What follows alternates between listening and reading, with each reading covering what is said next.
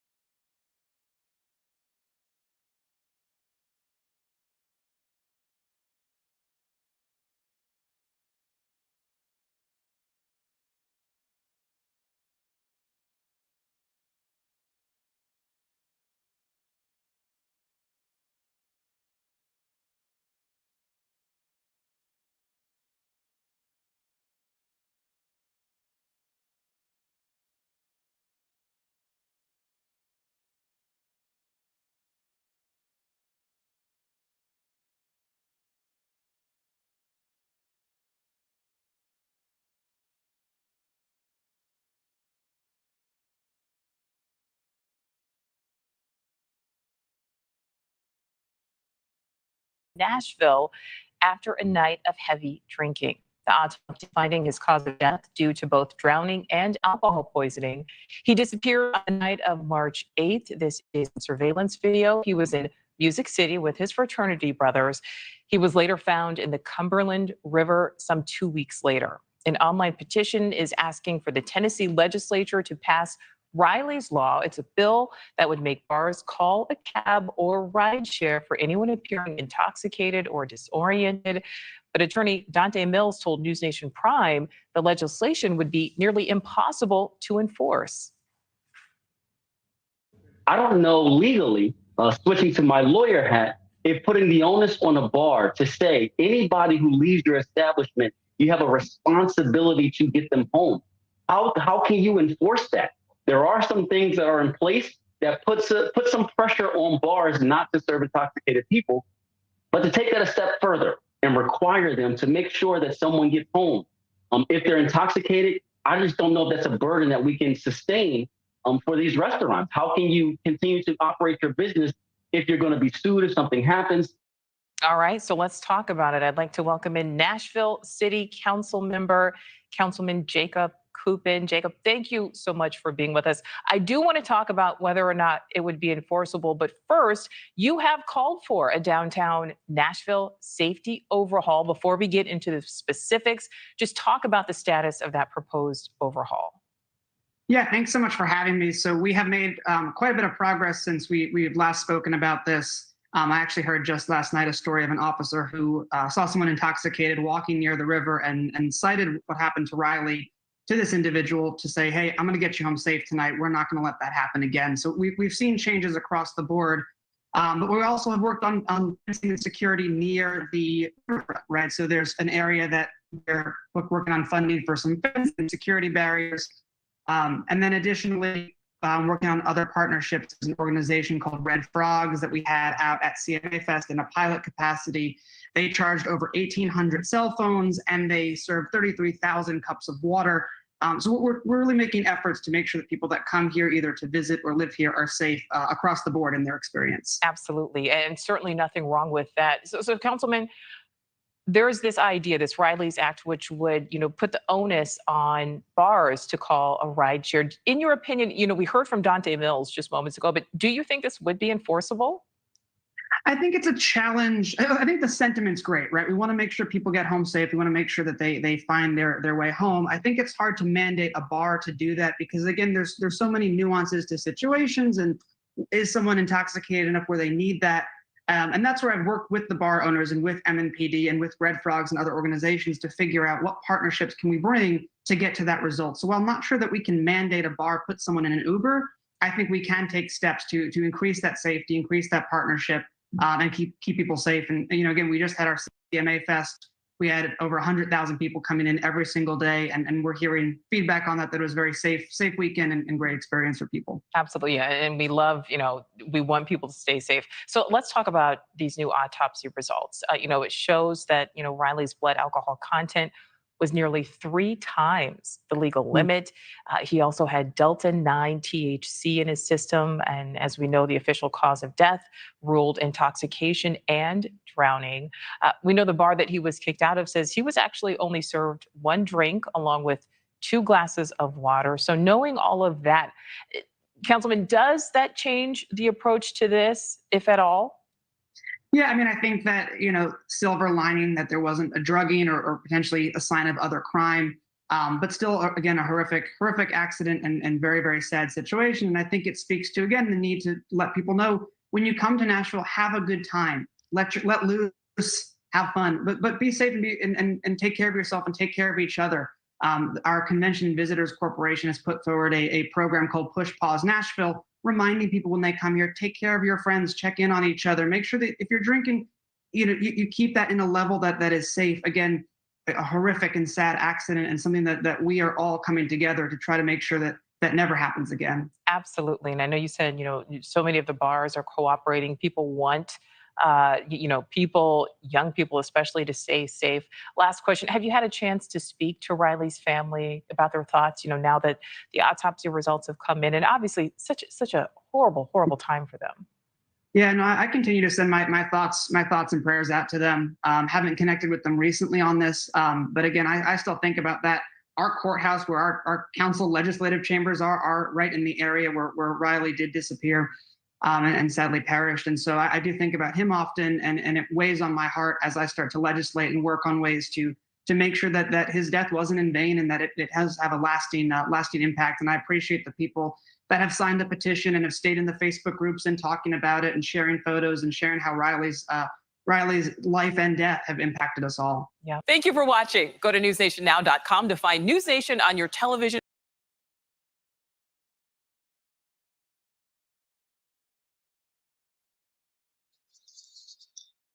Hello, everybody. Hope everybody is doing well.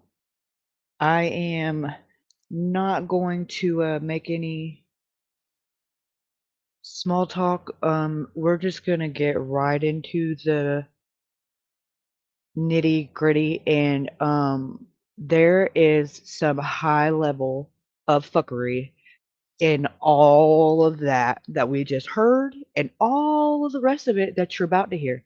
And I'm going to show you how it's fuckery, and I'm going to show you why it's fuckery, and I'm going to show you all of the fuckery, because that autopsy, fuckery. The whatever that council, blah, blah, blah, fuckery. Fuckery. Closing the Metro Nashville's theory, because that's all it is a theory, because without proof you do not get to say that's what happened, because it's a fucking theory. I digress. Is fuckery, and I'm going to show you that too, because it's not even plausible what they're saying. It does not make any fucking sense, and it makes me so ever loving mad that they're going to come up there and just, oh, rubber seal it. Yep, wham, bam, thank you, ma'am. I don't fucking think so. Whew. So,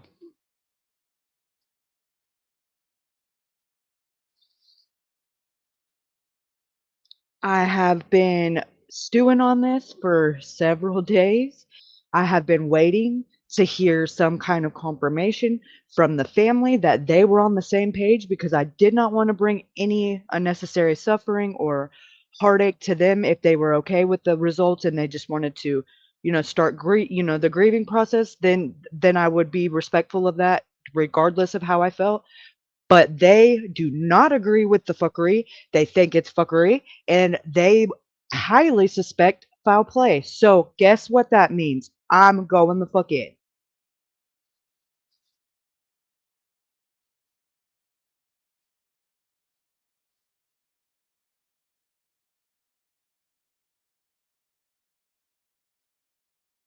Explain more, Eddie.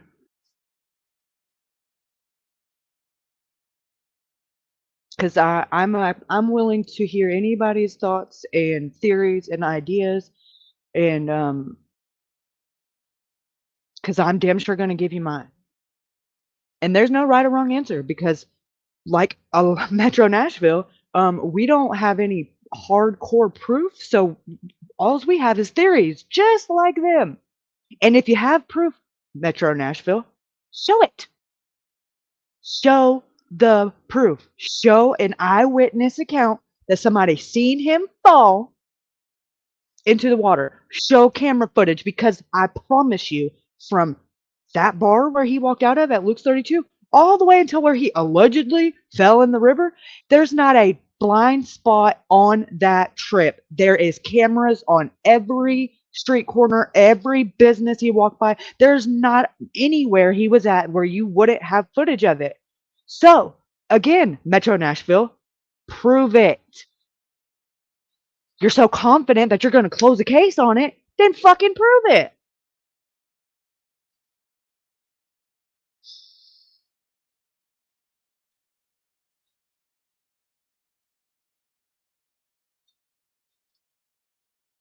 So, there's my intro. And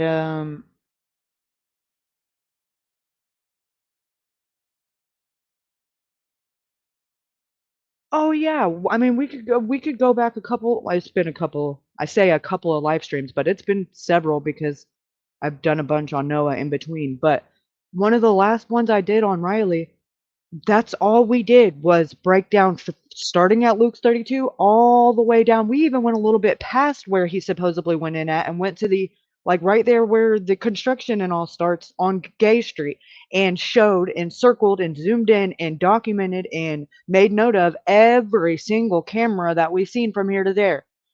And there was literally between 30 and 40, not to mention the next live stream or maybe two after, we were up here, and just the ones that are Metro Nashville's cameras, we're talking hundreds in the downtown Nashville area. And then don't even get me started about the access to the ones they got in personal homes, because that's another conversation for another day. But they are wired for fucking sound. Okay? No such thing as blind spot or not knowing. If they don't know, it's because they don't want to know. And that is a problem. If he fell in on his own, it couldn't have been from the roadside bank distance too far. Abso-fucking-lutely.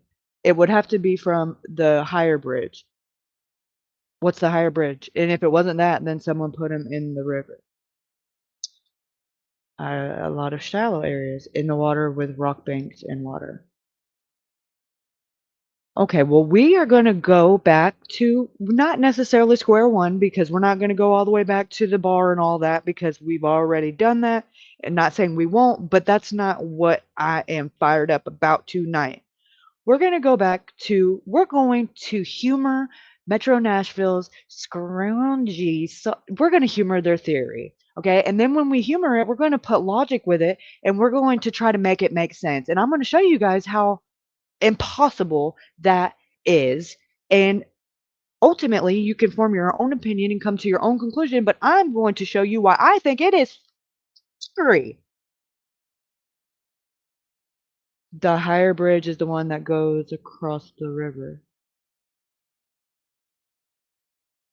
Oh, okay, so that would be the Jefferson.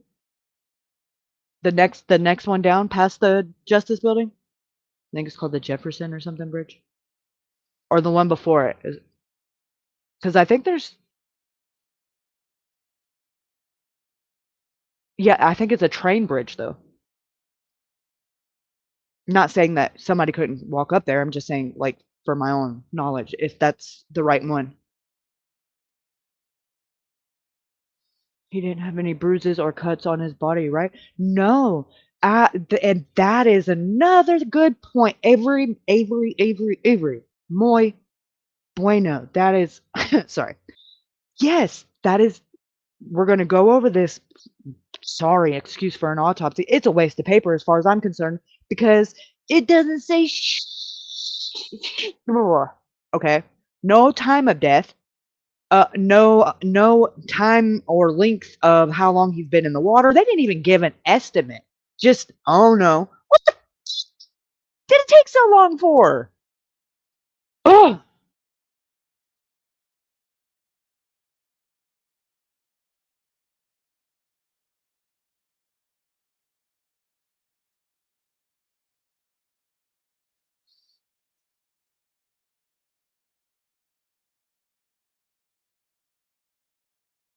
oh yeah, well, you're gonna see it again, Eddie.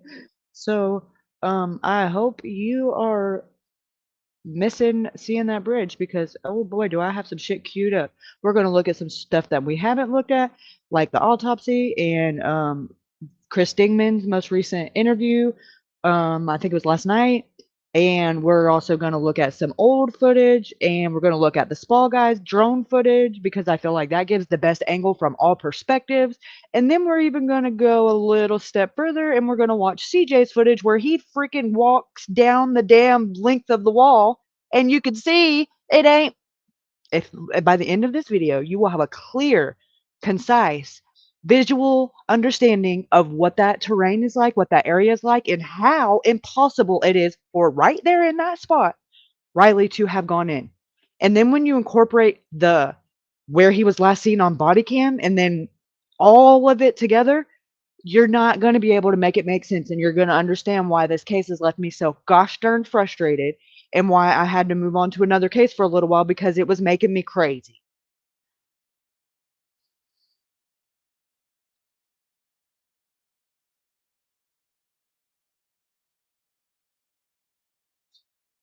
I have not spoken to his family, but I've spoken to Chris Dingman.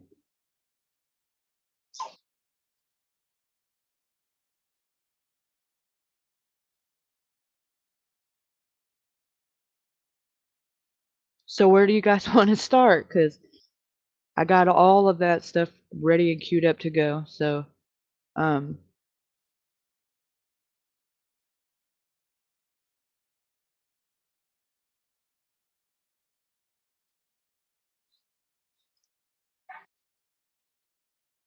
yeah, bushes and rocks. Cousin. So what do you guys want to dive into first? Which segment should I say? Because we're gonna do all of it. I got motherfucking time today. Sorry, excuse my language.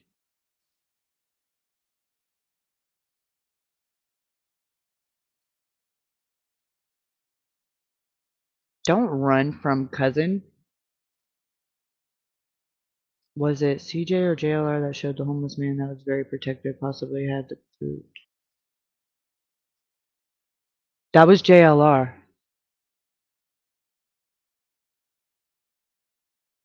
And we could go over that too, because I got that in my several of my live streams. I think I even uploaded it into a shorter video. If not, we'll go to JLR's videos because I'm here listening, fixing a window. Would you share would you share what your thoughts are after all this time? Well, obviously, as you can tell, I think the police are lazy and their theories and their sorry ass police work is deplorable. But my theory as far as what I think happened, uh right now as it stands with all of the hours and hours that I've analyzed that justice building and I've gone back and I've kind of refreshed myself the last 36, 48 hours, I believe that based off of hold on, let me pull this up.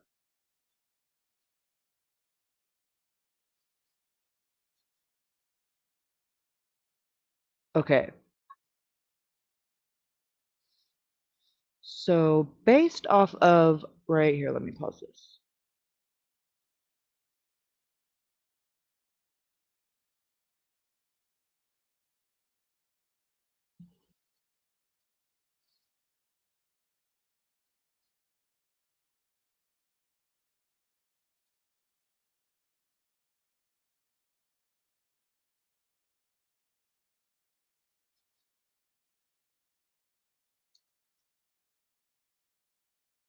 Okay. Pause. Okay. So in the top right hand, you know what? I'm not gonna do this with no mouse. One second. All right. Get rid of that. Share screen. And here we go. Add to stage.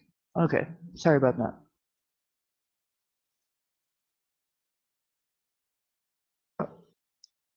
Okay.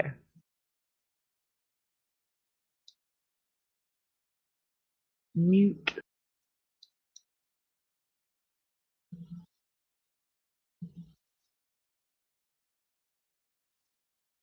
Okay. So can you guys, yeah, you guys can see my mouse now? All right. Awesome. Awesome sauce. So this right here, this screenshot right here, all is one screenshot, okay?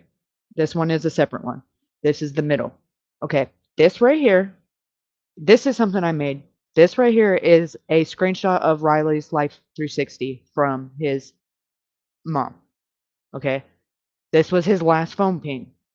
Okay. This is the time that I have circled and the location.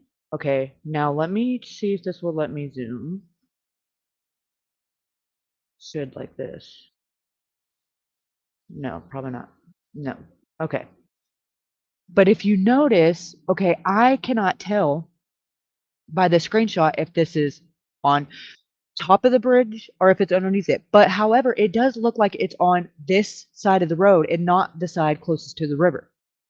Okay. So that would have to mean, if this is correct with the timestamp, which is 9:53, and the last time he was, or the timing of him being seen on the body cam footage, allegedly, because there's no timestamp, which is bullshit anyway. But according to the officer, which we're supposed to just take his word, whatever. How I digress, is 9:52. So that would mean a minute later was the last time his phone pinged, and it shows him under the bridge or on top of the bridge, which means, in my opinion, he could impossibly could have darted across the road, which is why when the cop turns around, you don't see him anymore. And he went up those stairs, which leads you to where that Pierre dude was a, you know, where you can go to the parking garage and there's the elevators, and then you can go across it'll ultimately lead you to First Street, which loops all the way around, and you could go back to Gay Street, or you could take First Street and then it'll take you back up towards downtown. It does, you know, you have the option to do the big loop, but there's Wi-Fi there. You know, there a lot of homeless people are there at night, especially because you can go charge your phones up there. There's outlets, there's Wi-Fi. I think it's called Bicentennial Park. Don't quote me on that, but the stairs go up, and that looks like that is more on top than underneath to me, but I don't know what it would look like if it was underneath to have a comparison. However, I can unequivocally say that it's on this side of the road and not the side closest to the bank. So, what if he does go up? That's why he's not seen on the Justice Cam footage walking by this way. And then whenever we see the weird ass footage right at a what, 11:03, they look like they're dragging something or carrying something back. That would probably be because he never walked by the camera. He went the back way around, and whoever or whatever happens, and then that's how they end up coming back this way, because they would have to walk by, because the only way to get down there that you could get to the water, that's not just a straight drop, that 21 feet or 12 feet, is over here closer to where that opening in the green chain link fence is, where it said beware of dog. You would still have to walk down at a slope and, you know, maneuver through the homeless encampment, but if you are a homeless person, you would probably know your way around there. But regardless, you'd have to go closer that way to have any possibility of even getting to the water, because it's not possible down there by that abandoned building. You're going to fuck yourself up in the process. No, the boots have not been found yet. That is correct. Because if he was lost, and if he was following GPS to the, what's it called?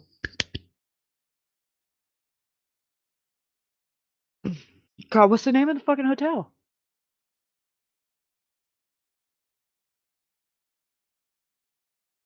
Unbelievable.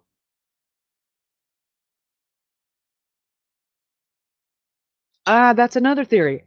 Because he was run. Okay. let's watch this video, and then we'll go from there. Because y'all are like, I don't know that I have just one. I probably got a good solid 3, maybe 4, but that's what makes me so annoyed. Like with Noah's case, because it's like, okay, well, there's not enough to put all my chips on any one of them. It's like, could be that, could be that, but I unequivocally what the police are saying is just a hard fucking no. I'm not willing to even humor that for a second. I do. Good point. Good point, Avery. He did hit his head, and he could have very much so been being chased. And I don't know that I can say I disagree with that because of a lot of this. We're going to watch this. So this came from the Chris Dingman, the family spokesperson. This is the type, color, whatever of wallet that Riley had that was never retrieved.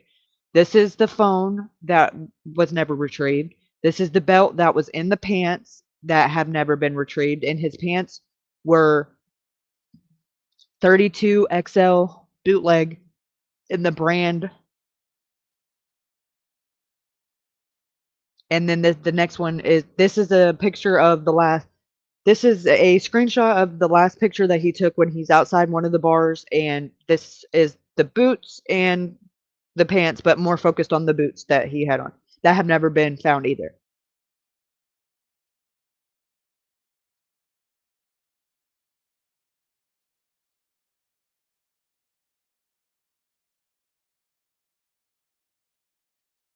I agree. Okay, so we went over this side. So here, number 1, Riley leaves Luke Bryan's bar at 9:40. Number 2, which is right here, halfway down 3rd Avenue, which is the red light right before Church Street, which is where he turned right when he should have turned left to go back to the Tempo. The Tempo. That is what I could not remember for the life of me. Well, thank you so much. Sorry, I have the attention span of a gnat. Thank you so much for the Cash App, Rhonda Hauser.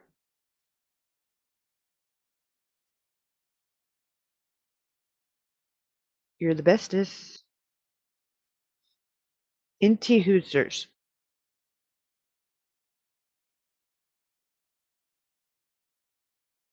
The Tempo Hotel. That is another big part of this because that is another name of a business that is Hello?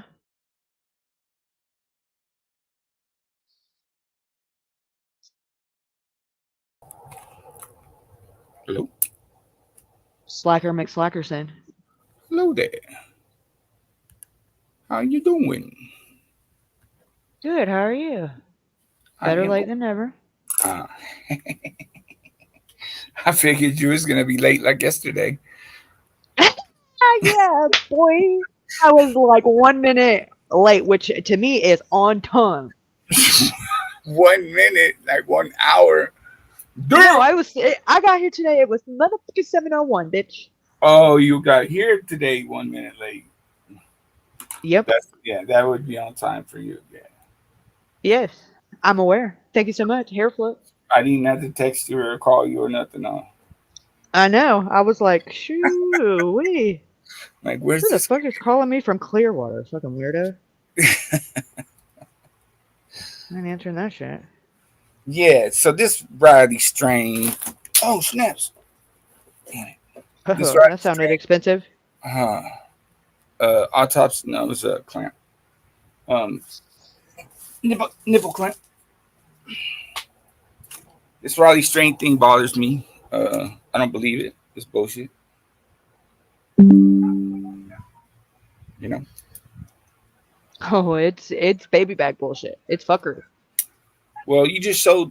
I'm glad you showed the picture of the boots and stuff because to me, that's a big thing right there. How them fucking boots gonna come off? Like really? And it ain't like he had like super flared pants, you know. They're tight, snug on the boot, you know. And if you incorporate in them being wet, that's like pasting it to your fucking skin. Right. Okay, and those are leather, right? Like real leather. Yeah. Yeah. I mean, And a size, what did they say, 15? was it 15? I thought it was 13, but Regardless, that's a big ass boot just to be coming off in the water, but yet leave the loose ass socks on. how high does it come up above the ankle? Those boots. Oh, they're about probably mid, you know, depending on his height. I know mine come up to about halfway to about my knee and my ankle. Good lord. Yeah. There's no way. And his socks were high socks like that. So they probably went up just as high. So is there a way that we could find out like the actual say, because they said, oh, it rains, so the water level is high, and so that just means it's going to be more powerful, blah blah blah blah, whatever. Give me a break.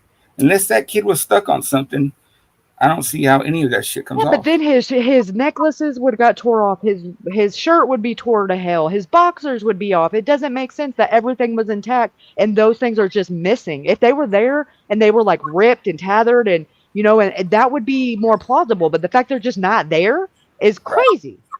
But his shirt's there. Right. And besides it being muddy or, you know, from being in the water for an unknown amount of time, there's nothing, it wasn't torn or ripped or damaged to any extent.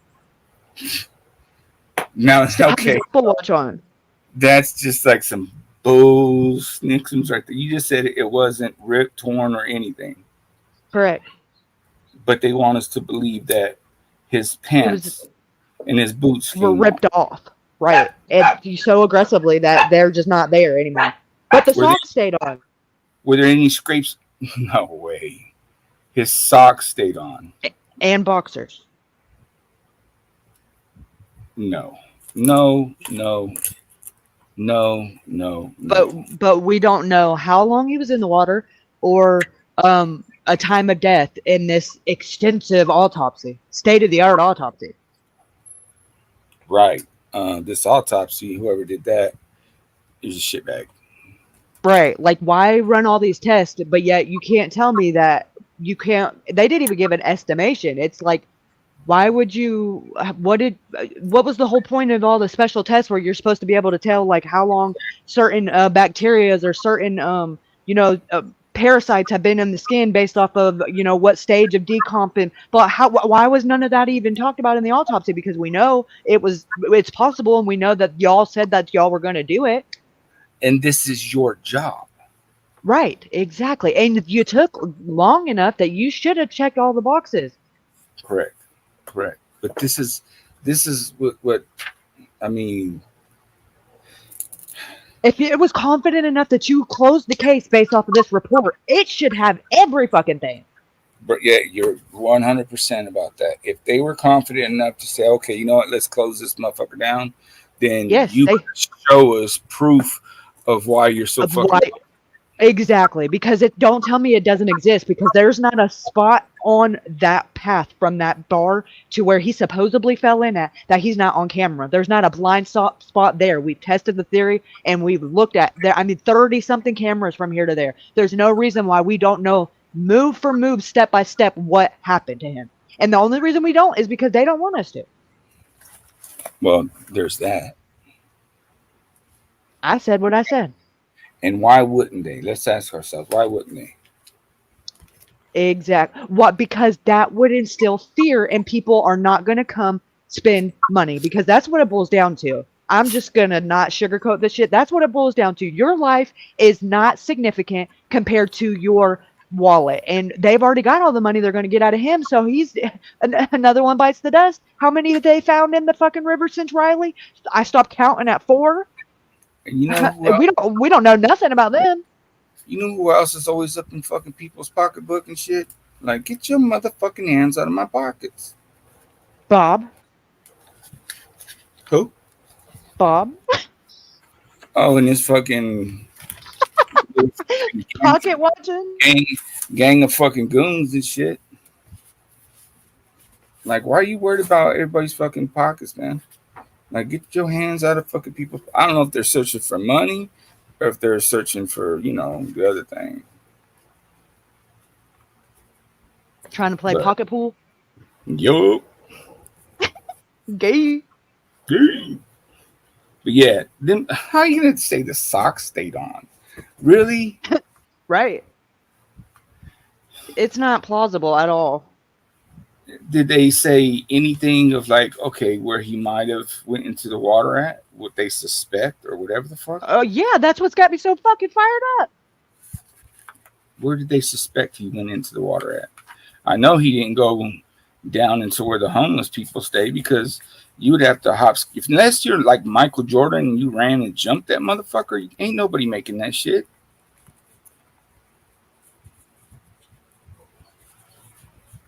Like, I don't even think my big round ass would bounce, be able to make it to the water.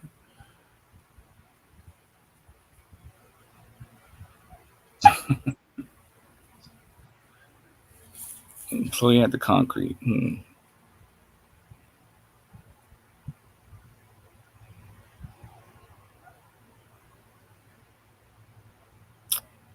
Yeah, that's some bullshit. Ahem.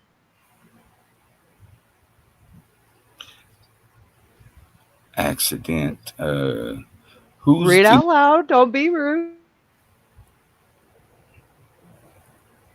So, okay. I'm gonna read this, y'all. Date. Oh shit. Hold on. Let me find my bifocals.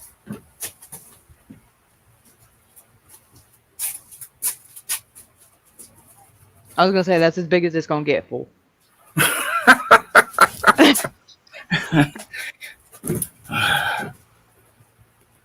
My eyes are still kind of chlorine burned or whatever.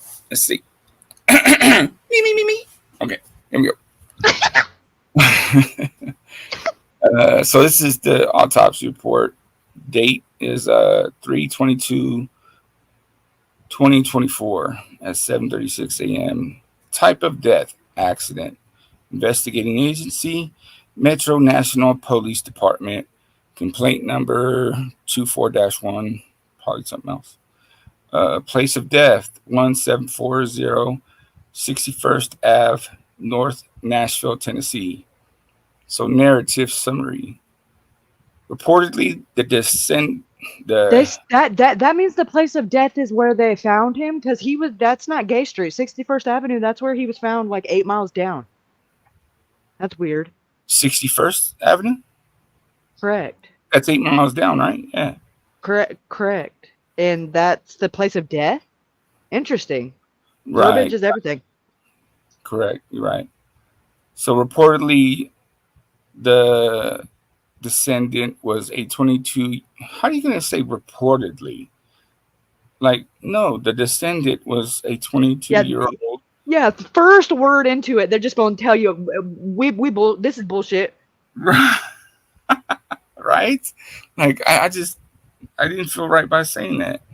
Right? It makes me feel like an ass.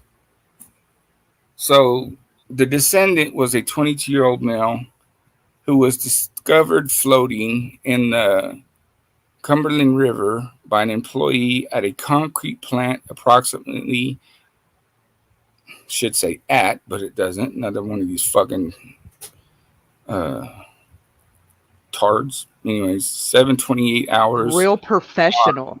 03/22/2024. 911 was contacted. Nashville Fire responded to the scene via boat to retrieve the descendant's body. Death was confirmed on scene. The descendant's past medical history was unknown at the time of this report. Countrywide Communications contacted the medical examiner's office via pager to request a response. Due to the descendant's death being accident-related, medical examiner jurisdiction was accepted. Investigator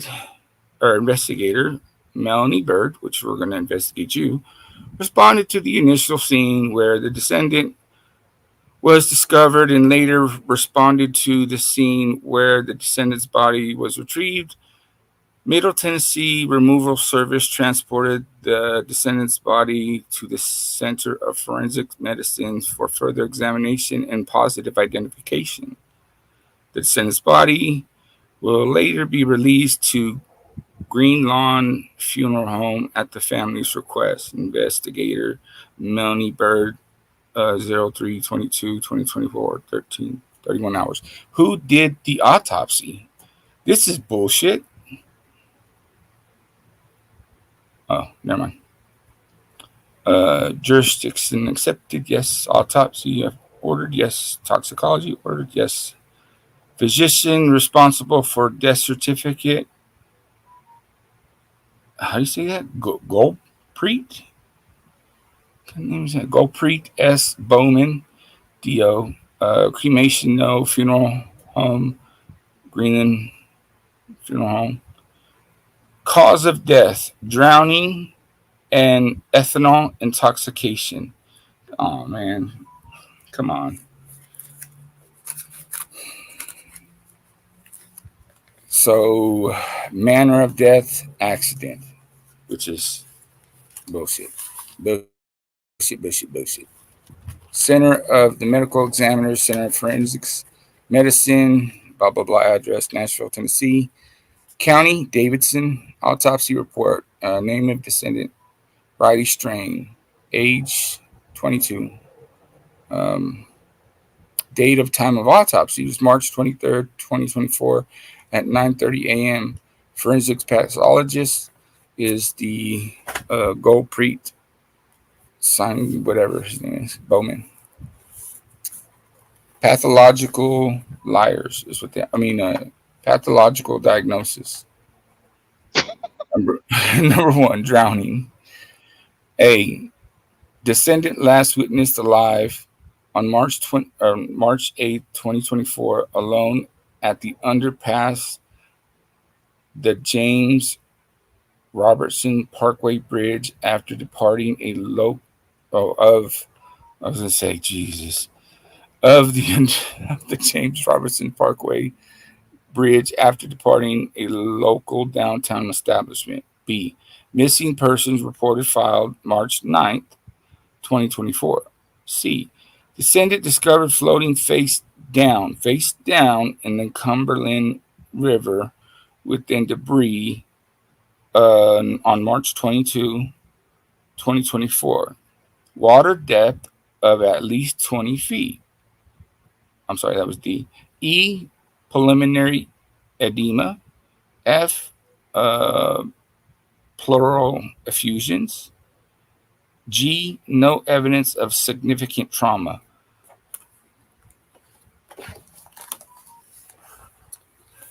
-2, for moral blood ethanol concentrate equals 0.228 G/100 milliliters. 3, decomposition. Cause of death, drowning, ethanol intoxication. Manner of death, accidents. Circumstances of death, drowned within Cumberland River while intoxicated. The autopsy was performed at the Center of Forensics Medicine. The purpose of this report to provide a certified opinion to the county medical examiner and district attorney general. The facts and findings to support these conclusions are filed with the Tennessee Department of Health. Autopsy was performed in the presence of David Zimmerman. Let's write that name down too.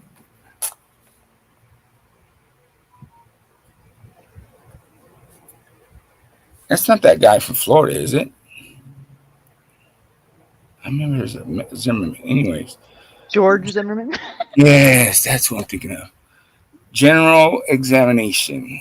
The body is that of a normal, developed, well-nourished adult male measuring approximately 76 inches in length, weighing approximately 182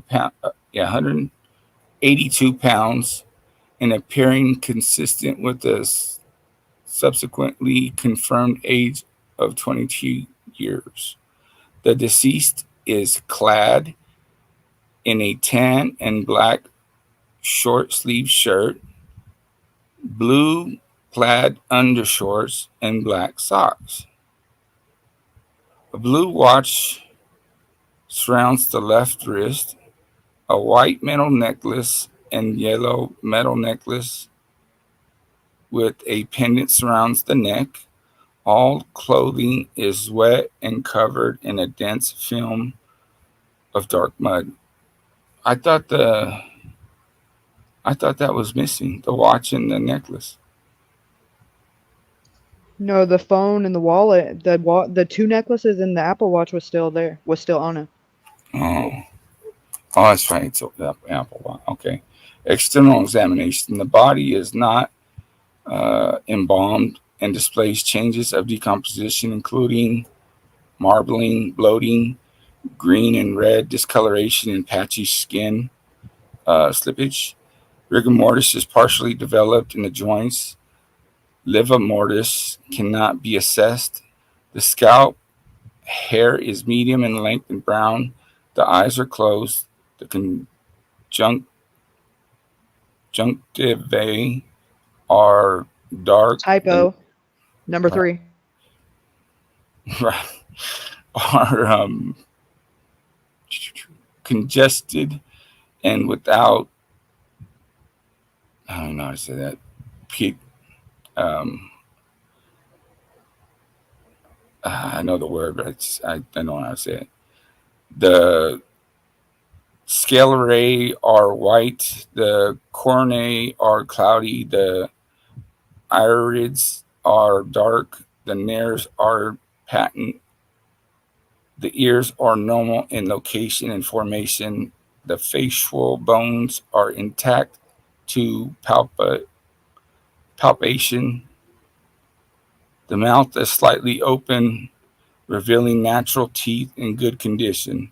The neck, chest, and abdomen appear normally formed. The upper and lower extremities, including hands, feet, appear symmetrical and traumatic. The hands, feet are waterlogged. The fingers are short and short and intact. The external genital are those of a male, adult male, and are atraumatic. The testes are palpated within the scrotal sac and have postmortem gas formation. The back is straight, free of trauma. The anus is patent and unremarkable. That means it was clean. Snooks must have been there. Internal examination. All internal organs demonstrate changes of decomposition. Head. An intermastoid incision is made around the cranium and the scalp is retracted no hemorrhage is identified. Opening of the cranial cavity exposes smooth, tough dura without evidence of epidural, subdural, or subdural anchinoid hemorrhage. The 1500 G brain appears normally formed in edematous, I think that's how you say that, with translucent leptomeninx. The cerebral vessels follow the usual distribution and are free of significant arteriosclerotic, whatever, changes on cut sections. The whatever these fucking medical terms are, is soft and has no evidence of infection, tumor, or trauma. Removal of the dura uncovers an intact cranial and basilar skull. Why are they, if they don't think like no foul play was involved. Why are they going through all this with the brain and shit, cutting the shit open and all that? But they couldn't find out how long he'd been in the water. Right. This already isn't making sense to me. Like, Yeah, like if he didn't have any outside exterior injuries, why would you go cutting in the inside? right. So I mean, I think the chest, okay, that might be something because you would have to find out, okay, did he actually drown? But what's up with, Unless they suspected that he had some kind of brain damage from the fall. well, then that would mean that there was some kind of evidence to say, hey, let's check the brain because there's something on the brain that makes it look like Right. that. Exactly. So the body is opened with a Y-shaped incision. The organs occupy their usual positions and relationships. The right and left pleural cavities contain approximately 500 milliliters and 280 milliliters, respectively, of thin red brown fluid. The peritoneal cavity contains a scant amount of similar appearing fluid. Inspection of the thoracic and abdominal cavities after inversation fails to reveal significant muscular abdominal lease or whatever the fuck that word is. Abnormalities. Yeah, abnormalities. So pretty much a bunch of fancy way of saying nothing looked out of the ordinary. Right. Neck. There is no evidence of infection, tumor, or trauma. The hyoid bone and laryngeal, whatever the fuck that word is too. Jesus. I am not a medical doctor, so I don't know these medical terms. Forgive me when I skip over them. Cardiologists. Where's Cut Shoe? The airway is intact and obstructed without significant inflammation or neoplasia. No cervical dislocations or fractures are present. I'm just going to go on and just say there's nothing fucking wrong with this kid. I mean, that's what they're basically saying. Toxicology. Specimens collected, see separate report.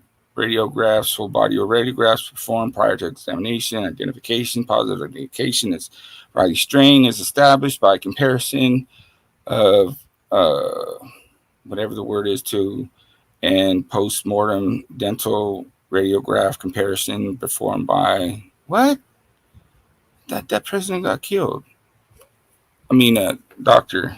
Kennedy, John Kennedy, forensic, and whatever. Conclusion: descendant was 22-year-old male who reportedly witnessed to leave a local downtown establishment and was last seen alive alone at the underpass of Who saw him?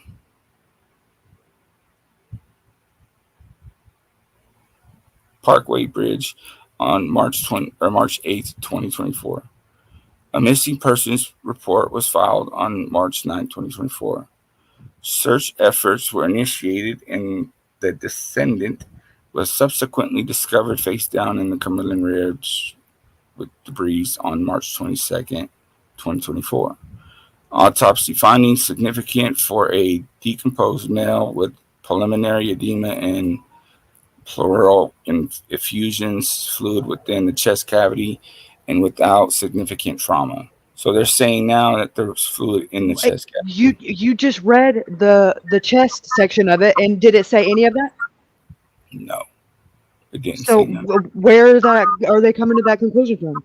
I want to know how much fluid. Why is that not? Why you just said the chest? It says no abnormalities. Well, wouldn't water or fluid in the lungs be an abnormality? Well, okay, so they said that there was the red, brown, whatever. Was the stomach? Right, and they said that there was a little bit similar color fluid. They also said that there was urine in his bladder, which is going to be very vital in this by the end of this report when we talk about their theory. Post-mortem technology or toxicology detected ethanol, so 0.228 g/100 milliliters. That's a fucking lot. Isopropyl 12. That's rubbing alcohol. Isopropyl? Yeah. Caffeine. And nicotine. Is and that THC. Yeah, and THC. What is that? Cotinine? Well, fuck that shit. Is that Oxycontin? Something to do with the way it breaks down, the body breaks down nicotine. However, they don't state that the stuff that could have been roofied would have been out of the system even if he was deceased, at the latest, if it was rope, pope, whatever the R word is, if it was that one, it would only be in the system 5 to 7 days max. And if it was GHB, it would only be in the system for 24, maybe 12 hours, maybe at the most 24, pushing it. And he wasn't found until 2 weeks later. So they wouldn't be able to tell anyways if he was roofied, drugged. Yeah, exactly. So they're saying that he smoked and he had THC, but well, maybe not smoke, because Delta 9 I think is like mostly gummies and stuff like that. I don't know if you can smoke it. I think Delta 9's like the one that doesn't even get you high, if I'm not mistaken. But I could be wrong. So what's the legal limit of alcohol? 0.08. 0.08. Yeah, so that's like 3 times the limit. And based on his weight and height, in order to be that drunk, he would have had to have had like maybe 4 or 5 drinks in a 4 hour period for that to be possible. Now, okay, so we all know that alcohol, you know what I mean, comes out of the system and stuff. If it's that high and let's see, 8, let me see.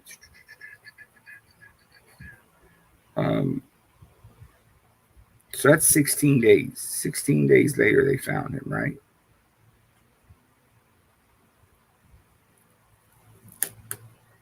"16 days, and he still had that much alcohol in his system." Ruben, will you say that you're not offended by the white lady comment? That's what you call her? No. Why? Because Puff said, get the white lady to sound it out, Ruben. And I think that offended somebody at best, maybe. And the white lady is my mother. And that's what he calls her. That's what I call her, white lady. Like not just on the air, like off the air too, like to her face in plain English. That's what I call her. White lady, what are you doing? She answers to it. It's like, yeah, I'm the one who made that shit up. So yeah, no, you know what I mean? Don't be defending her either, because she's cool with the white lady. Yeah, and you're definitely not in the wrong place, Beth. No doubt about that. And Puff doesn't mean no harm. I promise you, he's probably the most conscientious person in this chat as far as like caring about how other people feel and stuff. Because the rest of y'all just a bunch of assholes. Especially Eddie. Yeah, no, that's my bad, because the other day I was texting people about the situation why I had left Kaylee's stream. It's because the white lady came and got me. The street where on the other side where the fire hydrant is, the pipe broke, and the water subsequently started to flood into our yard and was starting to flood, or about to flood, into the house. And so she came and told me that it's busted like 3 times before. And it's like, okay, whatever. So when she came and told me the first time, I'm like, oh, okay, good to know. But then she came back and got me, and I was like, oh, so is this like an emergency or what? But when I got out into the front, there was like 4 people out there, and I'm like, what the fuck?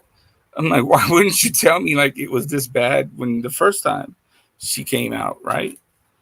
So I get out there, and everybody's like, basically they're, I don't know, building some kind of dirt dam so that the water is not gonna go into the house. But I don't see how that's gonna work because it's just gonna fill up. And when you see it filling up, it's like, well, that's not gonna work.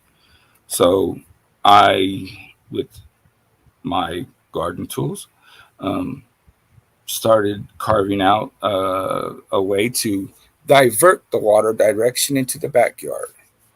So from there, it went to the backyard, but then I'm like, oh, snaps, because now it's going to the backyard. It subsequently started flowing and flooding.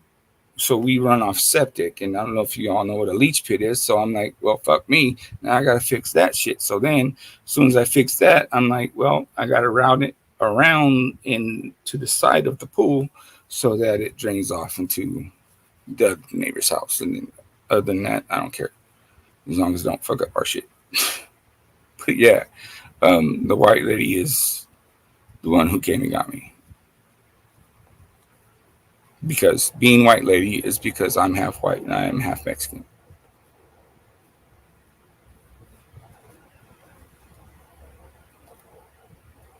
And that I'm glad we helped clear it up. is why you should not be offended, because that's just the way the cookie crumbles. Yeah. Unless my mom She got said, offended. I'm not offended by Ruben or Puff. This is how gossip starts. No one spoke to me when I came into the room, yet they speak on other channels. Well, Beth, I promise you it was not due to lack of being pleased to see you and wanting you here. In Ruben's defense, he was reading. And in my defense, I'm just a squirrel, and I apologize. It's all my fault. And please don't leave. I love you so much. Thank you so much for being here, and welcome. Hello, Beth.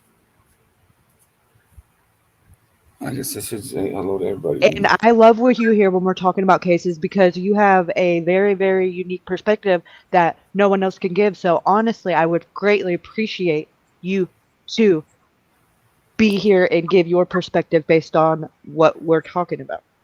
Thank you so much.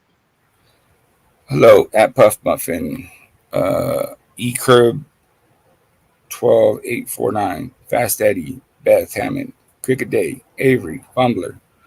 Is anybody else in there? Yeah. Magazine. Racing Stars. Racing Stars. Hey, Racing Stars. American Honey. Hotspot. American Honey. Avery. That's Avery. Rhonda Hauser. And I think MAGA Team was here earlier. Okay. Mean Mimes. Oh, yep. That's true. That's a fun name. Mean Mimes. Fumbler. Betty was here. Betty. Where's she been? I don't know. Somewhere doing something with her foot, I'm sure. All right. Is there anybody that did shout out? Minnie, I'm here. Minnie? Yeah, Mimi Yeah, or Minnie. I got that is a mouthful. Minnie. Maybe they prefer Minnie because that's a lot more gooder. Yes, E-Curb. E-Curb? Do I have to call you E-Curb, or can I just call you? You know what? I'll just call you E-Curb. Let me not offend you. Rhonda Hauser's still here.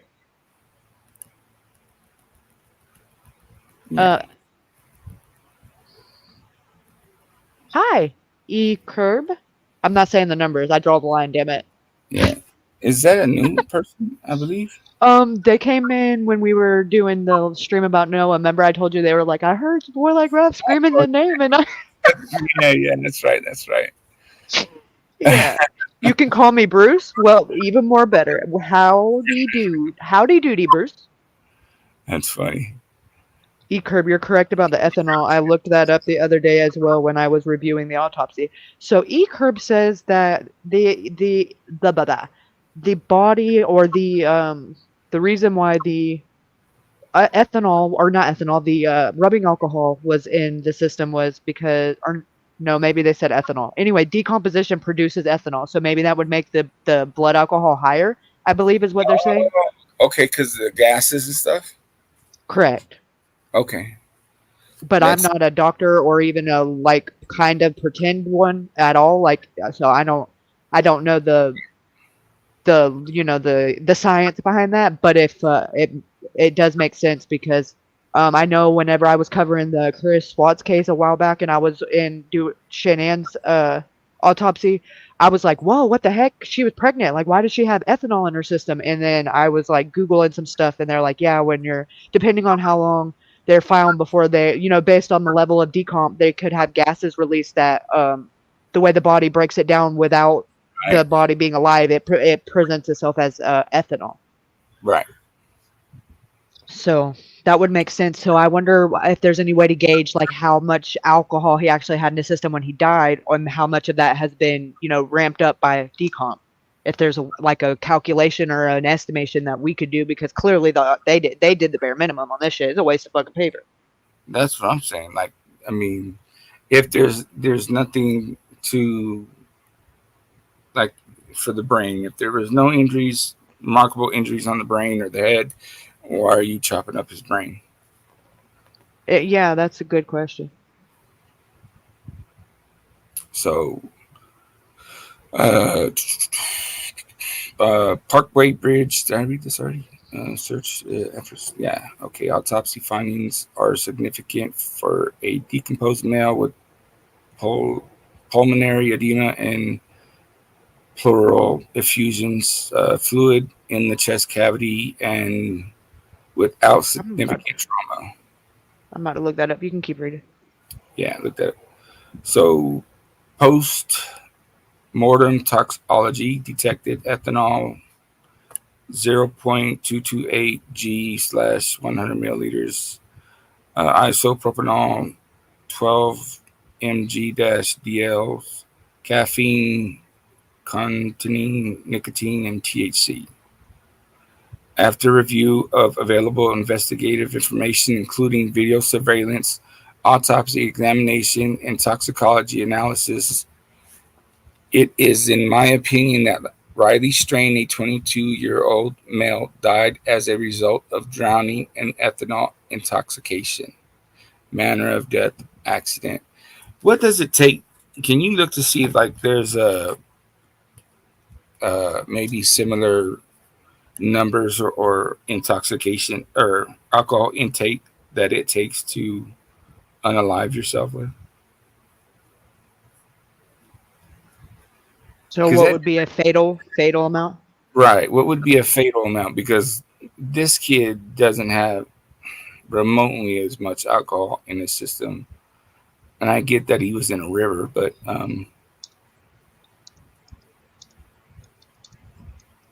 okay, let's see. because they're saying it's from drowning and alcohol intoxication. Alcohol is fatal. It says a lethal blood alcohol content or the average adult is around 0.40%, which is equivalent to about 4 grams of alcohol per 100 milliliters of blood. At this level, a person risks coma or death from respiratory attack or lack of breathing.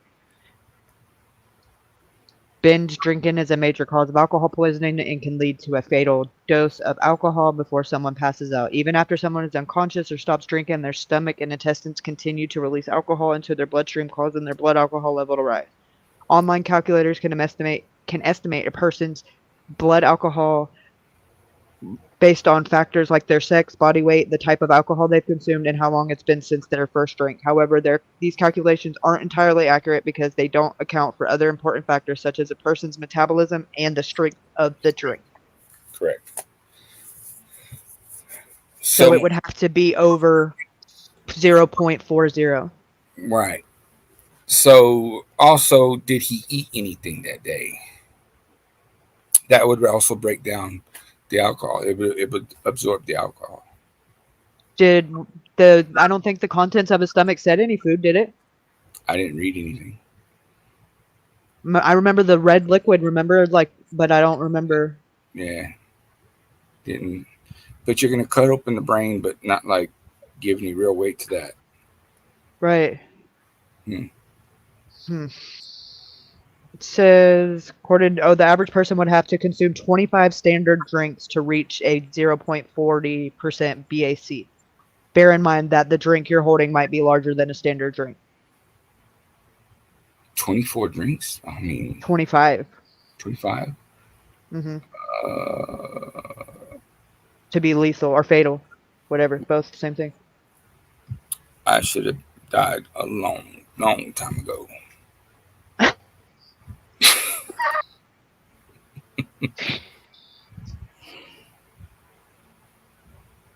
I don't see how it's an accident. And they're even saying with the surveillance and stuff,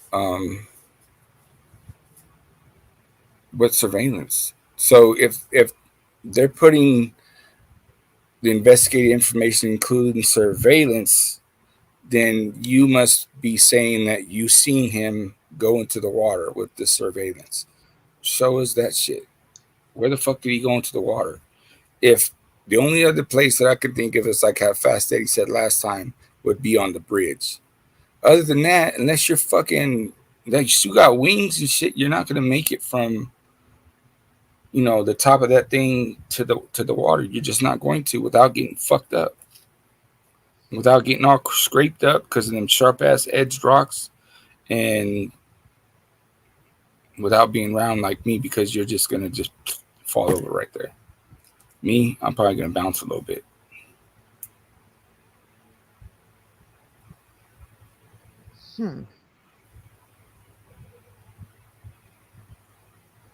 Whoa, wait. A fucking second here.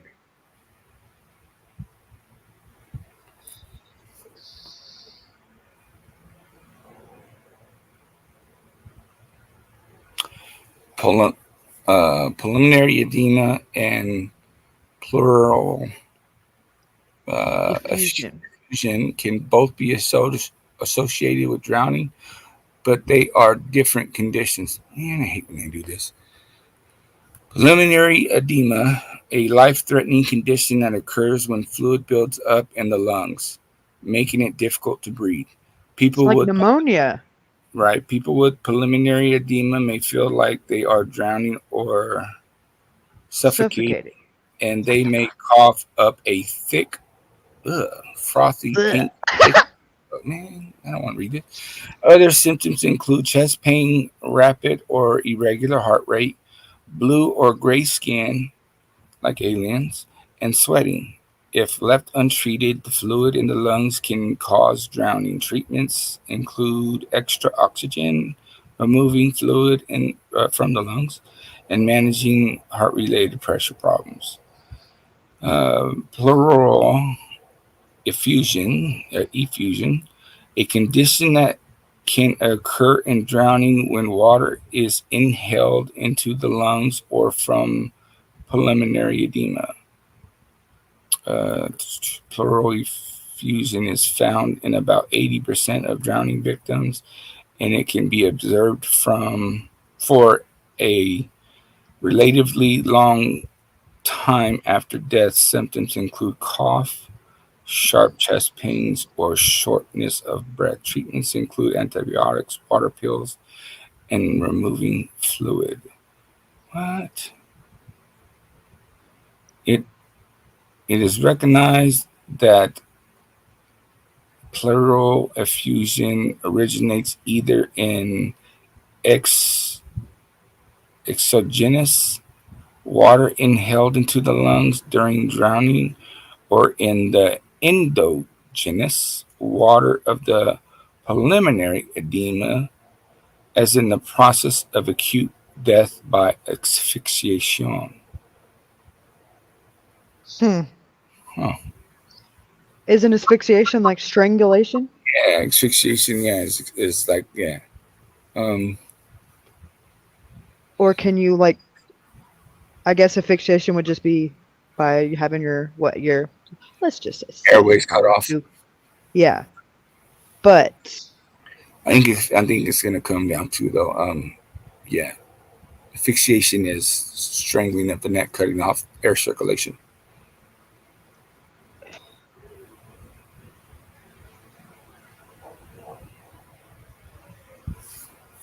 Acute asphyxiation is a sudden and severe form of asphyxia, which is a condition that occurs when the body cells and tissues don't get enough oxygen. Asphyxia can be caused by many things, including foreign object aspiration. Choking can happen when something gets stuck in the airway, making it hard to breathe in oxygen. This can happen with when someone swallows food incorrectly or if they have an alcohol overdose. Strangulation. This can be accidental, unaliving, aliving, or is that the same thing? Like unaliving thyself or someone unaliving you. For example, someone might loop a belt, scarf, or rope around their neck and hold the other end. Ugh. Positional asphyxia. This happens when somebody's body position prevents them from breathing, such as an infant who can't lift their head. Oh, that's sad. I just thought about that wow. one. Traumatic asphyxia. This can cause blood to rush backward from the heart into the veins and toward the brain and neck. Hmm. Airway obstruction. This can be caused by asthma, infection, uh, anaphylaxia, or lethargia edema.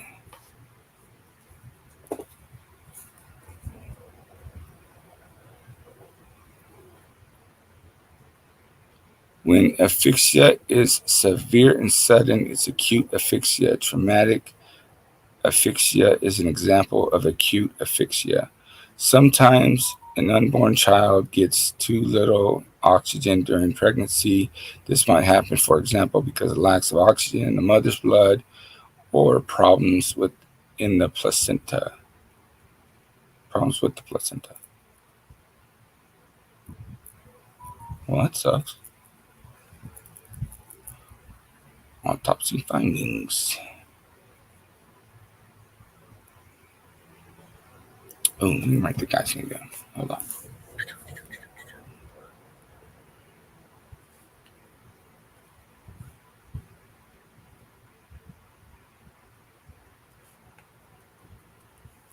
Got it. Bam.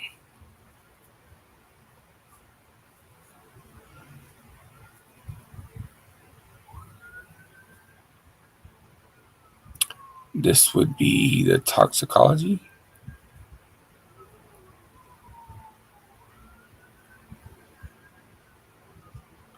Positive findings in a light results units matrix source. Okay, ethanol 228 mg-dl. Blood alcohol concentration BAC is 0.228 G-100 ml. Isopropanol 12 mg-dl. Caffeine presumptive positive mcg-ml.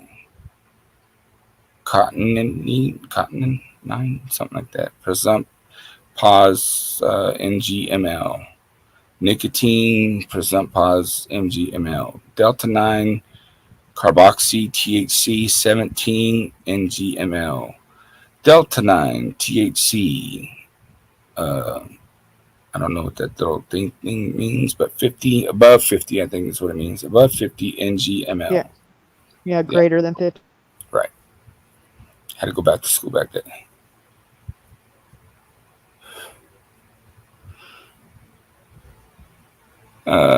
Testing requested.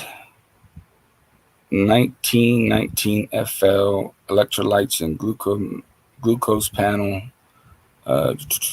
vitreous fluid, forensics 8042B, post-mortem expanded with dash or slash whatever, vitreous alcohol confirmation blood, forensic tested not performed. Part of all the requested testing was unable to be performed. Refer to analysis summary and reporting limits section for details. Specimens received. Tube/container volume mass collection date matrix labeled. Okay. 001. Gray stopper glass tube 9.25 mLs. That would be femoral blood on 03/23 2024. 002 red stopper plastic tube 2.5 mLs of vitreous fluid on 03/23/2024. 003 white cap plastic container 55 mLs 03/23/2024, and that is of urine. All sample volumes, weights, approximate specimens received on 03/26/2024.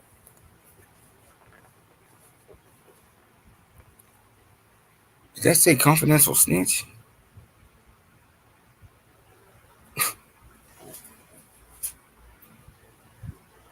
So detailed findings, analysis. No, I didn't say fumble. Results, units, RPT limits, specimen sources, analysis by, okay, ethanol, 228, blood alcohol concentration is 0.0228, isopropanol, 12 mgdls, caffeine presumption. This test is unconfirmed. Screen confirmation by more definitive techniques such as GC-MS is recommended. Continine presumed positive. This test, same thing. Nicotine, this test is unconfirmed, same thing. Delta 9 carboxy 17 NGMLs from the femoral blood, delta 9 THC above 50 NGMLs, 0.50 femoral blood, ethanol confirmed, MGDL 10 femoral blood, isopropanol confirmed, MGDL 50 or 5.0 femoral blood. Was that creatine? Creatine, vitreous fluid, TNP. I don't know what TNP means.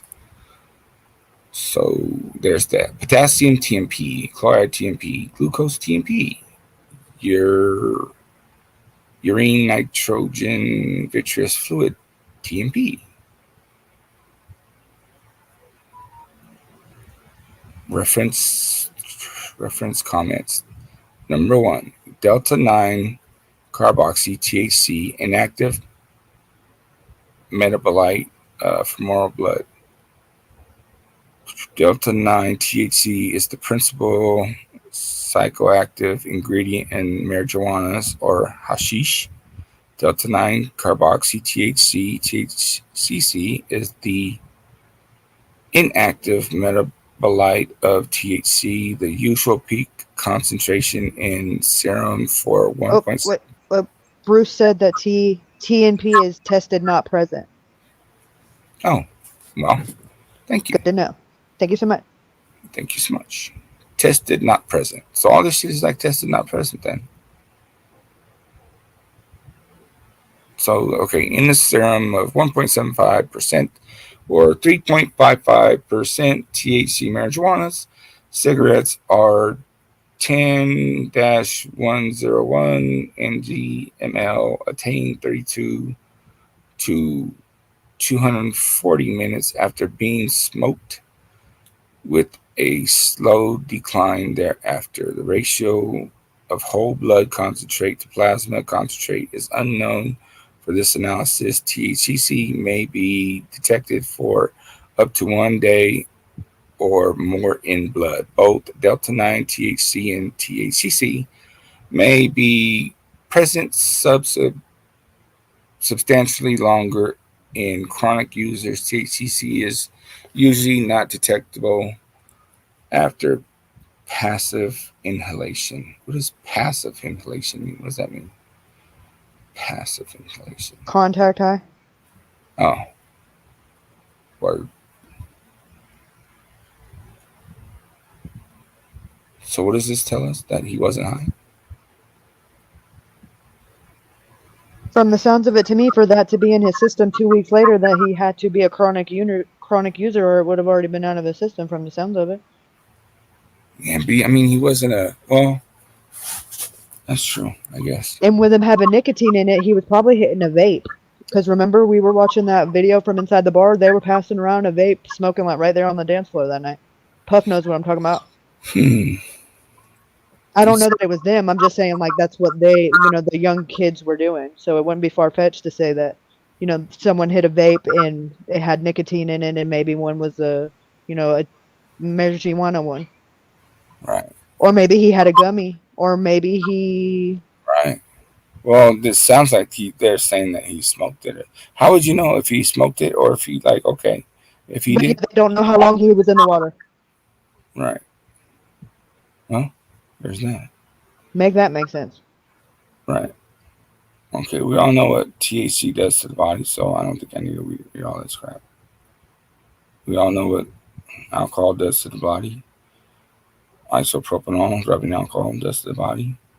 3 workers exposed to 191-200 ppm isopropanol in the air and blood. Isopropanol concentrates -1 mgdl. Acetone levels were 4-16 mgdl.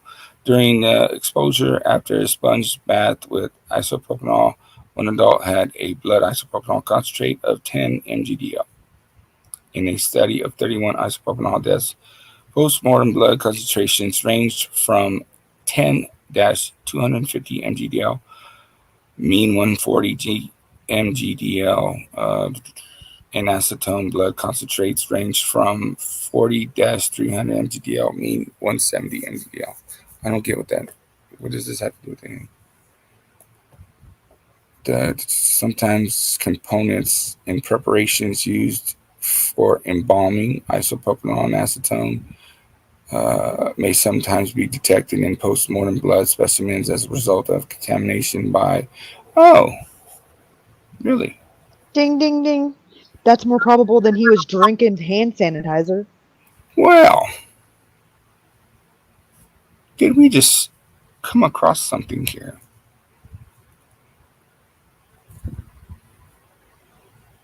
Huh. Unless alternate arguments are made by you, by me, motherfucker, what are you talking about? The remainder of the submitted specimens will be discarded 1 year from the date of this report, and generated data will be discarded 5 years from the date analysis were performed. That's signed the Bowman person, Dr. G. Bowman. Oh, wait, that says something different, huh? Christopher W. Graff, MSD-ABFT-FT forensic toxicologist. So who did it?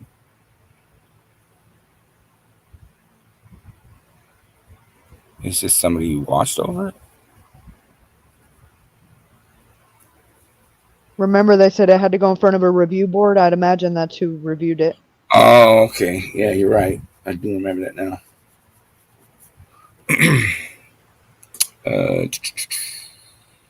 Does this have significance in anything? Am I repeating the same stuff? Absolutely. Okay. Where do you want to start? The last page, which is right here, which is I don't know what the fuck this means. Analysis summary? Yeah, like I don't know why they say it, or I don't know if they're saying that's what they didn't test for. Like you just read it and it confused the hell out of me.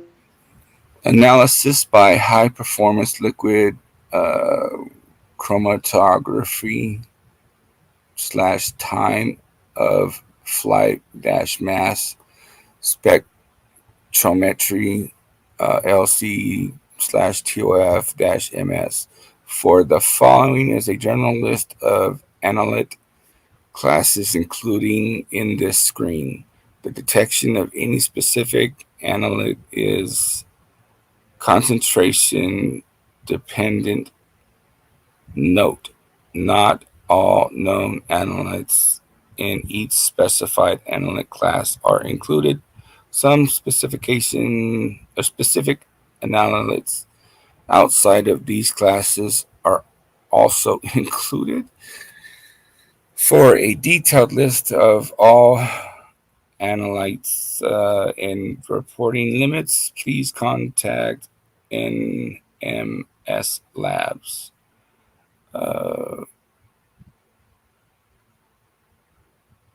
Amphetamines. I don't know why I'm like amphetamines, anticonvulsants, antidepressants, antihistamines, antipsychotics, benzodiazepines, CNS stimulants, cocaine, and metabolites. I can't even fucking read today. Metabolites, hallucinogens, hypnosensitives, muscle relaxants, non-steroidal anti-inflammatory agents, opiates, opiates and opioids. What the fuck?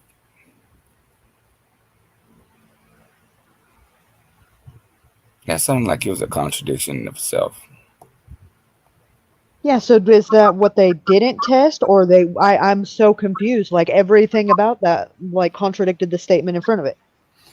It said, yeah, because it said something like not all is the list, and then all is the list. Yeah, and they've restricted, or what does that mean? Because that's a lot of shit to not be tested for, to say that, oh, there was no drugs in the system. Well, goddamn, you only tested for what? Right. You just named every one of them there, but weed. Yes, yeah, actually, Fumler is correct. Acetone can be used in meth, and embalming fluid is a wet cigarette, which is like Yeah, but there's no draining fluid in there, so come on. Drano, battery fluid, battery acid, whatever. Brake cleaner. what is it? I have it in my head. Fucking. Anyways, that shows you how much of a drug user I am. Anyways, here is the official statement from Metro National Police on the high-profile Roddy Strang case. There will be no criminal investigation because we are lazy fucks. PD statement. The Roddy Strang autopsy report released today by the medical examiner, which found that the 22-year-old died as a result of accidental drowning in ethyl alcohol intoxication, corroborates the findings of investigation conduct by MNPD missing person detectives. The police department is now officially classifying Riley Strang's death as accidental. The MNPD's investigation found that Riley Strang consumed multiple alcoholic drinks at different establishments after arriving in Nashville with friends on March 8th. The investigation found he had become separated from his friends and was noticeably impaired as he walked onto Gay Street, adjacent to Cumberland River, on the night of March 8th. Detectives have concluded that Strain, who was unfamiliar with Gay Street and the steep embankment leading to the river, did not realize the terrain conditions in the darkness as he stepped toward the overgrown area and fell down the embankment into the water. Due to recent rain, the river was very high that night with a swift current. Strain's body was found in the river in West Nashville on the morning of March 22nd, several miles from a gay street. I know there will be few who insist there is more to the story, that there are unanswered questions, that there is a cover up, that there was foul play. Anyone can sit back from a distance and speculate, that's fine. But I've been on the case from the beginning, followed the investigation, searched the area myself, gone to the bars, spoke with police, the medical examiner, and many others close to the case. I am convinced, barring any new information or evidence to the contrary, this was simply a tragic accident. Case closed. Thoughts and prayers to the family. Who the fuck is this person talking? Oh, that was the statement from the fucking police. Oh man, when I tell you that shit, my ears started getting hot. But, first of all, who the fuck do you think you are? Second of all, no, fuck no, not plausible. So, if their investigation was done so well, they should tell us. They should be able to tell us in which part No, of this fuck walk telling us. Show us how, where he went in, how it's possible, what time he went in, how long he was in the water, and please explain to me your theory. Right. Now, according to, okay, now we're going to go to this page. Chris Dingman, he comes up last night on Pascal. And then after that, like, I reached out to him because I hadn't talked to him in a while because, there was just nothing really going on with, just kind of waiting on the autopsy type deal. But when I heard him and as fired up as he was last night, I messaged him and, pointed out the things that I found in the autopsy to be odd based off of the things he was saying. Not Pascal, it's his show, but it was Chris comes up. This guy. Oh, okay.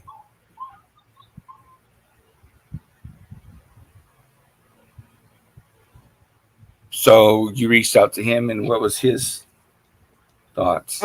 He absolutely is not happy or convinced by the results, in the family, which is what I needed to hear, does not suspects foul play, regardless of what that shit autopsy says. Well, what about the people in the chat? What do y'all think? What do you guys think? If Beth Hammond is in here, what does she think? She was ex-Popo. Or retired Popo. One of those. I think it's bullshit, honestly. And the reason I think it's bullshit is because, like I told you somewhat of the story of my stepbrother being in actual fucking water, raging water, to where it stripped every single fucking piece of clothing off of that kid. Shoes, socks, underwear, pants, shirt, undershirt, whatever the fuck he had on. He was butt ass naked when they airlifted him out, because I went and got that fucking front page, a bunch of them, and posted them everywhere. But that was real, raging. Is that when he got picked up by the helicopter? Yeah. Yes, I am an asshole. And every time, he would come home and shit, he'd be like, man, I keep fucking finding these things. Where are they coming from? From me, dickhead. I keep giving them to your friends and telling them to post them up on whatever, your classes are and stuff like that.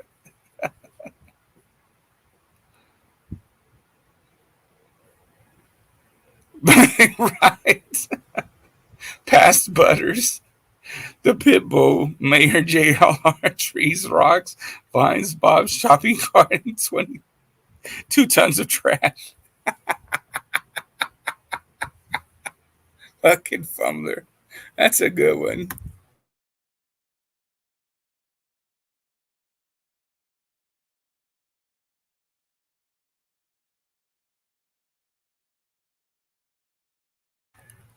Correct, Puff. But let us see the all the evidence that makes him say that he walked down that embankment or fell that.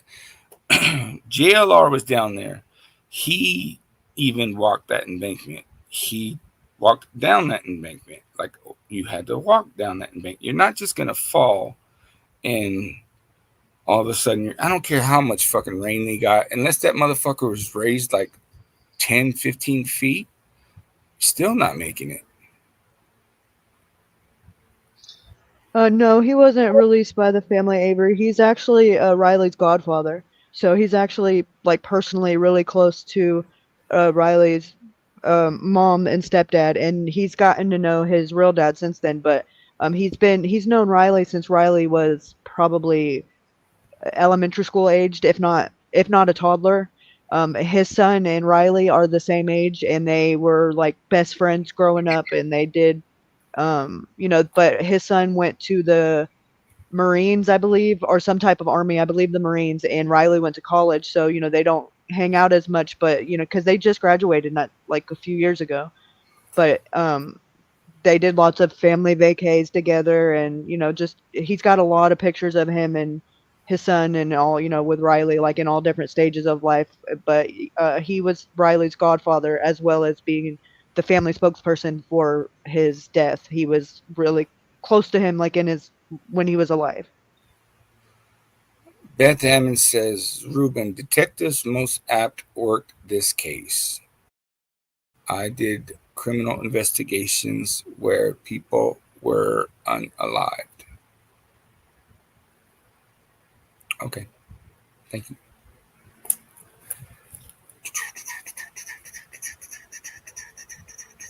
No, he at one point he was taking a step back from media because he had been going on streams all the time and stuff and being a voice, but he was taking a step back and letting the waiting for the toxicology to come out and letting the family do their thing with lawyers that they obtained and keeping more quiet, so to say. But he not because of like stepping away. He was just stepping away from the media and letting shit play out so that nothing could be jeopardized or correct. But now that they're saying it's closed, he's like, oh fuck this shit, I got a lot to say. So did he say anything relevant to why that he thinks that there's foul play? Absolutely. They've seen more video than we have, obviously, I would think. I would imagine. Not really. They've only seen that one more than we've seen as the public, and that's where he's like the last one which is weird that the police would say it's not relevant. But other than that, they've been just in the dark as we have been. Because everything that they've got, they've shared. What is the last video of? Riley's like not running, but kind of slow jogging right before that other bridge, and he's looking down at his phone. So is this after the footage that you have locked in on? No, that would probably be right in the center of that because this is like right after the body cam footage. It's at 9:56, I believe, or 9:57, and right, he was on body cam at 9:52. So he was jogging to where he saw that popo, right, with the body cam. No, this was after it, right? Oh. Yeah. Okay, so and then after that, there's more video of him picking up his jog again. Yeah, and then he looks down at his phone, right, and it's like he got right underneath the light, and it's right like next to the sign that says 14 point whatever, saying the height of the bridge. 14.6. Correct. And then that's it. Then he disappears. No, the footage cuts off. Isn't that fucking convenient? And I would assume it had to have been from the parking garage, from the way I believe the family described it. But it was only Chris Dingman didn't see it. Only the Ryan, the real dad, Chris, the stepdad, and Michelle, the mother, seen it, and they only got Oh, to see it one time. what? Hmm Why? Why They said it had no bearing? relevance and no bearing, you know, because it was grainy and it held no merit. God. But why? But if that's the case, the rest of it didn't have no merit. Why would the last time he's seen on footage not have any more merit than the rest? Right. So here's the thing. Like, okay, that would say just with the Noah case, like the last place the kid was fucking seen alive is that fucking house. Why don't you? Yeah, yeah, exactly.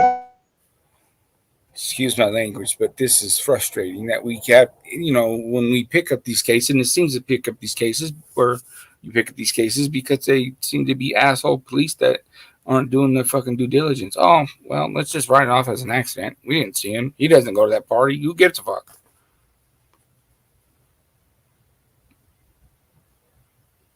This is fucked up.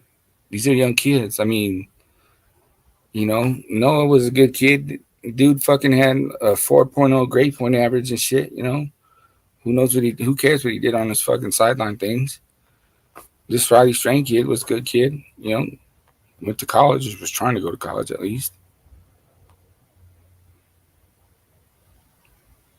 I don't get it.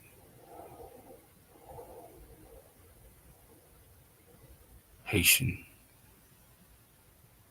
Huh?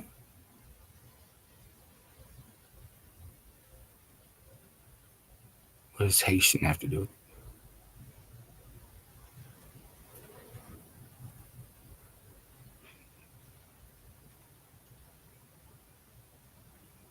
People. Sabrina Martin, who we played at the beginning of the show, who works with the homeless and made note of that very distinctive shirt. She didn't even know about the story about Riley. She'd never heard there was a missing student. She just remembers serving that man water and realizing the shirt underneath his dirty hoodie was very clean and had a big black pocket on it. She's the first account of the shirt. The second account being Chris Salisbury, who said that other homeless people saw it. What do you make of the fact that if that homeless person, Ross, was telling the truth, he was picking up the shirt over the railing blocks and blocks south in an area where Riley never walked? We know because we know from the video where he walked, and he was nowhere near Broadway and Gay Street. What do you make of that whole notion that there might be a man out there who did have Riley's shirt, and where do you think he got it? We knew that we'd have a lot more answers for what we're looking for right now. Like I said, when he goes off video at that street sign saying the height there by the bridge going in under James Robertson, that's the last we've ever seen him on video. Still had the shirt on at that point in time. Did they update you? I know you've spoken with them every day since Sunday. Have they updated you with satisfying information or helpful information? And are they telling you a lot of things they haven't told us? We feel like that we've gotten good information from them since, you know, the weekend has started. We also brought in our own people with the United Cajun Navy, and Dave Flagg is working directly with them. And he's also coordinating our response as far as search efforts that we're doing and everything. We feel like between the two, we really are focusing quite well on what's going on, and we're getting more details. We also met with the mayor after our press conference on Monday. I think it was Monday. Yeah. So Tuesday, we met with the mayor and his team. So yes, we're getting more information. Yes, new things are coming in. I know that they have talked to the Sabrina Martin. I don't know what become of that yet, but I do know that they were talking to her because they told us that they were getting. Good. Thank God. Because as of last night, when we had Sabrina Martin on the show, she said they had not reached out to her. And I was just devastated to hear that, 9-10 days had passed since Sabrina had made her report. Michelle, can I just ask you this? We're at day 12, and today I know there was searching going on at the dam and that they found nothing.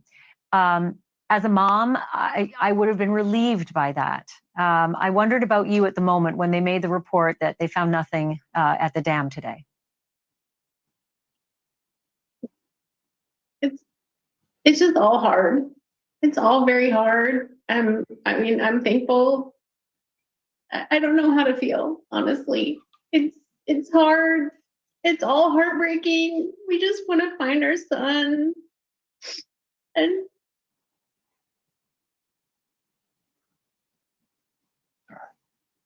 I'm sorry. I understand. We want to help you find your son, and I've been very frustrated. I know. Go ahead, Michelle. We appreciate the help. We do. Thank you for getting the word out about our boy. And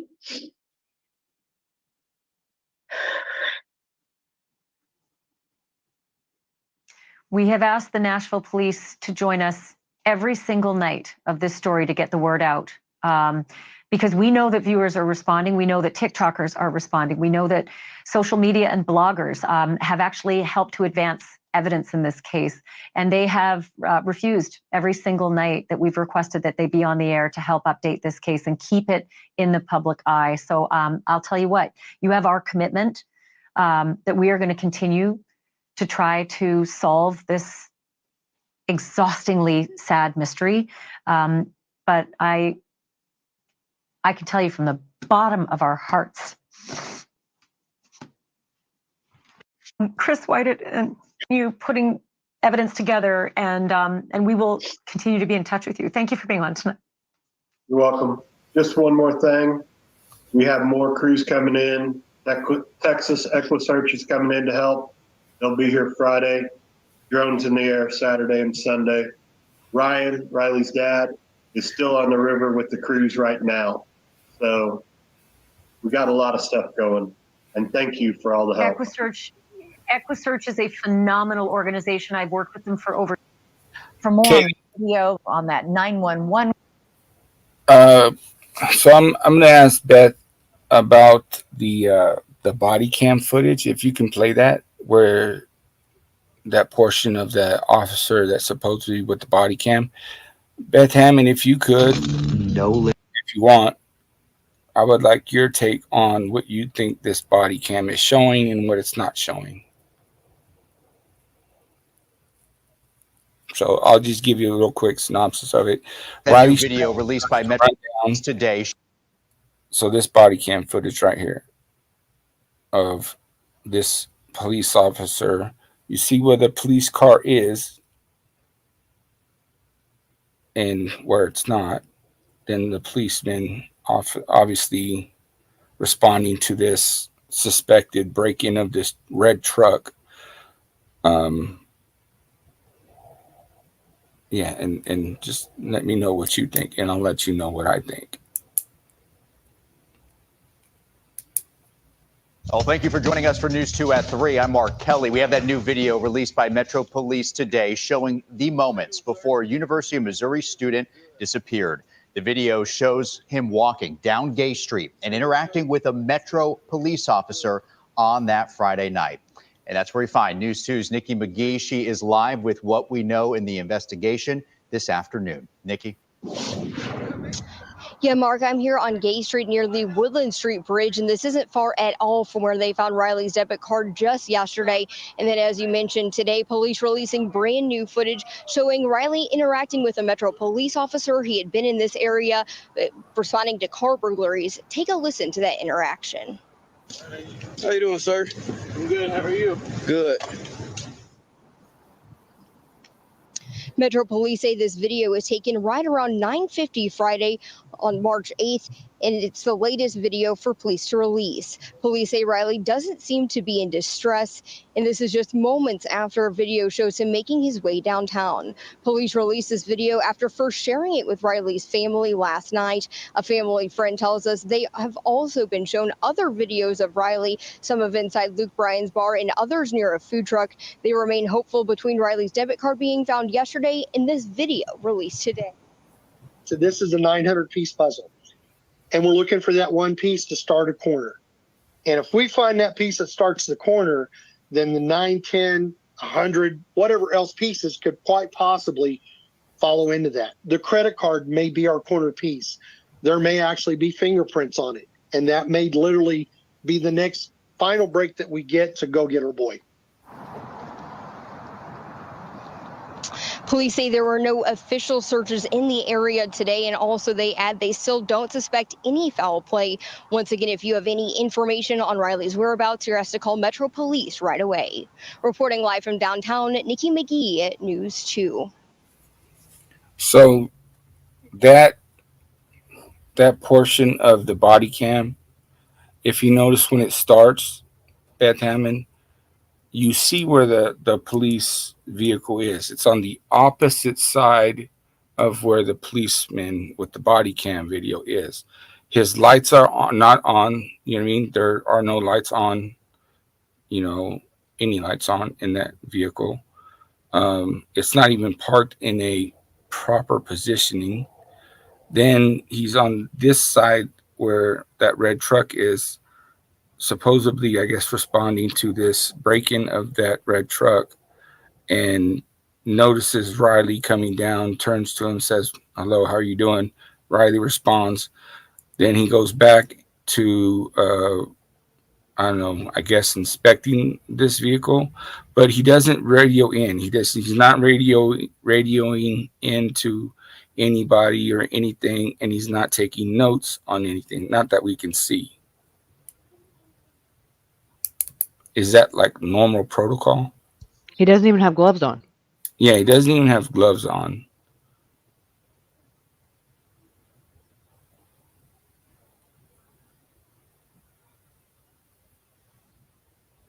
So here's another funny thing. So when he looks to the left, right, then he comes back, he looks at the truck, then he turns around and looks to the right, and all of a sudden Riley Strain is just disappeared.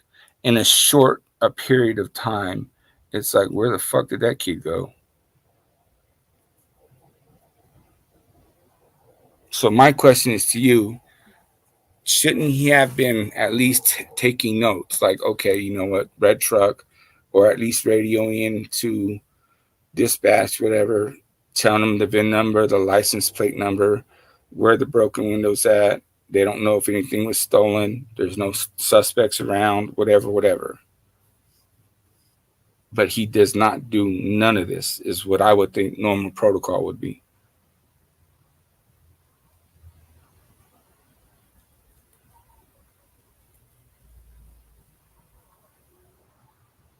That's just my question. You can continue.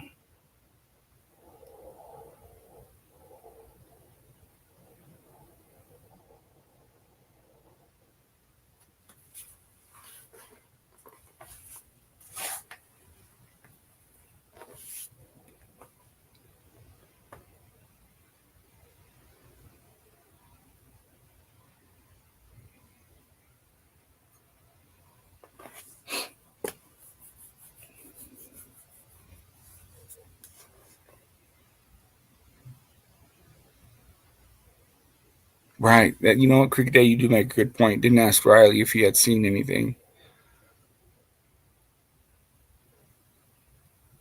And the police vehicle not having any fucking lights on whatsoever, and in the middle, not in the middle of the street, but pretty much in the middle of the other side of the street, and how far of a distance that he is from the street, from the vehicle, is kind of just odd to me.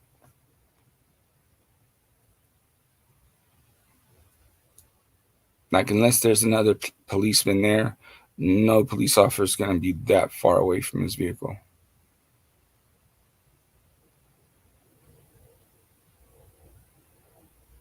I would imagine. Yes, Bia, there was a slow moving, I believe it was a white car. Looks like it pumps on its brakes somewhat close to him.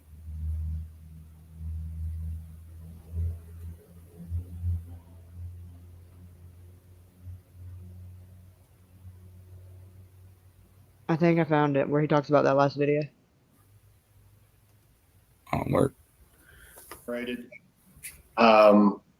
We know from watching the body cam footage from the officer that interacted with Riley from approximately right, I'm going to say 40 to 50 yards away from the Woodson Bridge.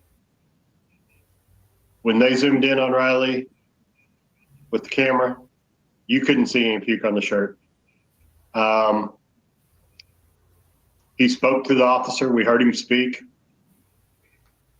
He didn't sound intoxicated at that point in time. So, you know, yes, every kid 5 second sober up period when they see a cop, but he was walking good. We saw him walk from that point underneath the bridge, saw him come out the other side.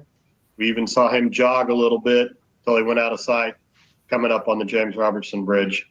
Approximately where that sign that says 14'3" for the height on the James Robertson is where Riley was last seen on video. Just to kind of help clarify some of that. Yeah, no, that's really important because we have not seen video of Riley emerging from the Woodland Street Bridge, walking towards the James Robertson Parkway Bridge, which is the last place that the phone pinged, right in between those two. Correct. So have you seen video that the rest of us have not? Have the police shared that with you? Yes, we have seen the last known footage of Riley as he approaches the James Robertson Bridge.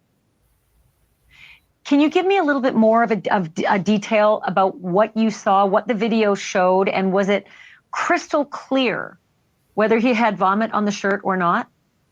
Not from there. The best video that we had to see that, and that you could tell looking at Riley that there was no injuries to his head, was on the body cam video. I don't know if you've seen the body cam video or not that the police have released. It is out there. It can be seen. You can even hear Riley talking.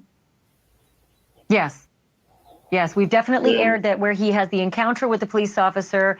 It's very brief. How are you doing tonight, sir? Doing well. And he did appear to have sobered up quickly.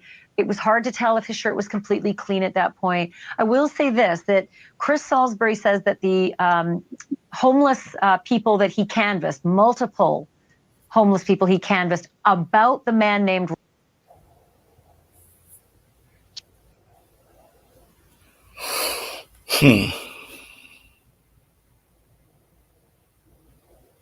last pinged 1 minute later at 9:58. Oh, 14. 14. Before vanishing, but there is video shows Riley Strain walking in other places, video that has not been released to the public. Riley's family told us about it last night on this show. Police have shown it to them, but they are not releasing it to us. And we asked why they're not sharing it publicly, and they said that it's very poor quality, doesn't prove anything other than Riley was around the bridges where his phone pinged for the last time. I beg to differ because we got a much better description from a friend of Riley's family, Chris Dingham, who told us that it was captured by a surveillance camera high above the Woodland Street Bridge, and the timestamp on it is 9:57. Okay, if everybody can look, you see where all that bush is and all that shit over there. That's where they're trying to say that kid fucking fell off that embankment, rolled down all through this fucking bush, and somehow ended up in the fucking water. Explain that to me without having scratches, bumped heads, and cuts and bruises and all that shit. Fuck that shit. That is bullshit. Continue. I'm sorry. Riley's family, Chris Dingham, who told us that it was captured by a surveillance camera high above the Woodland Street Bridge, and the timestamp on it is 9:57 p.m., which makes it the last of several videos to document Riley Strain's movements. The last, like that's it. It shows Riley walking under the Woodland Bridge and then stopping at that lamppost right there. And he stops for about 6 to 7 seconds, and this is where it gets important. He's seen doing something on his phone.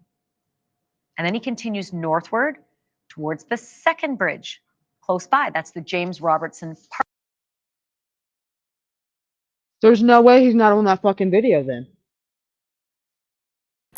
Right. No fucking way. Because look, that's the fucking, that is the parking garage right here. Right. That's where No, that's the Justice Building, ain't it? That's where Bia says the Haitian. Remember the Haitian? I forgot about the Haitian dude. That same night was at the same bar and Oh, walked. I ain't forgot about that motherfucker, Pierre. Yeah, Pierre, yes, Pierre. So Mm-hmm. And then what literally gets to the spot right there at the same time at the beginning of the video and at the end of the video talking about highway to hell. What the fuck? Right. Now, in this right here, so like this area right here, when Riley Strain from that police cam video, and then he turns to the right, spans to the right, you would think you would see him in this area through his police cam video, but you don't see him anywhere. Like, where the fuck did he go? That's why I think that he went across the road and went up them steps. And went up them steps, right? That would make sense. But also, too, you might have heard that, maybe him picking up his jog, running across the street, or maybe also that might be plausible, and that's why the car that was driving towards him slowed down and pumped its brakes because they saw him running across the street. That would make sense to me. Hey, Kyla. That lamppost right there. And he stops for about 6 to 7 seconds, and this is where it gets important. He's seen doing something on his phone. And then he continues northward towards the second bridge close by. That's the James Robertson Parkway Bridge. And the last time he's seen on camera is when he passes this yellow sign just before he reaches that James Robertson Bridge. And he's not been seen or heard from since. The part about him being on his phone is sort of fascinating because of a brand new theory that is circulating. People online have noticed that it has to do with the name of his hotel.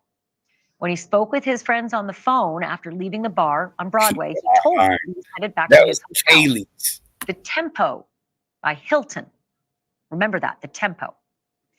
The Tempo is a 12-minute walk from Luke Bryant's bar, where Riley was standing after being kicked out. But it is a 12-minute walk west. You'd have to turn left out of the bar, down Broadway. See Luke's on the bottom there? Turn left down Broadway, 12 minutes, you're home. But for some reason, he took the red path up 3rd Ave. He walked straight north. Then he turned right on Church. And then he turned left along the river. Don't forget, he was visiting from Missouri, so he didn't know his way around. So there is a pretty good chance that he tried to follow a map on his phone to get back to his hotel. Directions. We all do that on our phone. There are 2 businesses in downtown Nashville, at least 2, that share the name Tempo. The Tempo Hotel, where Riley was going, and Your Tempo, a software company. And that company, Your Tempo, you guessed it, it is right past the 2 bridges where Riley was last seen. At least the video that we're told exists and that the family was shown by the police. When he stopped at that lamppost to look at his phone, was he looking at directions or a map that would take him to the Tempo business instead of the Tempo Hotel, which would mean he wasn't wandering aimlessly, he was going to the wrong Tempo. And remember the timestamp that I mentioned, 9:57 p.m. Riley's phone last pinged 1 minute later at 9:58. That would have been right after Riley walked under the James Robertson Parkway Bridge. Did he turn the phone off right then and there? Did he fall into the river right then and there? Or did he run into trouble right then and there? There are a couple of other theories that are getting some attention tonight. There's a car that is spotted near Riley in each of the surveillance videos. And some observers think that that same car is following Riley. We have taken a look at the videos and we've looked at them, and we've looked at them, and we've looked. It's kind of impossible to tell whether it's the same car in all of the videos. And even if it is, that sort of a kidnapping is really hard to reconcile with every other data point that we've been able to put together. Nashville police are not commenting. We've invited them again on this program. They have declined again. There are also questions about the 911 call that was made from Riley's friends following the afternoon on March 9th. Take a look. Okay. What is his name? His name is Riley Strain. Riley, R-I-L-E-Y, Strain, S-T-R-A-I-N. Okay. Is he white, black, Hispanic, Asian? He's white. He's white, 22-year-old, 6'5", blonde. 6'5". Okay. And what was he last seen wearing? Outside of Luke Bryan's bar last night at like 10, and then the last time his location on his phone was by the sheriff's office at like 11 p.m. What? Thank you for watching. What did he say? 11? He was seen by the sheriff's office on his phone at 11. Well, that's funny, my guy, because the last time his phone pinged and last time he was on camera was at 9:57 and 9:58. That's an hour difference.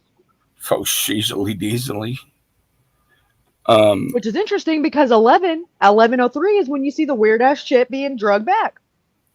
And why didn't in she front of the sheriff's office? Why didn't she shout out your name? Just because she's a whore. Fucked up. Fucking whore. Yeah, just like my other video that went viral everywhere else. Yeah. If I was fucking somebody else I know on YouTube that shouldn't be on YouTube because they're banned, I would be throwing a bitch fit. It's a good thing I'm not, huh? For their sake.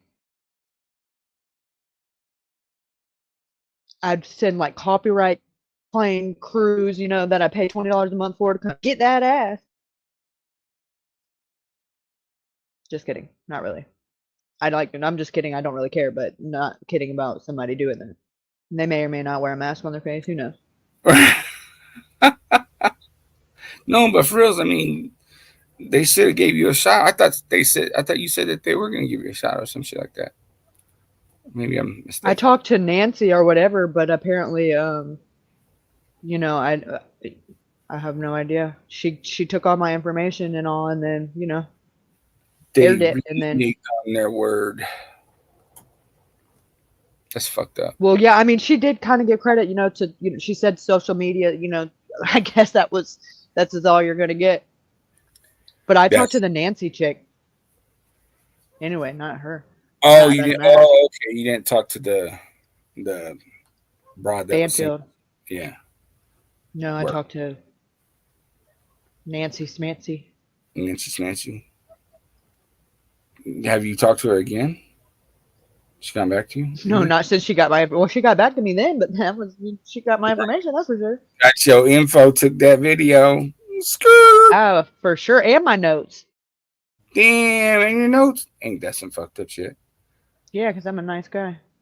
And they still can't I mean, they would have some kind of technology, I would imagine, so that they could clear that shit up and make it a little bit better. You would think.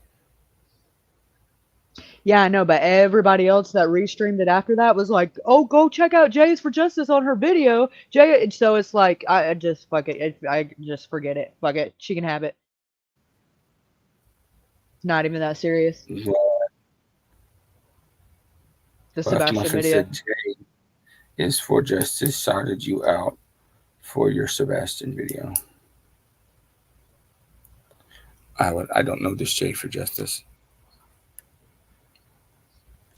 She's a pretty big creator. She's got like 100K subs.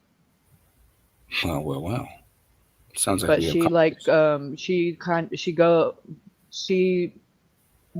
JLR, like them type of create like a Bullhorn Betty. They feud back and forth. Fuck that shit. Yeah. More of the trauma community than true crime, for sure. Yeah. Fuck that.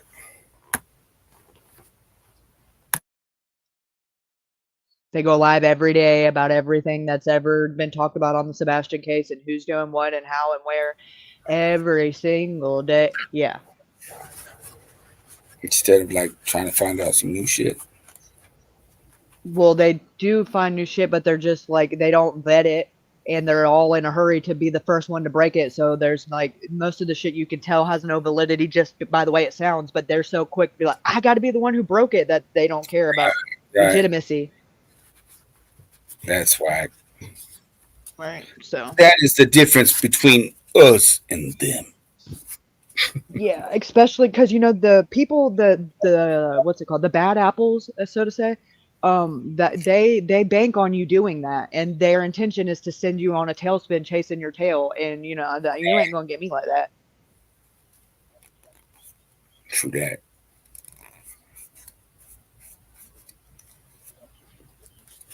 I mean, I wouldn't know. I'd say I got way more people from Noah's case than I did that whole spiel for sure. Because I'm like, last time I checked, I was almost at 1,000. I was like, what the fuck? Last time I paid attention, I was at like 600. I was like, what happened? Gee, I think it's because Noah's case is, I don't want to say that, it is kind of an old case, but like. Who? Huh? Who are you talking about, Edwina?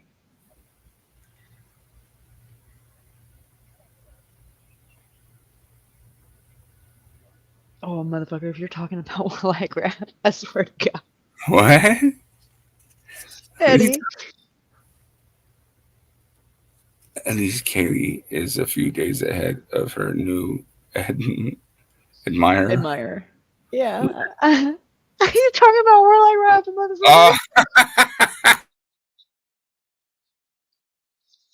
motherfucker? Ew. Don't be weird. Does he? I listen. I don't even watch his videos. I just see his thumbnails and like, God, get off my teeth. Thank you so much. God, dang. But I don't say it. I just keep scrolling. Oh shit. I know. Caden's mom is not very amused by him at all. I got a very strongly worded message. Who the fuck is this little son of a bitch? And why the fuck is he all up in the Kool-Aid? Did he pull out the fucking whips and shit? Or I don't know. She's just like, why is he got a like an accent like he's overseas and all up in like I said that is the $1 million question. Everybody's asked that at least twice. I have no idea. I don't want that dude, but that I mean, what little portions I've seen of that whipping shit, I'm like, yeah, I'm not watching this guy. That's fucking weird, man.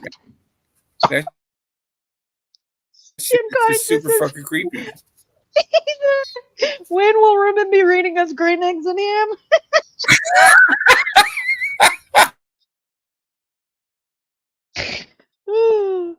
Oh, good.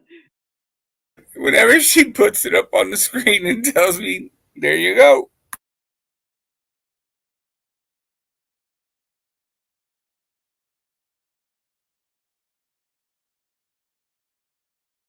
All right. So we're back at square one.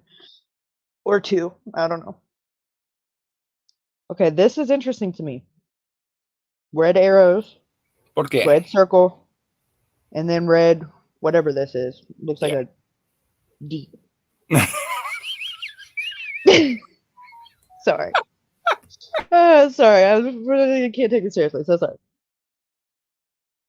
So, now that you know like where focus areas are, we're gonna watch the video and tell me that it's not plausible that it could be the timing, if nothing else, that it looks like whatever struggle is going on happens here. They go behind the food truck, and then instantly, in about the same amount of time it would take to get from behind there to here, Riley comes running over this way. Is it far-fetched to say that it's Riley that breaks free? No, it is not. I'll say it. No, it's not far-fetched. Yes, it is plausible. If you disagree, get the fuck out. I'm just kidding.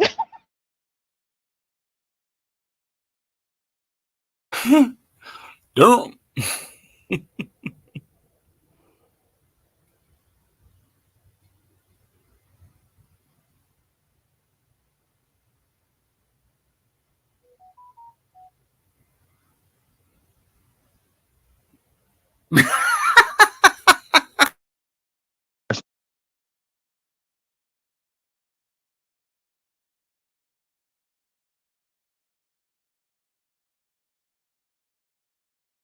Sorry for that.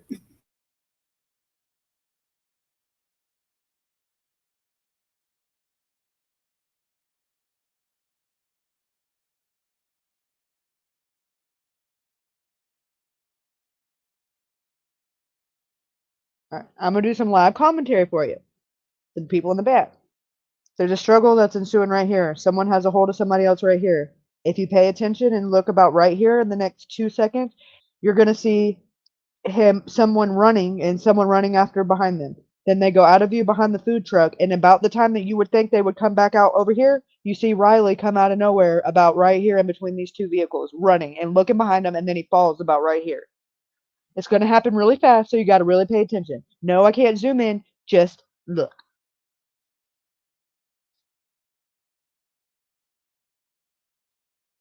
Here they go behind the food truck, and now watch. Boop, boop, boop. Here, come on. Come on. Am I tripping? Chris Dingman. What we again? Okay. Okay, again and again and again. No.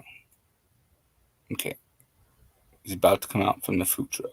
No, yeah, right here. There's struggle. He's running backwards at first, and he's like, because right here when it first starts, he's got a hold of like him by, or I say he, but the one person has the hold of the other person by the shirt, and he's running backwards. He about right here is whenever he turns around and runs the other way. Whoever I keep saying he, but subject 1 and subject 2, okay, and it is running backwards or walking, trying to get away until about right here, and then you see him change direction and take off, and then goes behind the food truck, and then conveniently at the same time, here comes on the other side of the food truck. Here comes Riley between the two vehicles right here. All right, here we go. See, boom, turns around. The guy, whoever's behind him, boom, here comes Riley, and he's looking behind him. It looked like he stumbled a little bit too, like almost as if he got lost his footing. Right. Exactly, and looking behind him like he was. Like they had a hold of his collar or something. You have a good dinner with your daughter. Thank you for your input too. Yeah, it looks like he does like a little forwardness, like if he had just got letting go of something or broke free from something.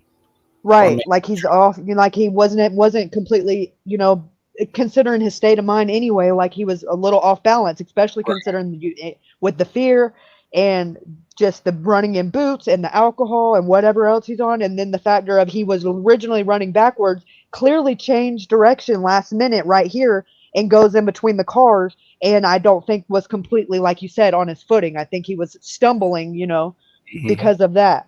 And looking behind him at his equilibrium, all of that just was not in his favor. Let's watch it one more time.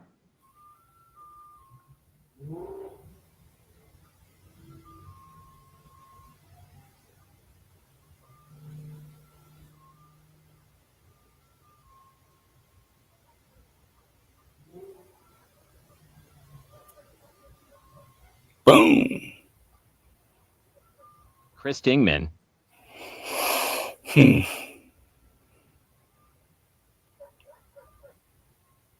It's definitely the two dudes that was waiting at the light. One of the two dudes that you see from the right corner when they go out of picture, out of frame behind the food truck thing. That's what I thought.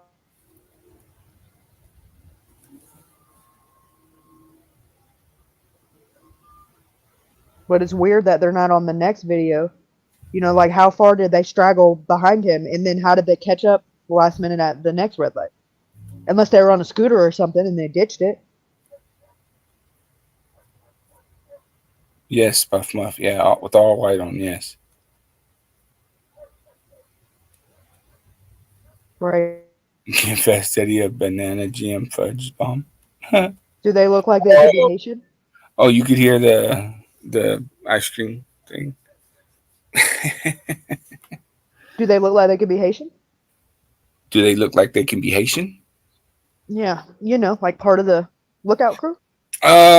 Shit. You know what? Fuck, it's been a long time since we had seen them. Do they operate like dressing in all one color or whatever? Like, would that be like a move like that, like in that kind of criminal organization, or would that be like they would have like bandanas? No, I mean like so. Unless you're like saying you're like a Crip or you're a Blood, you're not gonna really dress so similar. But like say, essays You're and trying to vatos, blend in on a camera, and so that you can't be picked out of a lineup because there's 50 of you dressed the exact same way. that could be it. But like when I was in school, most of us just wore plain white T-shirts or plain black T-shirts or plain just T-shirts. Were you running a pickpocket / roofie ring? Not exactly. Oh god dang.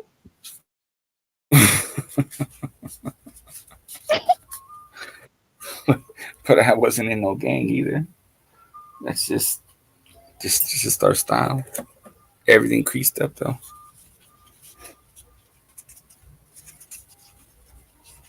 What we know today about the missing of Riley Strain today, I do not buy MNPD theory that Riley walked into the water at his last known phone location. I have attached pictures and a video of said area that Riley was last seen so everyone that is not familiar with that area can see the extreme landscape that they are saying he accidentally may have walked into the water. That night, the first group of pics are under the bridge closest to the Burke Building Detention Center. It is approximately 21 feet to the first vertical drop-off from the retaining fence. There is a visible ledge that goes out approximately 6 to 7 feet directly under that straight drop into the bridge. We had a local Nashville resident that took a tire from the debris down below the bridge, up to the top by the railing and let it roll off that area multiple times. The tire, which will bounce, unlike a body falling from that spot, did not make it past the first ledge, which leaves another 20 plus feet to get to the projected water level that night according to the Co. of Engineers reading that evening and morning that Riley went missing. You can see by the terrain looking up from the water level just how extreme it and the rocks are in that area.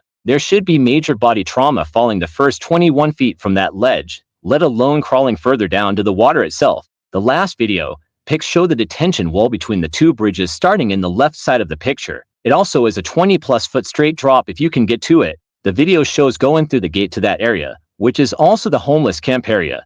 And you can tell by even just a short video, how thick the brush, trees, etc. are getting to that area. The area on down that actually leads to the water further down south from this video, but the trail goes directly by several of the homeless camps. And to put in perspective, they have ropes between the trees to help pull themselves up and go down, due to the extreme terrain in that area. Granted, all witness testimony has never put Riley past the retaining barricade in the first pics, nor do they ever put Riley going through the gate into the homeless area. The gate area is where the original info came that the homeless gentleman that yelled back up to his buddy about the commotion going on up by the road, that was outside the gate in the video, and by the actual fence, that the police and family was told Riley fell into, then walked back to the sidewalk and kept going on past the bridge. So now knowing what I just showed you, feel free to make your own conclusions. I would also love to see the video from the south camera of the Burge Detention Center in the last pics. That camera should have a view underneath the bridge and fill in the last little bit that we. For real though.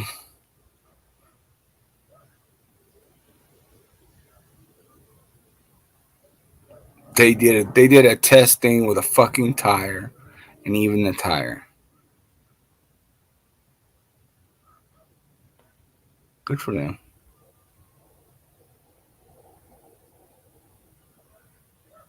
That's 21 feet before it drops off from the ledge to the drop off. I don't even think Jordan could jump 21 feet. I don't think. Or stumble and fall. Right. Unless you're a roly-poly like me, yeah. Like, I could break all those trees and branches. You know what I mean? Because I'm a biggin. But you'd have broken bones or scrapes. And look at that. Look at that. That's nothing but rock. All the jagged-ass fucking rocks. That's what I'm saying. There's just no... I can't see any feasible way that that's even possible.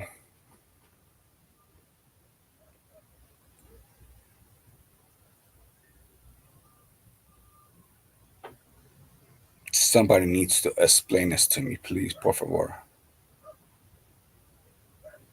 So right here is the approximate water line on March 8th, which would have been the night in question.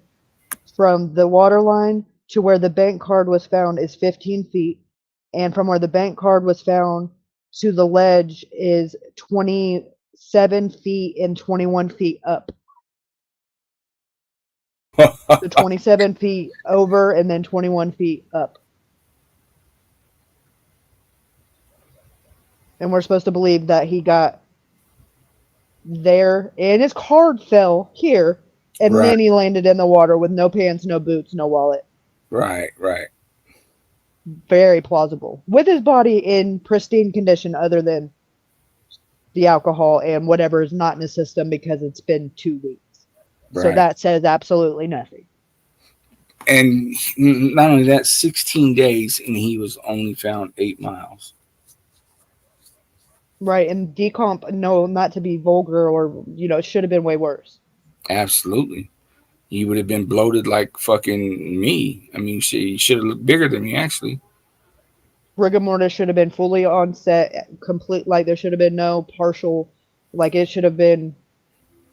It should have been hard for them to recognize that was him. It was him.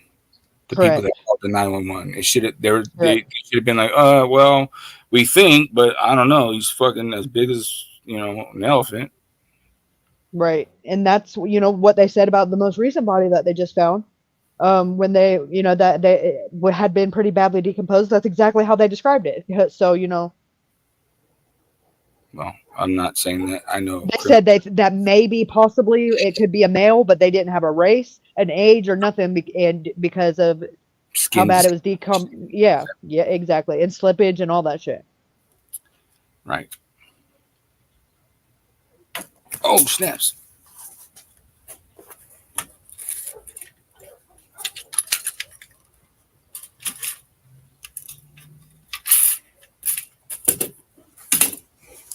Drop my pen.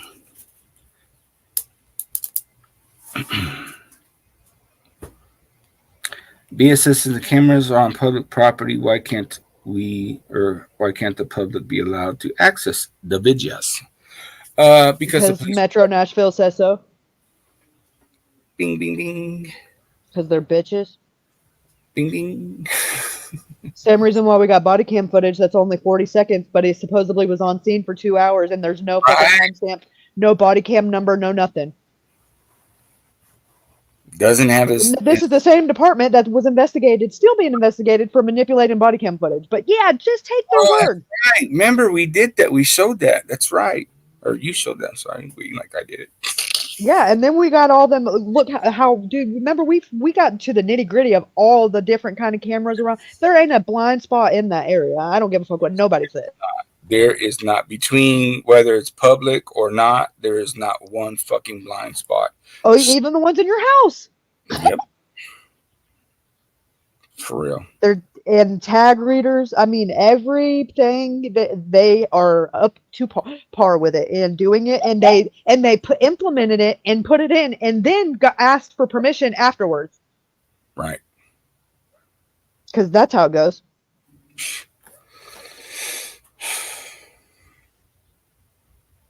And you know that those videos are never going to be released.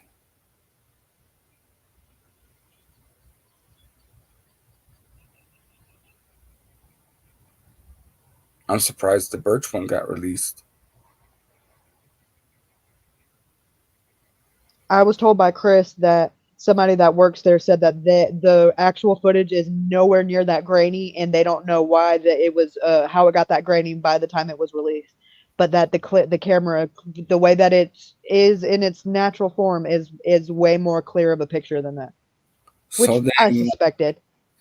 But okay, by him saying that though, then wouldn't he be able to see exactly what took place? No, he didn't see the video. He just said the person that works there knows that the video is way crystal clear compared to that. Right.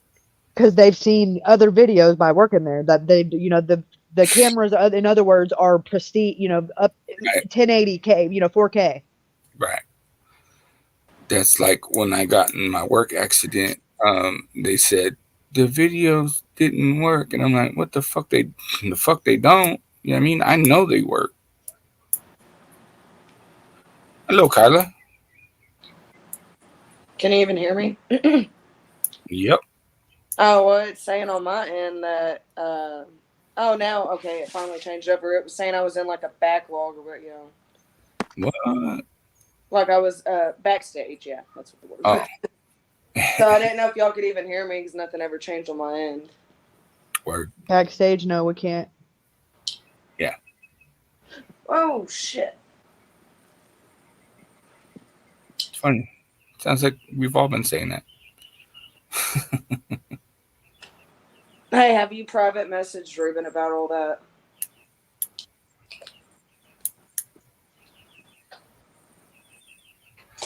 Cricket Day. I mean, your guess is as good as ours. You would imagine that, yeah, we should be able to see whatever public thing is public, but no.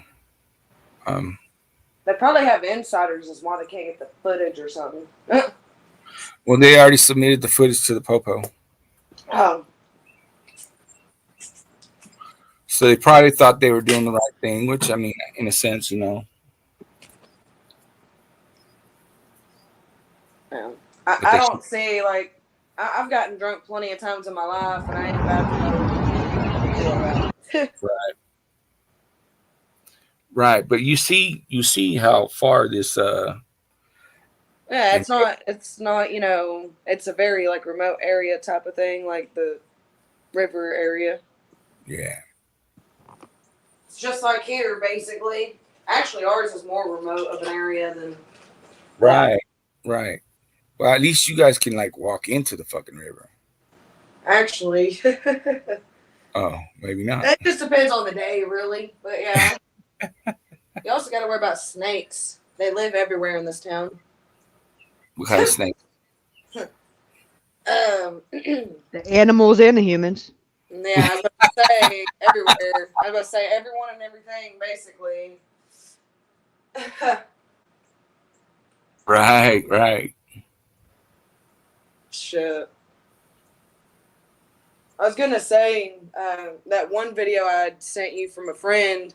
You know, you can tell Ruben who it was that recorded it. I don't mind. He just can't say it on live though. He knows. Oh, hell yeah. I know nothing. It's better. Even fucking better. I like that. Look at all that junk. I mean, there's just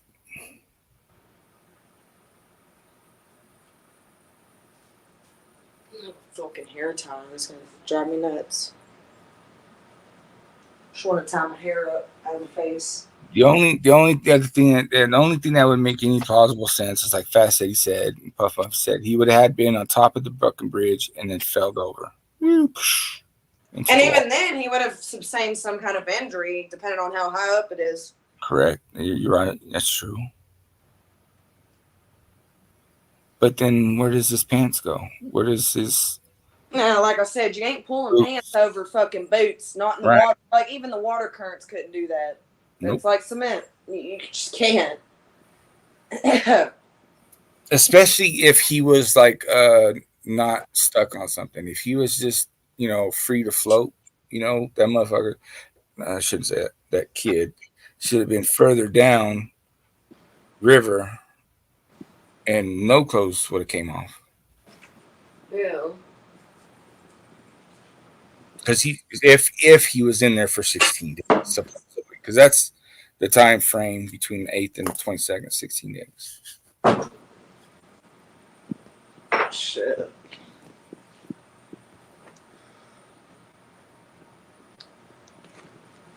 Oh yeah, did you see the dog beater video, by the way? That dog didn't even bite her. Yeah, it was running up to that dog didn't even bite her. Hits it right in the head with the fucking baseball bat, like. Damn. Like how rude. Right. Like even that dog still knocked her down afterwards, like bitch. This video's from what? What, the video I was telling you about? Yeah, the dog video. Jasmine's mom. Oh shit. Yeah. Renee, fucking Lawan, beat the shit out of a dog and a half the baseball bat, like just wham! You can hear the swing on it too. You can hear it connect because it's metal. Right. It's like, come on now, that's fucked up.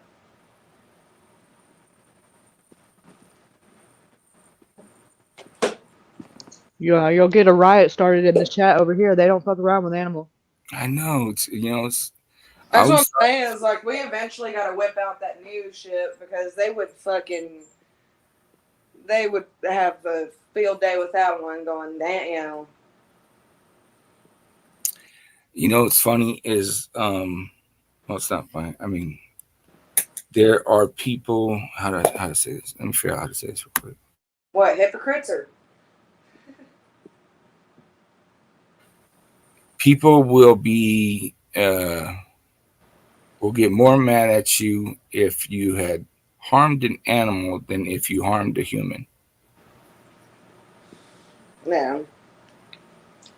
It's usually and in most places, you'll do more time in jail for harming an animal than you will diddling a kid.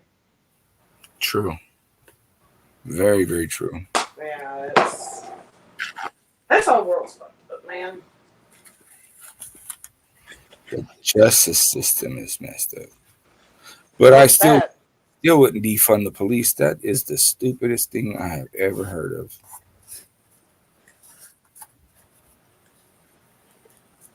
What's that? Defunding the police. Oh, yeah. Listen, I bet you they know how fucking stupid it was in Chicago right now, you bunch of dummies. They got the nerve to get on there and cry, talking about, we called 911 9 times and nobody came. Imagine that. Yeah. Imagine that. Wonder why. There's only one of them on shift, and they said, bitch, I'm not on for 6 more hours. You better call you better call Ghostbusters. Right. You better call Becky. That sounds like around here. Becky with the. They only ever got one cop on duty in the whole county. All the time. Oh, don't even get me started on that shit, Puff Muffin. You trying to get me ranting, motherfucker?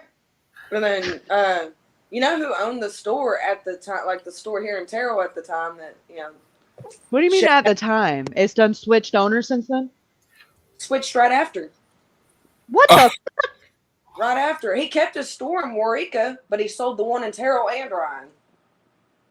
Who's the fucking store fucking goon? The county sheriff of Jefferson County. Shut the fuck up. Oh. I've told you this in another live. You must have just ignored me. Does that sometimes? Yeah, she's over here. If I'm on mute, no. If I'm on mute, I'm either eating. Well, first of all, Kyla, you realize you talk like 90 miles an hour. I have to go back and listen to you again and take notes on what you said because I'm like, what the? I didn't catch the shit that you said about Caleb Deal until way later. Ask Ruben. Way later, after I went back and listened to it twice because I'm doing 90 to nothing, you're doing 90 to nothing, we're going opposite directions, and then sometimes I just get lost and then in the we mix. end up overlooping our conversations. Absolutely, yeah. I told her, I said, Katie, she said that 2 weeks ago. Just I told her about something. I told her about how I seen, how about the white truck passing me when I was going to Ryan, and it looked like, Jack in it. Right. Yeah, but I remember that, but I didn't know that it was his truck, but she didn't remember me telling her. No, I remember you saying you seen a white truck in Terrell and asking if we knew of anybody with a white truck, but I didn't know that Jack's new truck was white until I got confirmation from it last night from Kaden. Sworn it was though. I could have sworn he got in a white truck, because of fucking or not the Kaden, Facebook Kaden. group, the little buy sell trade fucking group thing. Right. So that's why I was like, I'm pretty sure he had ended up with a white truck, if I'm not mistaken. It's I could be wrong, but because I can't go look at his Facebook and find out. I'm not friends with him, so.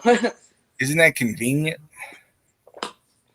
No, I mean supposedly they fucking broke up, but yeah, he's at her house the other night.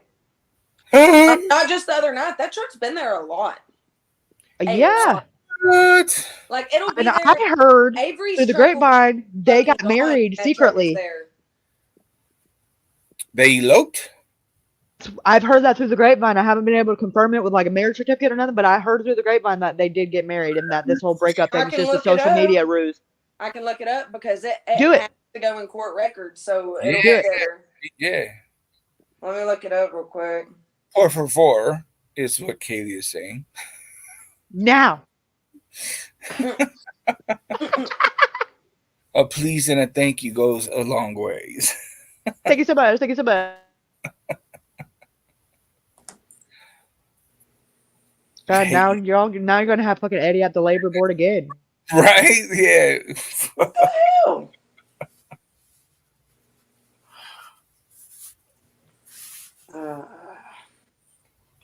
Shit. I keep forgetting his real name's Hunter. It's not even fucking Jack. I mean, his middle name is, but. Oh, motherfucker! I found his fucking alternate Facebook. Then, if that's the case. Yeah, that was an old Facebook, the Hunter one. Old is good because I was trying to build some kind of background because according to this other Facebook, he just don't do shit but love Carter. And I'm not buying that shit. Where's all the boy talk? Like I know and I was like, oh, is that a cousin or a brother? No, motherfucker, that's you, bitch.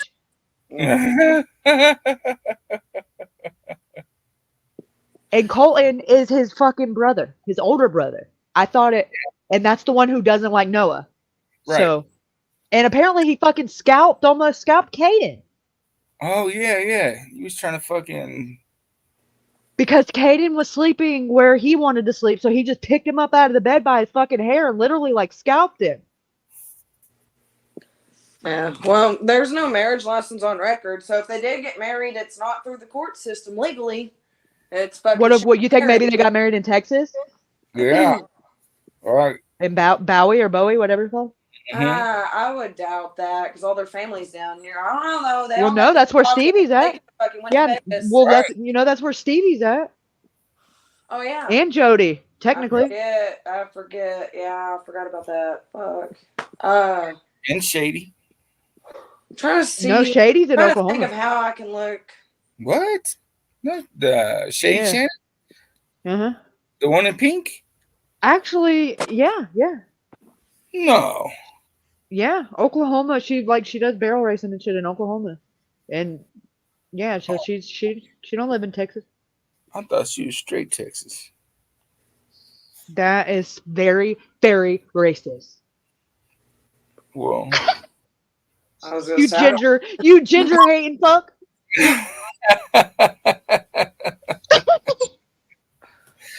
She was the only one that was doing any kind of like, rodeo type shit. I didn't see anybody else fucking with no cows and horses. Motherfucker, they rodeo from here to Alaska.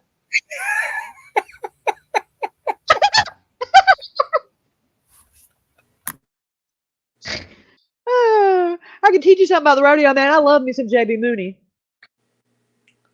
Trying to see how the fuck I'm gonna look this up. Texas is different. It's harder to find stuff versus Oklahoma, where you can just pull up that website and just type a name in. Oh, I'm aware. That's why I volunteered you to do it because I've already been down this rabbit hole and it pissed me off of I'm trying to think of a way. Oh, the newspapers would have it in them. I got to see if I can find a newspaper though. I was gonna say it's 2024, bitch. Are they even still doing that? Yeah. Digital. I've won the last. Yeah, I was gonna say that the last time I've seen a newspaper, I can't even tell you. Poor paper boys. No more money for you or the milk. Right. Well, shit. I mean, that's probably good because then the cops won't shoot them. They be shooting the next newspaper. That's a different different route. Different state. Different route, Right. You ever heard of Christopher Dorner? I've heard of Christopher Neil, or Patrick, or something like that. No, Christopher Dorner. He was a black dude. he was in the military. Then he joined the police force after he got out of the military. Then did some things and stuff like that. Fuck, this is gonna get on my nerves. I hate Texas. Oh my god! Like, come on, why you gotta be so difficult?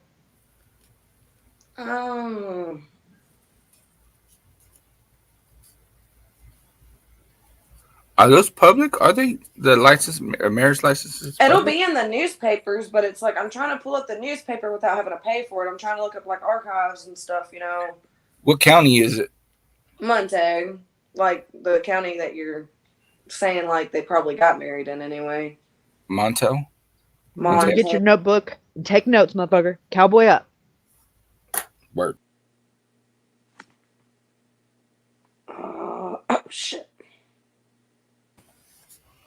On my phone, it says blacked out screen. It'll come back. Oh. I was like, Jigga, what?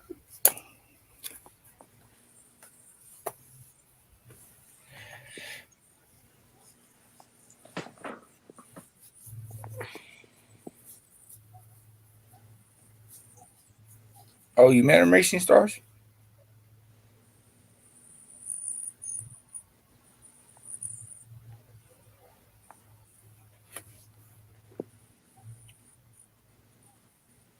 Well, who wants to rabbit hole dig into everything else? Like blood stains. Did you ever go by and check to see on the highway if that stuff was still there? The I guess the blood spot. Oh, I like it's super faded out at this point. It's like I don't, you know. Right. Between all the rain and everything. Oh my god. Was it you that said that was there before that had On happened? maps, on my end, it showed 2023, and you know they do it at the beginning of the year. So, and then it was there. So I was like, what the fuck? Right. Because if you notice, this cross, it may say 2024 on it now, but if you notice, when you get to that spot, its cross ain't even there on the damn. Right.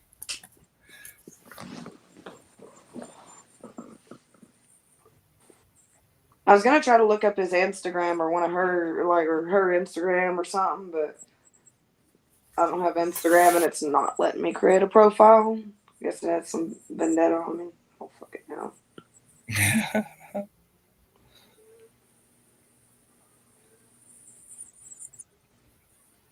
It's back. It's back.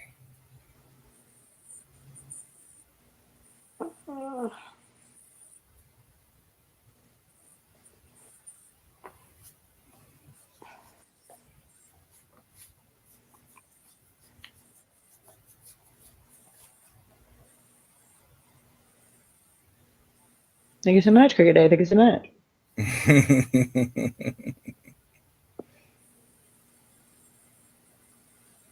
I'm a rebel without a cause. I'll play whatever the fuck I want.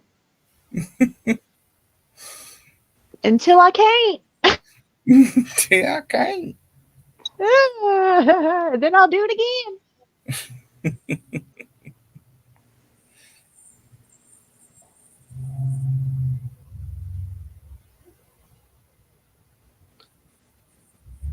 Where's it at? Where it be?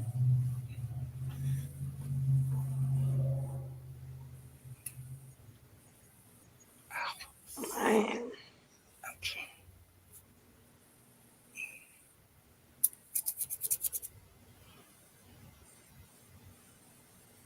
Go figure. Mega church. What is it? Joe Osteen?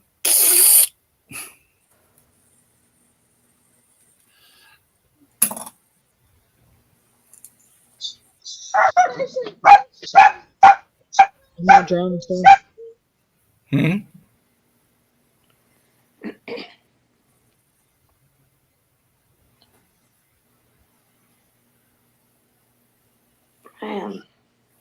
drowned his fucking. So hard to find anything that ain't in Oklahoma. I don't get it. Why don't they have a damn search thing, you know, just like Oklahoma does, but then, you know, then you go to Texas and then they want you to pay for stuff. That's right. They want that money. They want that money. I'm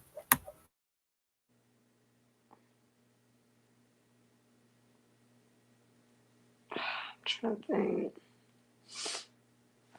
That's some bullshit.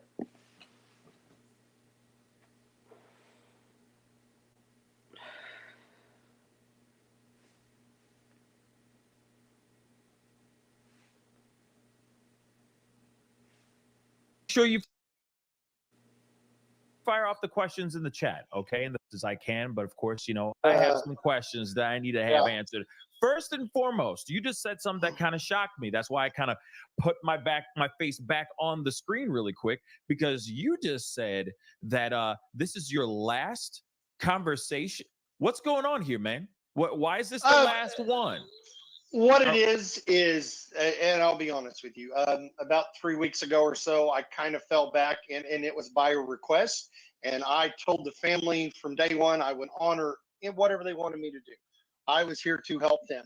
At that time, they were moving a little bit different direction and needed to focus more on other than what I was doing. So I honored that.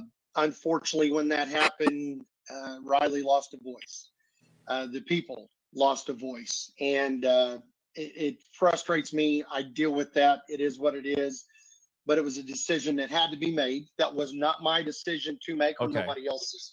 They were doing it to protect themselves, to move forward in what they're doing. So that's why I'm here. Metro Nashville. I'm going to be blunt tonight. I'm not going to sugarcoat anything. That's the reason we're at 9 o'clock and not 8 o'clock. The report was the report was absolute bullshit. The fact that Metro Nashville had this for almost a month now. How long was CrimeCon? 2 weeks ago? 3 weeks ago? Just about, yeah. Okay. Well, remember, Metro Nashville, quote unquote, got that report right before CrimeCon. And we were all like, oh, wow, cool. This is going to be released. We're going to get information on it. Crickets. Why would Metro Nashville be crickets on this when literally the entire United States and world was in Nashville for CrimeCon? Made no sense unless we're going to get into that, but you know where I'm going with this. So we wait another week. Yeah. Nothing. What else happened in Nashville the week after that? They had the Country Music Festival, I think, for an entire week long of parties and money. And, you know, I've made the comment before, and guys, I'm not here to offend anybody, and it's a business, but I had an article sent to me that Nashville made $10.6 billion in 2023 off of that street and its visitors.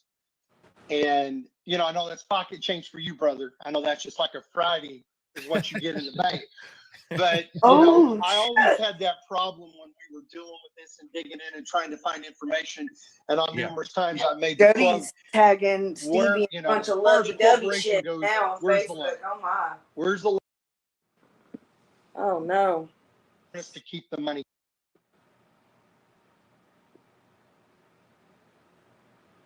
Come again? Jody tagged Stevie in a post on Facebook, and it says, she broke me more than anyone else, but if she calls me at 1 a.m. and saying that I need you, you know, that I would be there for her in a heartbeat. And it's like, you know, they're still talking to each other. I was like, you know, and people wanted to try to deny that accusation. It's like, no, it's pretty fact. He's tagging her in all this even. Wonder how Landon feels about that. I was about to say, I wonder what the boyfriend thinks. I was trying to see if he posted anything about the marriage. He's usually one that posts everything.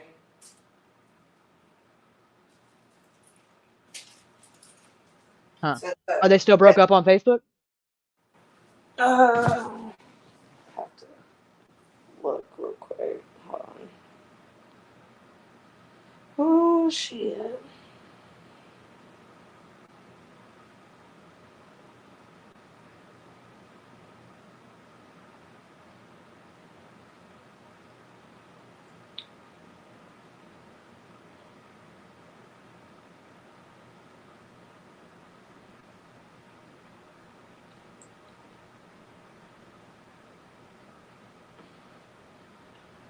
I'm not seeing no wedding stuff on his Facebook page anyway, but now I'll look them up real quick.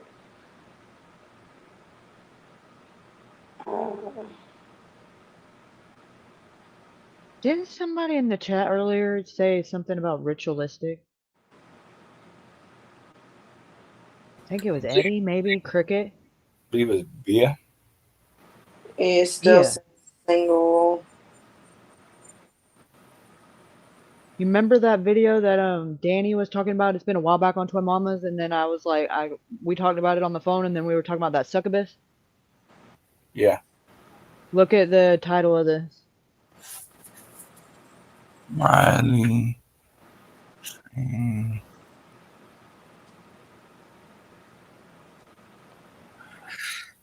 So, the smiley face killer, you know that guy was caught, right? Apparently, yeah, but her theory is that it's like a bunch of copycats, or it's became like an like an organized crime ring, and they just use that as a just to keep hard to narrow it down. Like it started out as one, but now one turned into who knows? They have them in every major city. Apparently there's one in the UK too. Oh wow. Yeah, so he was a truck driver.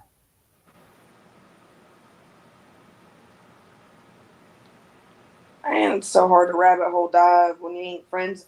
Like, if I was friends with any of them on Facebook, I could see so much more. But I ain't going down that fucking route. I would never. You couldn't pay me to do that. There's ways. Well, if it's a fake Facebook, I doubt they'll fucking accept it unless it's one of their own. No, I don't do that shit either.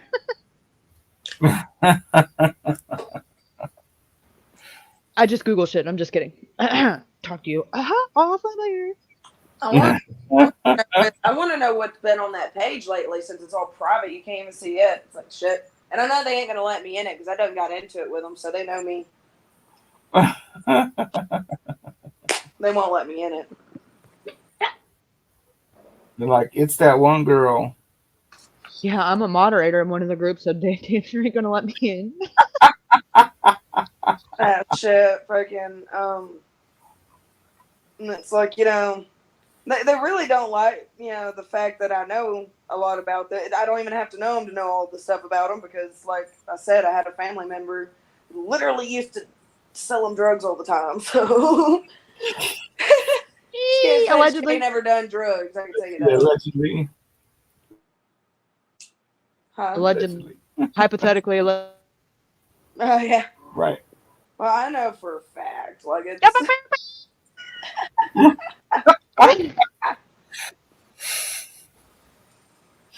The bird is the word. Right. Have you heard this? Only mugshot proof. Not of her, obviously, but. Roddy! Hey, girl, hey. Hey, what's up, Roddy? Oh, don't be listening to me, girl. You're sly, allegedly. I don't be knowing what you be talking about, girl. They say I'm pretty cool for a white guy. Right. Yeah, the succubus. Everybody knows the succubus. Oh, the thing with the succubus, though, they mostly go after married men. Like Chris Wall. Right. Like that right there, straight succubus. I don't care. You could tell me a million things, and I'm going to say no. How do you spell that? Succubus. Succubus.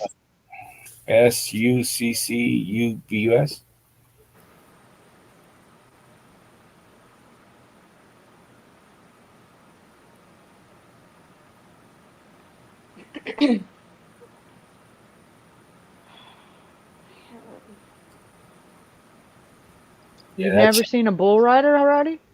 Girl. Definitely the definition of a succubus.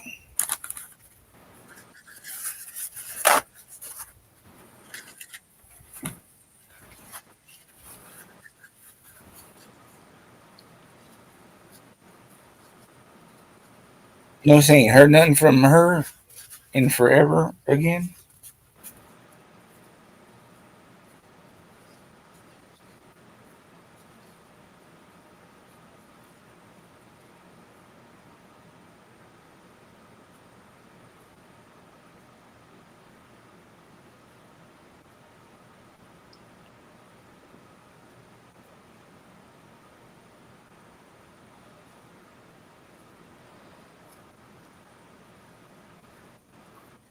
Oh yeah, you're way behind then, Roddy.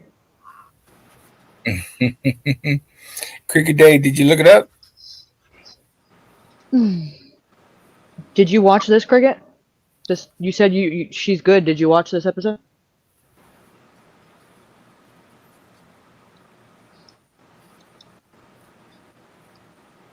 Succubus is understood as a Lilin demon in female form of supernatural entity that appears in dreams to seduce men, usually through sexual activity. The description of the same can be traced back to folklore of medieval times. The male equivalent of this is known as an incubus. Like the band. What the hell? A modern representation, the succubus is often depicted as a beautiful seductress or enchantress rather than a demonic or frightening. The succubus in 1889 sculpture by August Rodin, the male counterpart of the succubus is the incubus. 7. Another word is demon, hellion, vampire, fallen angel, evil spirit, fiend, Rakisha? What the hell? Vampire?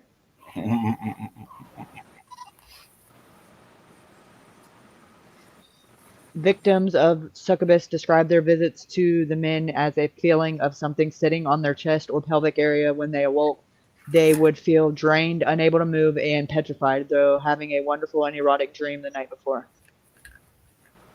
Oh, hell no. What do you think that dude Chris was like? He was all dumbfounded and shit. Yeah, stuck on stupid. Oh, Diablo, the two most recognizable succubi in the world are Lilith, Queen of the Succubi, and Andriel, Maiden of Anguish. Other characters like... What the hell is a succubi? Plural, maybe? It's plural. So Lilith, some would say that Lilith was the first wife to Adam. But I don't know. Oh, goodness.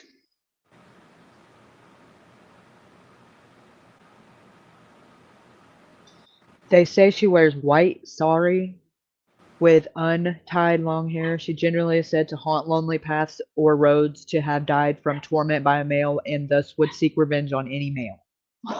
Bitter bitch. Can you play it? Yeah, I can. Let me put, so we don't get black screen again, let me put this overlay up first.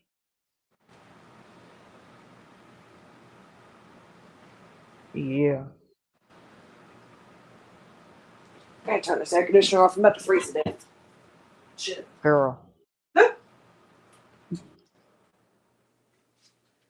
I'm like, why the fuck don't I hear her? I have it muted. So sorry.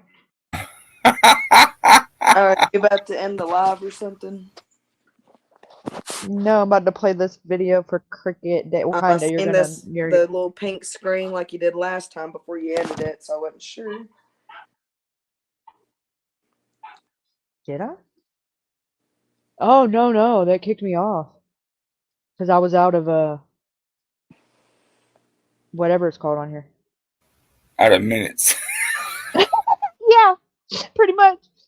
It wouldn't let me come back up. Fucker. It's pretty much what it said. It said you do not have, you can't, you have no more minutes till midnight. Fuck you, Ruben. I can't stop the fucking Twizzlers. The Twizzlers are life, man. with another energetically on March 8th of this year, 2024. And he was asked to leave the bar, just randomly get out. So he did. And by the way, any public establishment has the right to do that. If they deem you for whatever reason to be causing problems or intoxicated, which was the route that they were saying, his behavior, they said behavior, not necessarily intoxication. But I'm talking about Riley Strain. As I said, University of Missouri student who was in Nashville with his fraternity brothers, hanging out. I don't know what they were doing. I can't remember what they said, but there was a group of them and they were all staying in the same spot, and he was asked to leave. So he left. And Riley was born on January 2nd of 2022. And I could find no time of birth for him. And as I said, I don't know the family, so I have no one to ask. But I did pull up the chart. And when I don't have a birth time, I do a sun on the ascendant for the person because it makes sense where I can read around the rising sign, which I can't possibly have. However, regardless of the time of day I ran the chart for, because I tried several different things, because Riley was extremely tall. I think they said like 6 foot. As town directors, our goal is not only to make travel 5 or 6'7". So that's really, really tall. And that's going to show on your ascendant. So me, if I'm taking a guess at this, a stab in the dark, I'm thinking Uranus on the ascendant, Jupiter on the ascendant, or Sagittarius rising, or something along those lines. I know it's also gene pool. However, I'm talking strictly astrologically at this point. So regardless of all of that, we have Sun, Moon, Venus, and Pluto in Capricorn for him. So he has a stellium in the sign of Capricorn. Now, Sun and Moon in Capricorn is a nice blended business aspect. And he was only going to get better as he got older. Some of us pipe down when we're older. He was only going to pick up speed because this is a tremendous acumen for all things building business, accounting, money, financial, hedge fund building, fixing, whatever they do. So I believe Riley was in the financial aspect of school, and that was something he was focused on. Now, the other things I noticed in his chart was Mercury conjunct Saturn, which is also weirdly, it was in Aquarius, but it's also a little bit of a Capricornian aspect because Capricorn's ruling planet is Saturn. So the way that he thought was conjunct Saturn, although in a different sign. He had Neptune in Pisces, very much at home in the sign of Pisces, and he had Uranus in Taurus. That's why I don't really think Uranus was on the ascendant, because Taurus would shorten the stature of the person. And he does have Mars in Sag. And the Mars in Sag, if you run the 6 a.m. chart, is in the 12th house. So if it was just a little bit on the ascendant, then we could see the height. Although, again, Mars and the influence of Aries with Mars, because Aries is ruled by Mars, even if it's in Sag, can also shorten stature a bit. So I have no idea how he got so tall, with the exception of obviously it's genetic. I know this. But getting back to the energy of it, Riley had a very strong chart. So from that point, that's about all I can get from it, because I do not know the time of birth. And even in order to run a horary chart, which means for the time of the event, you have to assume that the time that he left the bar is actually 100% accurate. They have him out in the street. We do not know the time of death. We can see things leading up to it, but we don't know. So I'm going to put down my astrological hat and pick up my psychic hat, which is what we're here for. So the first thing I got with Riley, which was really super strong, I heard these words straight up, like up from behind me in the room. There are legions of them, is what I heard. So when I was asking about what happened to Riley, I heard this: there are legions of them everywhere. So when I look at his energy, he's looking around and he's recognizing people for exactly who they are. Immediately, I go back to the bar. It wasn't an intoxication issue that was bothering him. I mean, that may have been one thing as well. It was a conversation that broke out around him. I see 5 people around him, and they're kind of at a taller table. So maybe a table where people stand and sit, or there's like chairs and you sit and some stand. But it was more like the drinks would be up here. So it was taller, a raised table. I'm going to put it that way. And I see 5 people around him. I see 3 people that have no idea who this group of young men is that is talking. So these are bystanders in the area that have absolutely no idea what they're listening to or who is speaking. They're not in that group. I do feel that somebody's marker was called up. So this is a gambling reference to me. So one of those 5 people at that table is basically making me feel like there's there's a marker that's called up. There's something that needs to be defined or paid back. And there's a conversation that ensues. And as I'm looking around the bar, I'm seeing 2 people behind the bar and I'm seeing them catch a glimpse of these young men, and I get somebody nodding. I do feel like this was a setup. I know you're going to say I always say that, but I really do feel like it was a setup. And this is interesting because it goes all the way back to the University of Missouri and the all the way back to high school before that, and it goes to what these young men picked to do for a living and the groups of people that they spoke with and the men or the male leaders or the mentors that they spoke to help them through the university experience, and who was targeted as being a leader in these groups. And if you're targeted but you're not living up to what it is you need to live up to, maybe your marker's called in. Either way, I feel that Riley was on the fast track to a particular career based on family history and lineage. And this really comes through the father's family. I have no idea what the parents did. And I feel terribly sorry for them to get a call. I don't think anything they did knowingly is what caused this, but I do feel there's conversation and communication to help Riley through the school experience and to put him in a position to be strong and powerful in this life.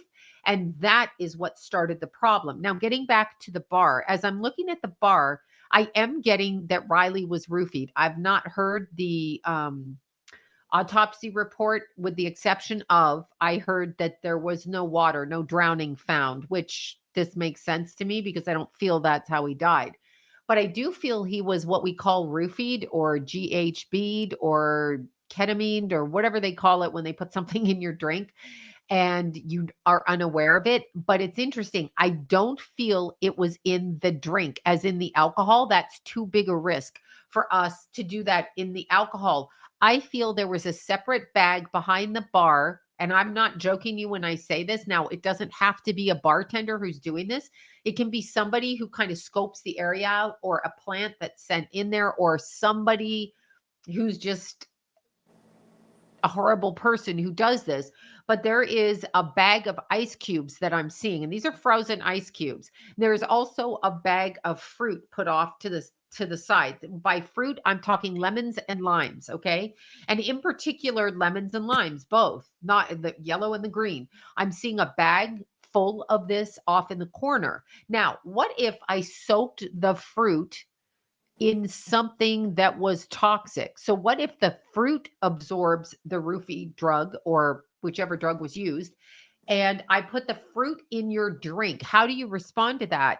And Riley was pretty strong. He was strong, and he was also physically rather tall and large. So if they only served him 1 drink and 2 waters, highly unlikely he's drunk. I mean, he's over 6 feet tall. If he was 5'4", 5'6", 5'7", that's possible. But when you're super duper tall, it takes longer for your system to be affected by things. They say that it's by weight and height. When you're a certain height and a weight, they tell you basically how many drinks you can have an hour in order to be able to drive.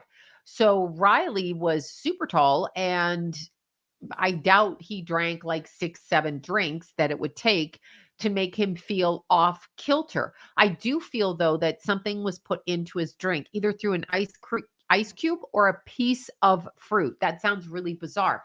And then I'm hearing there are legions of them. As Riley is walking down the street, he's walking very specifically. This is what I'm getting on a psychic level.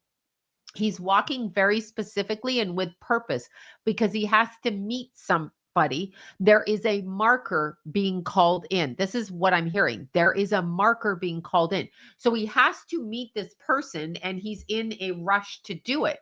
Now, people are saying he walked the opposite direction of his friends, and it's very bizarre to me. and very cutthroat that none of the friends stepped up to speak to the family immediately. I mean, shame on them for not doing it. I don't feel they were involved, but shame on them for not doing it, like for taking care of their own needs rather than taking care of the family whose child is missing. And this kid is purportedly your childhood friend all the way through high school into university, and you can't be bothered to talk to the family. That's at least with the initial reports. It does make those kids look suspect, and they could have been vying for attention, so open enemies in Riley's life, obviously, because if you're not talking to the parents, what the hell are you doing? I do feel it's kind of nefarious the way they responded, but I do feel like he had open enemies around him vying for the positions that he was going to get automatically. Now, again, I don't know what the parents did, but it feels like this kid was going to be able to get some sort of step up or leg up where he would be able to accomplish something that he wanted to accomplish. Okay. I'm talking career wise. It was easier for him than it was for other people. This is how they perceive it. Does not actually mean it's true. People's perception of you is really, really up to the way that they see things and how they're invested in responding to the things that happen to you, and if they take personally what happens to you as a slight against them. There was a lot of that going on, and everybody seemed to be in a huge hurry. But I do get that Riley was going to meet somebody. Now, here's the other things that I get with him, which is really I am BAM proud to announce the BAM kind of interesting. He had two distinctly different personalities, very different personalities. There was Riley, the kid that his family knew, and then there was and the kids at school knew. And then there was Riley, who had this secret life behind the scenes. So he did have some secrets about like who he was seeing and who he was talking to. And when I'm looking at him, and I'm looking at him in the days prior, probably 4 days prior, I'm not sure how long they were in New Orleans, but the 4 days prior, he's talking to like tons of people on the phone. This is not abnormal. He seems like a rather shy kid, but he's talking. His phone is blowing up and he's talking to all kinds of people, and he's making some sort of a deal, and he has to deliver. This is literally what I'm getting. And no, I don't think it's a drug thing. I think this is a business thing. This is something. And then I also feel there's a secondary thing, like a dating thing going on behind the scenes. So these two types of life he's living is kind of colliding into each other. And I feel like that's part of the problem, which is really kind of weird. But I do feel like that's part of the issue that's going on with him. Now, the other thing that I see is as he's walking down the street, he is trying so hard to stay focused. It's not even funny because they drugged him and he can't stay, like his eyes, you know, when you get drunk or dizzy, like if you're dizzy for some reason and you're like going like this and you're trying to like focus, or if you wake up in a hurry and something startles you and you try to get out of bed and you're like, whoa, I have to just like put my hand against the wall for a minute because I'm like super dizzy. This is what I get happening with him. Super, super dizzy. But he's trying to get where he's going before he gets like really dizzy and can't stand up on his own 2 feet. This is what I'm getting. I also feel with him that he's walking in the correct direction for where he's going, which is away from where him and the university students are staying. So that is kind of confusing. And then I get legions of people around him. He now starts to see people for who they are. He can actually see them. It's exactly like that movie. This will sound even more bizarre, but you know the movie, it was in the 80s, and they put the glasses on, and the guy puts the glasses on and he can see. So, like, he can see the truth of society. It's actually a pretty good movie. It's kind of tongue in cheek, but it's accurate. Riley can see what's going on around him, and there are legions of people. Now, who was in town? This is what I heard to say. Who was in town on tour when Riley went missing? Because that also holds a connection to it. This holds a connection. And then my mind goes all the way back to Chicago, or wherever Chicago is in location to that. My mind goes back to Chicago and the connection in Chicago to what I believe. Okay, let me back it up. There's connection to the smiley face killer, but there's two smiley face killers. There's the one that killed the female prostitutes and he's a Canadian guy. I'm not talking about him. I'm talking about the actual smiley face killer. And I feel that they started up again. Now, I want you just to back up and go to the late 70s. I know that the murders for the young men in Chicago happened between like 1990 and 2010. That's what they say.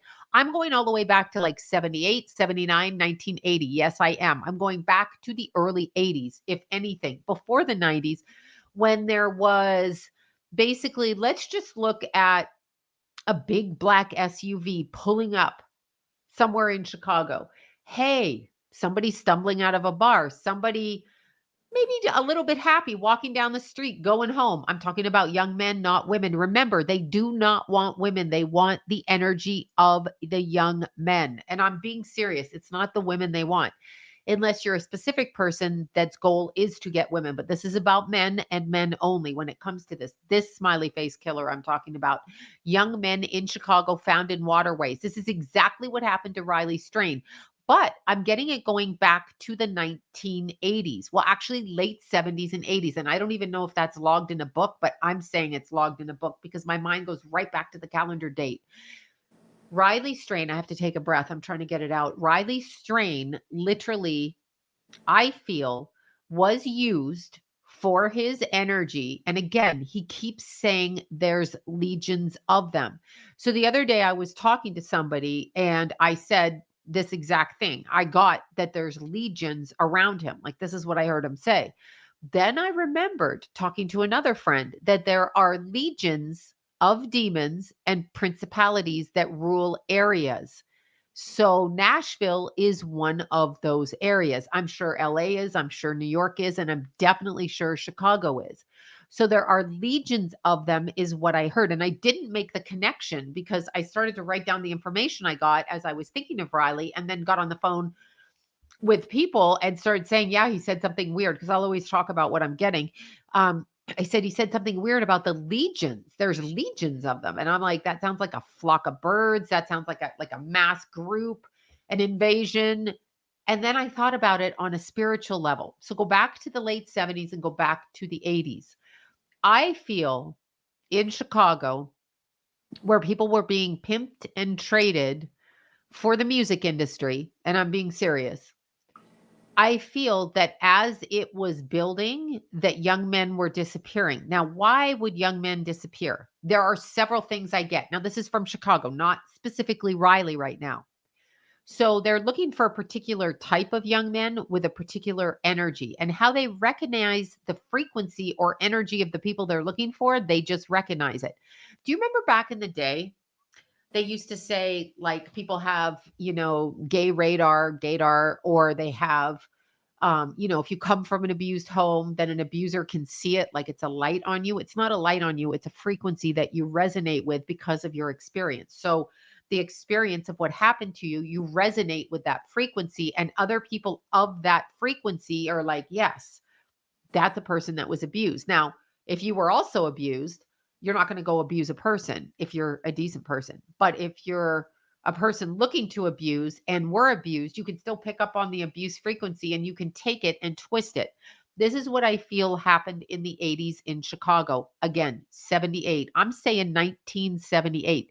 I don't know that I've read that anywhere. I'm saying that's when the smiley face killer started. And it was connected to executives, it was connected to people in Chicago, and it was connected to the overpowering of energy from their victims. So the particular types of men that they are looking for, look at Riley's super tall, super educated, strong family.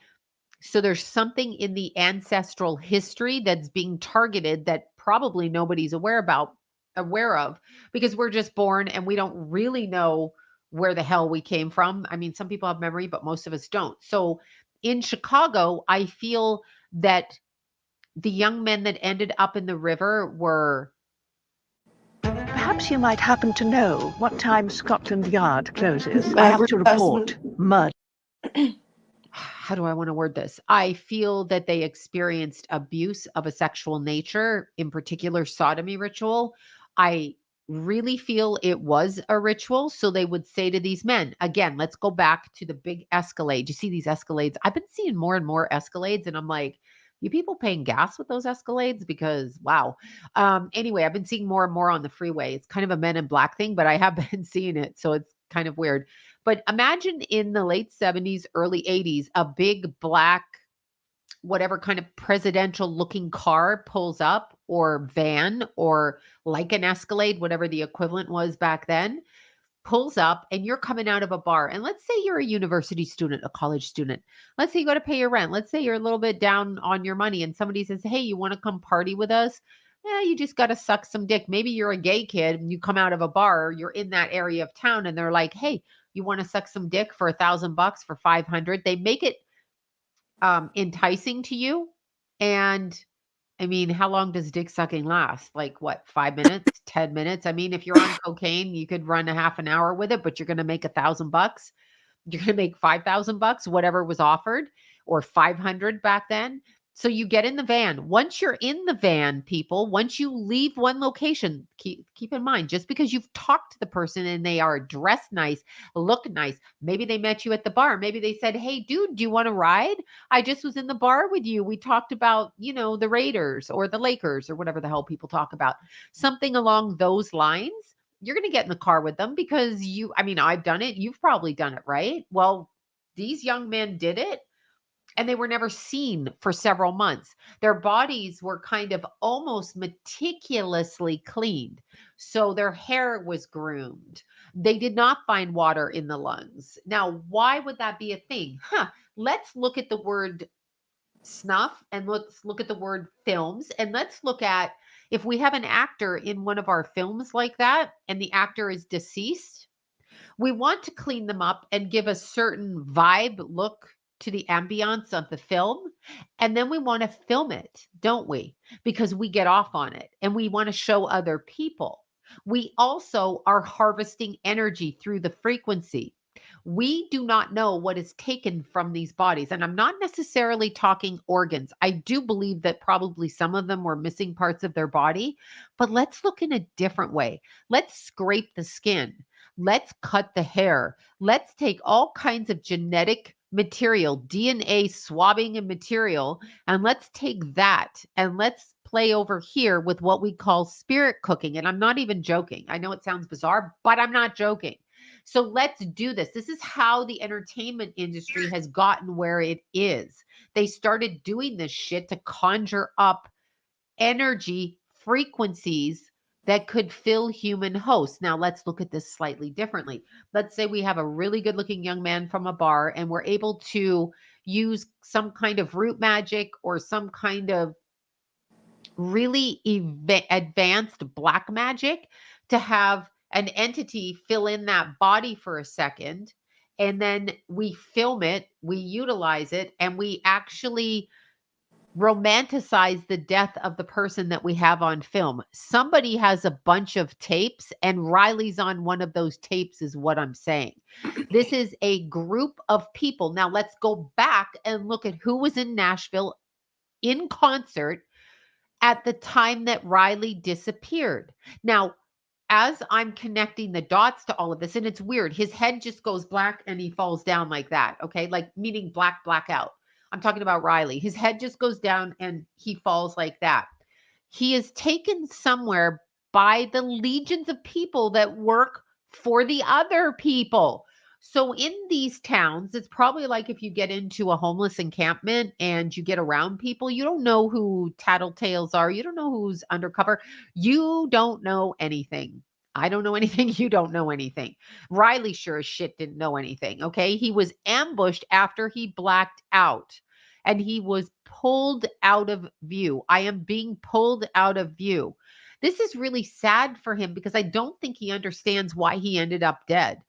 I really don't think he understands how that happened. The other thing that I'm being shown is okay, so they found, I just can't believe I'm seeing this, but anyway, they found him. I had to write down the name, the Cumberland River, and they found him on March 22nd. So he went missing on the 8th. I feel he died on the 9th.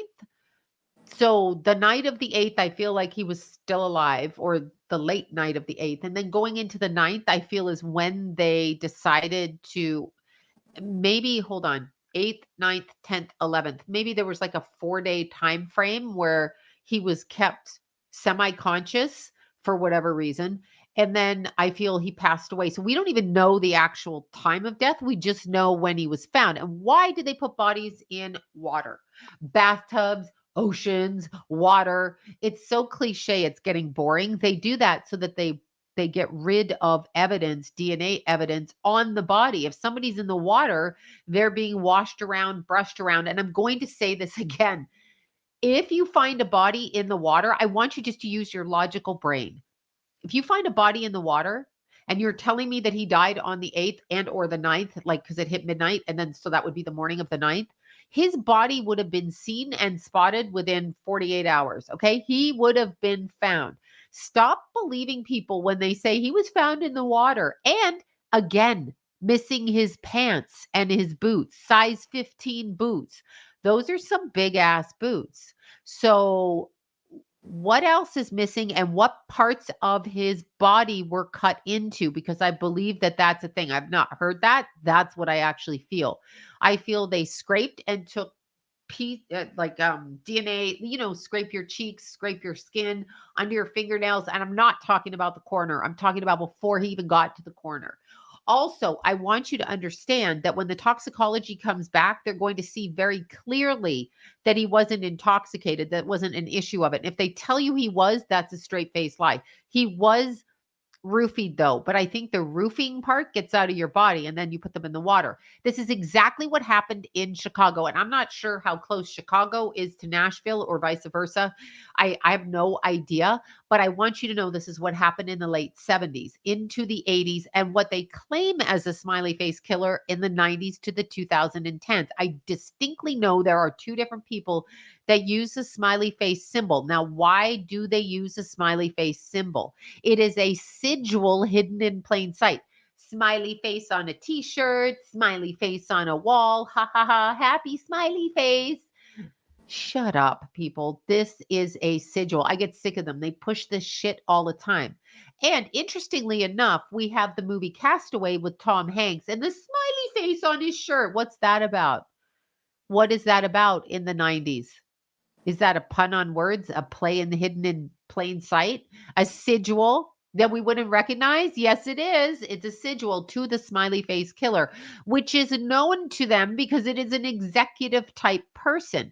So now let's back it up a bit and say that we have a bunch of copycat people. We have legions who follow the instructions. So what do I mean by that? That's another interesting aspect. So what do I mean by legions of people that I heard him say? There are, bot bodies. That's what I'm going to call them. Bot bodies. There are physical vessels walking around this earth that do not or are not inhabited by soul beings from the source, like you, human beings. They're not inhabited. They look like us. They talk like us. They respond in the world like we do, but they're missing something, okay? Like missing a little component that we have, they are missing it. So it is miswired. So these people, bots, okay, like literally bots, are easily inhabitable. They are easily housing other entities that are not human. That's what I think Riley meant when I heard him say that. Now, I want you all to go online and I want everybody to look and see what concerts were playing in Nashville when Riley went missing. And then I want you just to ponder this question, because this is my first video on this, but I want you to ponder the question: what if we have a serial killer hidden in plain sight as an entertainer that travels all over the world? A public figure, of mass public figure. And this person is traveling everywhere. This gives them opportunity to pre-choose what areas, where they're going to stay, and what they're going to do. So who is next in the water? This is a return of the smiley face killer connected to a public figure. That's what I'm picking up with this. And once again, and this is my first video, but anyway, and once again, my name is Sloan from SloanBella.com. Hey, Florida homeowners, did you know that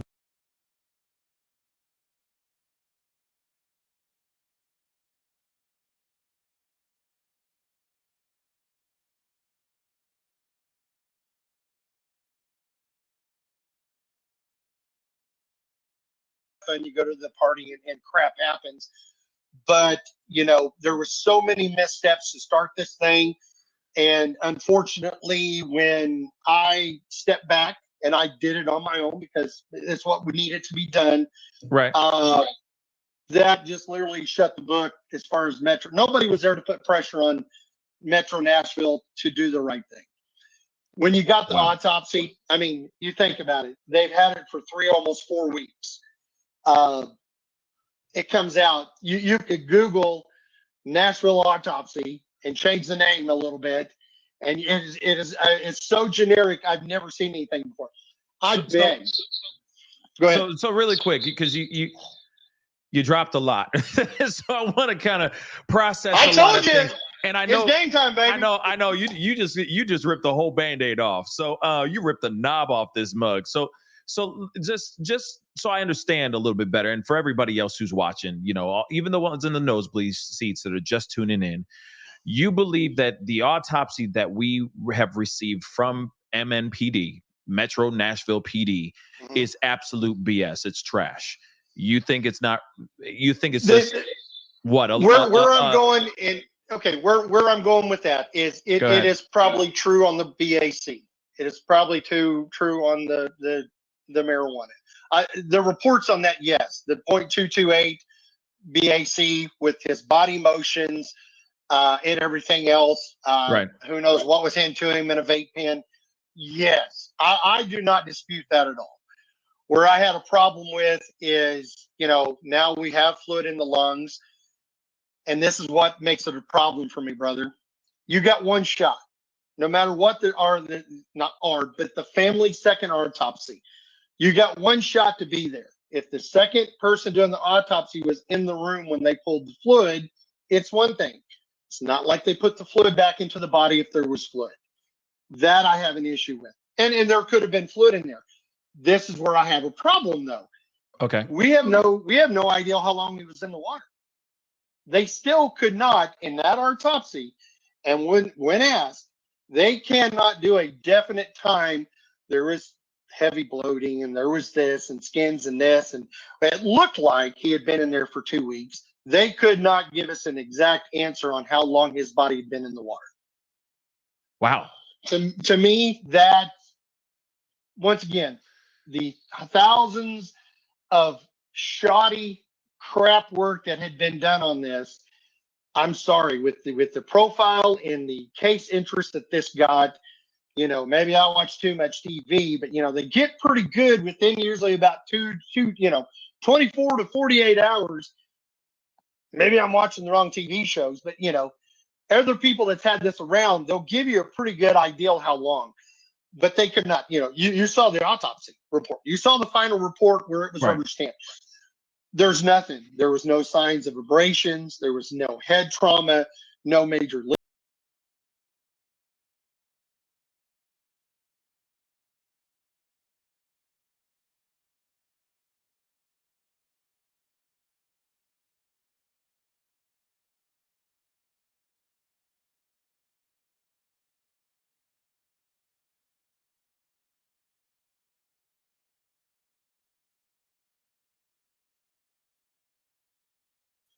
and whether you've been in a river or you've been at the lake or you've been in the swimming pool,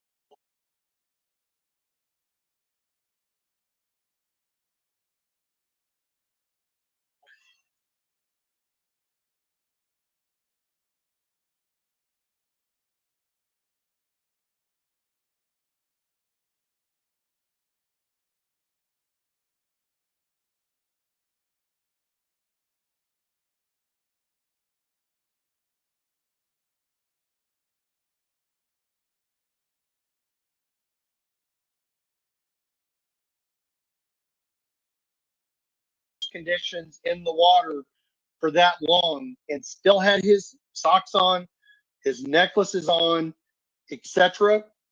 And you can't tell me how long he was in the water. Once again, all I have done from day one is beg Metro Nashville Police Department. If this was an accident, we had people that was sitting on a bench within 10 yards of where he supposedly went underneath the bridge, and fell into the water. They have nothing. They have provided the family with nothing other than he fell in, he was intoxicated, he drowned. Next. I'm just sorry. You know, there is a very good chance that what happened to Riley could have been an accident. I'd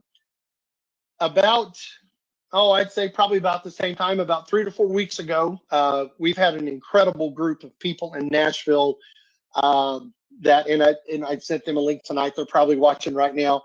That has been more campaigning champions than I ever thought about being. They were boots on the ground, talking to people, actually doing the manual labor every day. So we got concerned when we had a feeling that, well, hey, they may go ahead and try to push this and rubber stamp it and moving on. So the lady went out and she bought a lifelike dummy, per se, one you fill full of sand, and you can actually measure it and weigh it to what you're trying to replicate, a situation for, and went and did drops at that exact spot underneath the bridge. The wild part is one of the detectives had said, well, he just went over the edge. He probably was taking a leak and he fell into the water. The night that Riley went missing, the flood stage, I don't remember off the top of my head, I think it was 26 feet. So whatever it was something like that. The weekend they were there doing their simulations, it actually was at that level about 2 inches higher, I think. So it was an exact replication of what would have happened to Riley if he would have went to that spot at that time. Could he have hit the water? I think they said in and up, they've got pictures of it. It was about between 8.5 and 9 foot from the bottom of where Riley would have went. You already know what the terrain is, to where the water level was that night. So we're right back, bro. What frustrates me, infuriates me, we've had so many incredible people trying to help and search and get answers, but I feel like it was up to us to prove that it wasn't an accident, not the police department to prove it was something else. I think they walked away from this too easy. You can't fall that far. I don't care if you're 22 and 180 pounds, whatever. Hey, you just can't fall 12 feet and not have some major contusions on your body. Yeah, and at least a scrape or something, right? Some major stuff. Yes. It just doesn't make any sense. And then also on top of that, real quick, on top of that, when you say, when you speak about how the autopsy was held for a while, for weeks before they actually dropped it around CrimeCon, before this festival that was coming up a week or two afterwards, like that. That's insane to me, to think that they would withhold that information, then kind of leak it out, because the media was leaking that information out, saying that the autopsy and the toxicology results have come out, and they were already dropping bombs a few days before the whole CrimeCon and everything as well. So it is interesting how timing, time-wise, the timing is everything in this situation. Go ahead. We talked about it. We're 3+ weeks. We're 3 weeks plus whatever from when we know they officially got the report and they were going to review it and finish it. Then we go through CrimeCon. Nothing happened. You were at CrimeCon. Ironically, there was something that happened that Monday after CrimeCon. Do you remember that? No, you're gonna have to tell me. There was another person in the river. Another person was found in the river. Yes, which is also wild. Yeah. Yep. So then we kind of let that quiet down. Still no report. Then we start the week long of the CMA festival or whatever it was. I don't know it, but I just know there was a week long party of the country music scene there. But as soon as it got wrapped up, we hit Father's Day, which was nice. Like, they let Chris and Ryan, not have to deal with all the chaos. And then all of a sudden it's out. But I'm like, if it's not about the money, guys, or the bad press, why in the hell wasn't this released 3 weeks ago, right before CrimeCon? Because you can't, dude, I can't fathom the money that they made a week long for a country festival in Nashville. It's insane.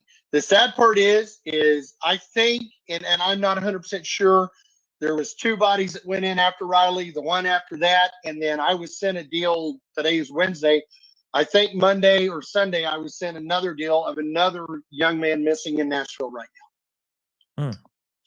Not been found or river or anything, but I'm just, it frustrates me. I'm on deaf ears. I'm just a poor guy that lives in Springfield, Missouri. I know this is huge corporate money that we're dealing with, but I also reached out today to the people that we have on the ground, and I said, please tell me that they've at least put up some type of a plastic fence, some type of, not full-time barricade, or something in that quote unquote area where supposedly Riley had fallen off, and nothing. Nothing's been done in that spot, which the day Riley was found, I had actually was downtown. You and me had talked, and I was actually downtown, and we met 3 of Nashville's planning and zoning people walking right there underneath the bridge. And I asked him, I said, hey, are you guys with the city? And they wouldn't go on camera or, take a picture or nothing, but they were. But this was 2 months ago, almost 3 months ago, whatever. And the day that Riley was found, I just thought it was wild. They were just setting up their press conference, and they already had 3 people from the city of Nashville walking down there on that road, looking at, taking pictures, trying to figure out how they can make that a more safer place. And nothing. Nothing's happened. Nothing's changed. Makes me sad. I mean, I don't want something like this that could be prevented because of something simple that the city should have already had in place to begin with, to happen to somebody else. Yeah, I'm. This is all shocking, surprising stuff that you're giving it to us right now, on this show and everything. And I appreciate you just dropping all this information and your own feelings about everything. But how's the family feeling about everything right now? Can you speak on that a little bit? I talked with Ryan quite a bit. We were actually, and I want to say thank you. It's incredible the support the family's still getting. I got 2 packages today for them at my shop, which we get mail and boxes and gifts weekly still to this point, which is phenomenal. And I get to talk to Ryan a little bit. Michelle and Chris are having, really, really hard times. They've been able to do a couple of family functions, which has gotten them out of the house and be with family, not in a surreal environment, but a birthday, one of her nieces, is about to have a baby, and there's a baby shower. And there's been a couple of things that Michelle and Chris has got to go out and be normal for maybe a half hour, 45 minutes. But this is the toxicology report. We're hoping for answers. We got answers, but like everything you've been with us, brother, it has 1,000 more questions.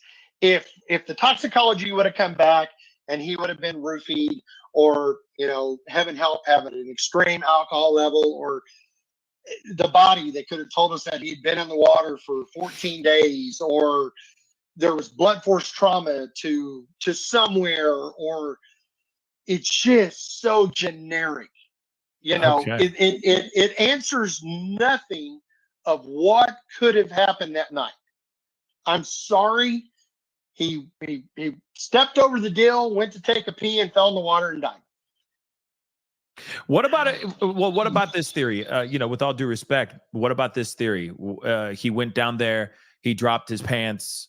Maybe he needed to do the business, and he was by the riverbank and lost his balance and fell right into the river. Pants down, though. Pants down, though. Pants down. The deal with the pants down theory is, remember, we have somebody within 10 yards, multiple people on a bench that saw him.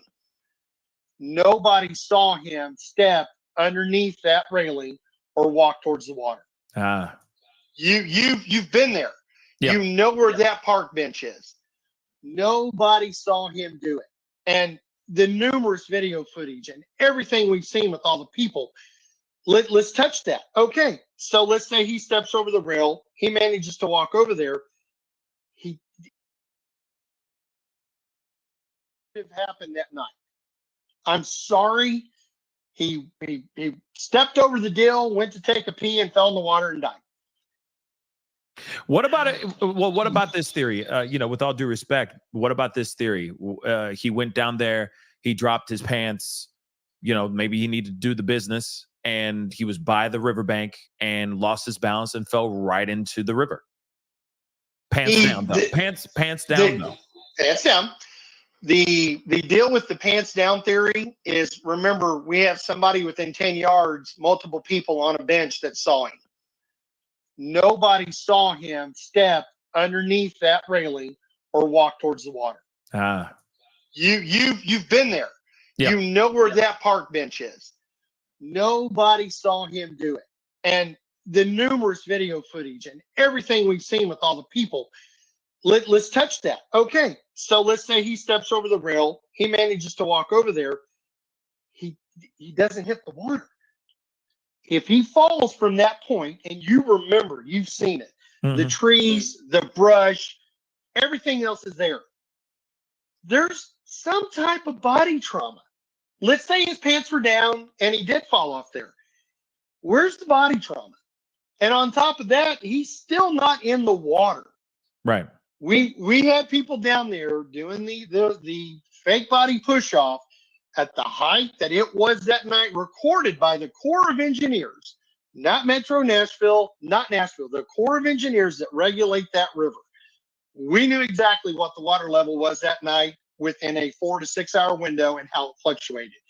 And it just so happens that the day that they picked, within that 72 hours, that water level was there. I've even had the thoughts of what if that did happen? What if Riley did go over? He fell, and what if maybe a couple of the homeless people were absolutely freaked out that there was somebody there in their camp and they didn't want the heat, and they put him in the water. That's a possibility too. The crazy part is that area for the homeless camp literally exploded within 48 hours. And there was numerous people of interest that we all wanted to talk to that literally got on Greyhound buses and literally left. I mean, went to another city, another homeless area, etc. And I'm not pointing fingers at the homeless. The homeless down there had been very forthcoming and talking to the families and everything. It just, I'm trying to have an open mind. I can buy that. Okay, if he stepped over and went to the restroom, once again,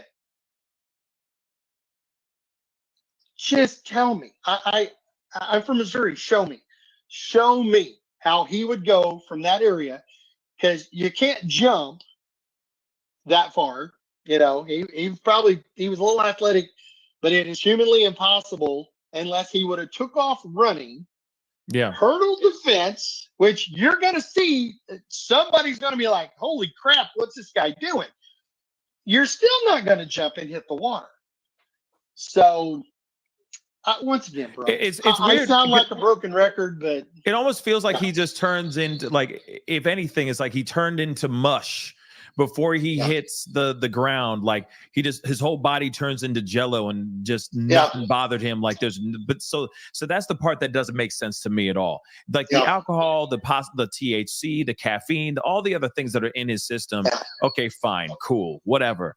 But then there's this part of me that's like, okay, no trauma whatsoever. So then explain to me how he got all the way down there in the first place. There's no way he would have been able to get down there. So I agree with you 110% about the math ain't math, and the science is not sciencing for me either. It just doesn't make any sense. So let's talk about this. Okay. What is the story about the family's autopsy and toxicology results? When are we going to see those? Is that going to be soon? What do you know about those right now? I hope that it's real soon. I know that they offered up a way more extensive deal for the family. And like I said, I don't know if it has been back yet or not, but I know they already told them up front that it was going to take longer. Hopefully they'll get some reports and some answers back on it. But I'll be honest with you right now, the fact that Metro Nashville has already rubber stamped this one as an accident, moved on. If the family does get some different information, it is literally going to be on them to pursue it and to figure out what happened. And that's crazy. I just, it blows my mind in a city the size that it is, which I understand what I just said. It blows my mind that it would be such a ticky tack, investigation, the way things were handled, things were, chewed on. But also, and I'm never going to forget, you got to bring in the money factor in this. They're protecting their investment. They're wanting to be reelected. They're wanting to keep their jobs. It's the big town mentality. Unfortunately, we had a young man there that was a visitor, and you and me have talked about this. Mm-hmm. It is constantly, every weekend, there is a constant influx of brand new people, brand new money, brand new situations. And that town has amnesia on Monday, Tuesday. Wednesday, Thursday, Friday, Saturday, it rebuilds. Sunday, some people wake up in the right hotel room, some of them don't. Some have to go to the doctor on Monday. They don't have a good sensation. They've done something they shouldn't. But you know what I'm saying? It's amazing how it recycles. It's like Groundhog's Day, but a week long. It's not the old Bill Murray 24 hours. It's a 7-day Groundhog Day down there in that city. And, it was amazing me, the amount of time that we were down there in Nashville looking for Riley, and just how quickly short after it just disappeared. Wow. People had amnesia. Once again, I'm not trying to deter people to go to Nashville.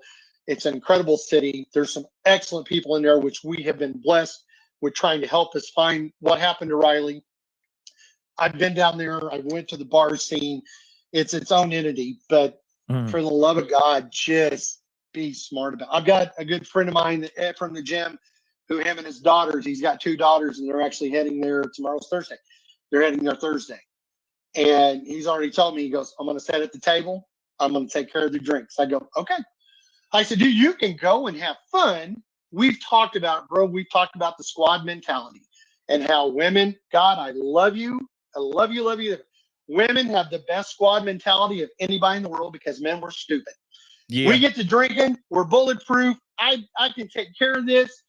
And heaven help you get in a squad of women, dude. You understand what I'm talking about. Yes. They protect the house. They protect the house. We're the idiots. National broadcast. We're idiots when it comes to this. But man, I just, guys, we've got to be better about this. This could have been handled so many different directions and never had this outcome.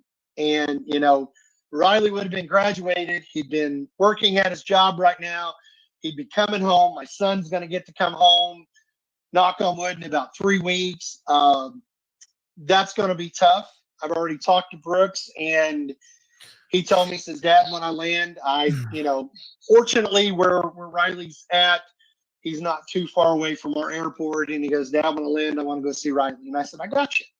Yeah. I said, I actually planned on that, but yeah, Brooks will be home, and, and that's a really beautiful thing. So when it comes to the footage from inside the bar and from these other bars, I know last time we talked with the dads, we all got together and we had a conversation. So I wanted to ask, have you guys seen any of the footage? Have they finally given you a chance to look at the footage from other bars, No. including Luke's 32? No. Now, where that isn't a good thing, when the family got representation, now, as much as I'm giving Metro Nashville a hard time on the job they did, they could have literally hung the family out to dry. Unfortunately, we've had a lot of families that's reached out to us, and we got a real education on this. As long as there is an open investigation, even with representation that the family has received, they could not request or subpoena anything that was prevalent to that investigation.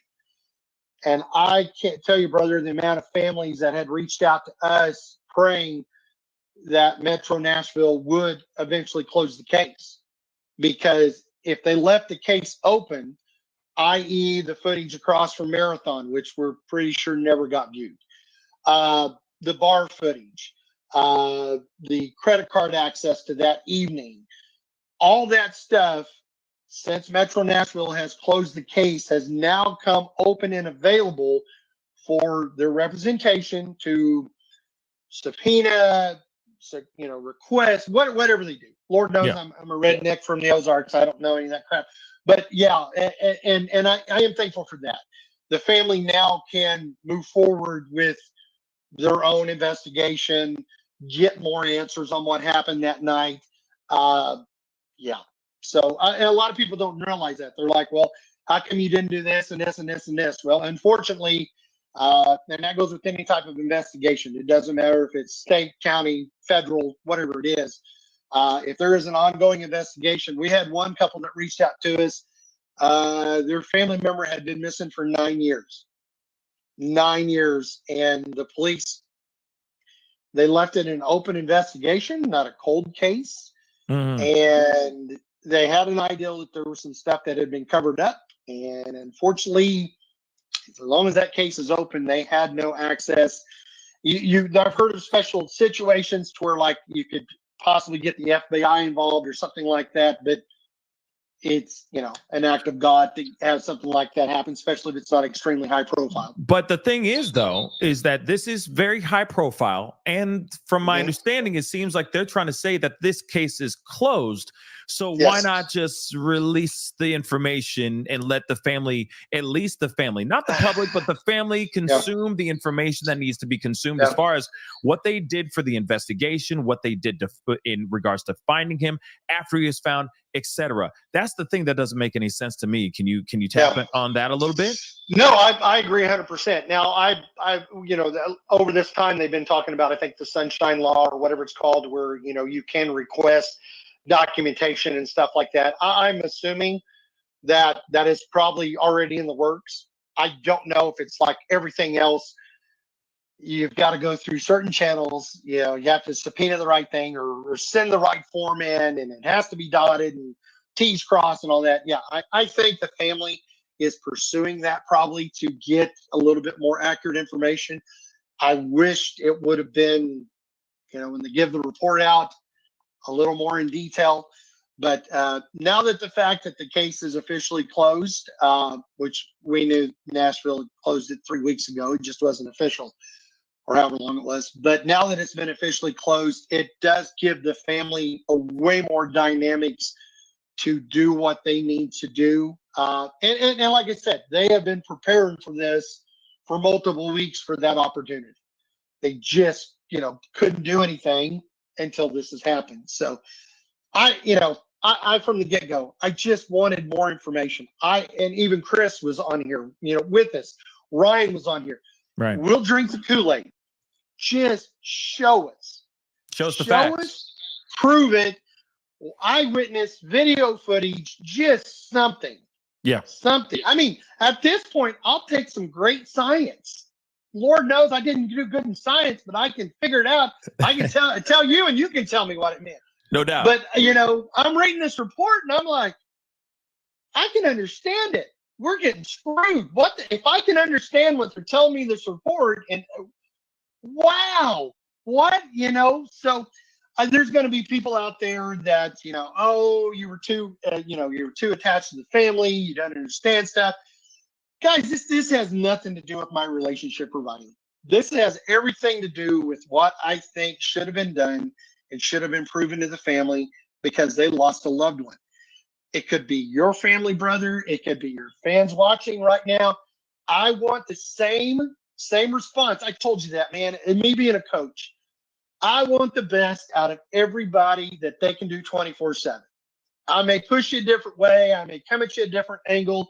But at the end of the day, when I see somebody succeed and somebody, we get the right answers and we get the information, man, it's an awesome feeling. It makes my work done. And bro, we're sitting here having a conversation on, an absolute BS piece of paper that was sent out in a press conference. And I'm just going to share it again. Nothing. Yeah.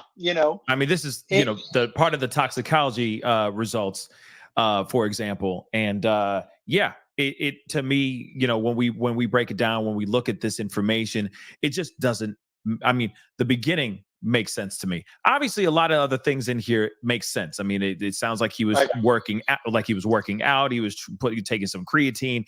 Maybe he's trying to get bulked up for the summer, so on and so forth. But the liquor is one main thing. Of course, the Delta 9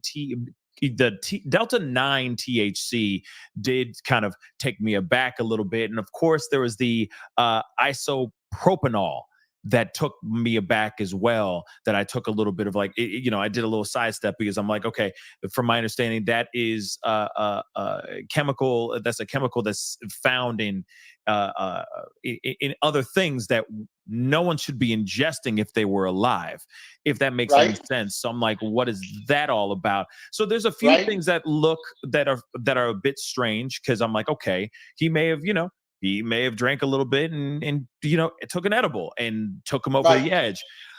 But but as far as everything else here, you're saying you feel like this is an incomplete form. It just, there's no answers. I mean, they still have yet to provide. Yeah, it's 100% complete as far as they're concerned. They did the basics. They did the basics on what they had to do. Check this box, check this box, check this box. He fell into the water and drowned. Brother, I mean, my gosh, give me something. It's not like we're on a sandy beach.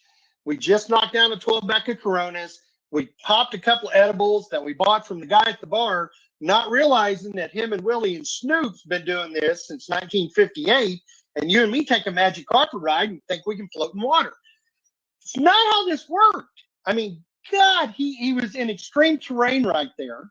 You have physically seen it. You just can't hit the magic carpet, float out over the water, and then go in.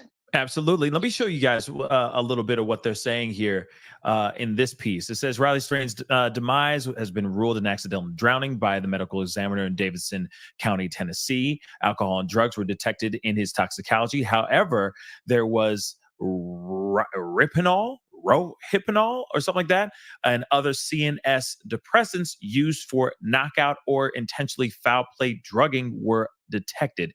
This is some interesting information that has been put out here and shared quite a bit. They said even so, that Delta 9 THC too high off of an edible, trying to figure out how you got there, and more importantly, wondering how to get back.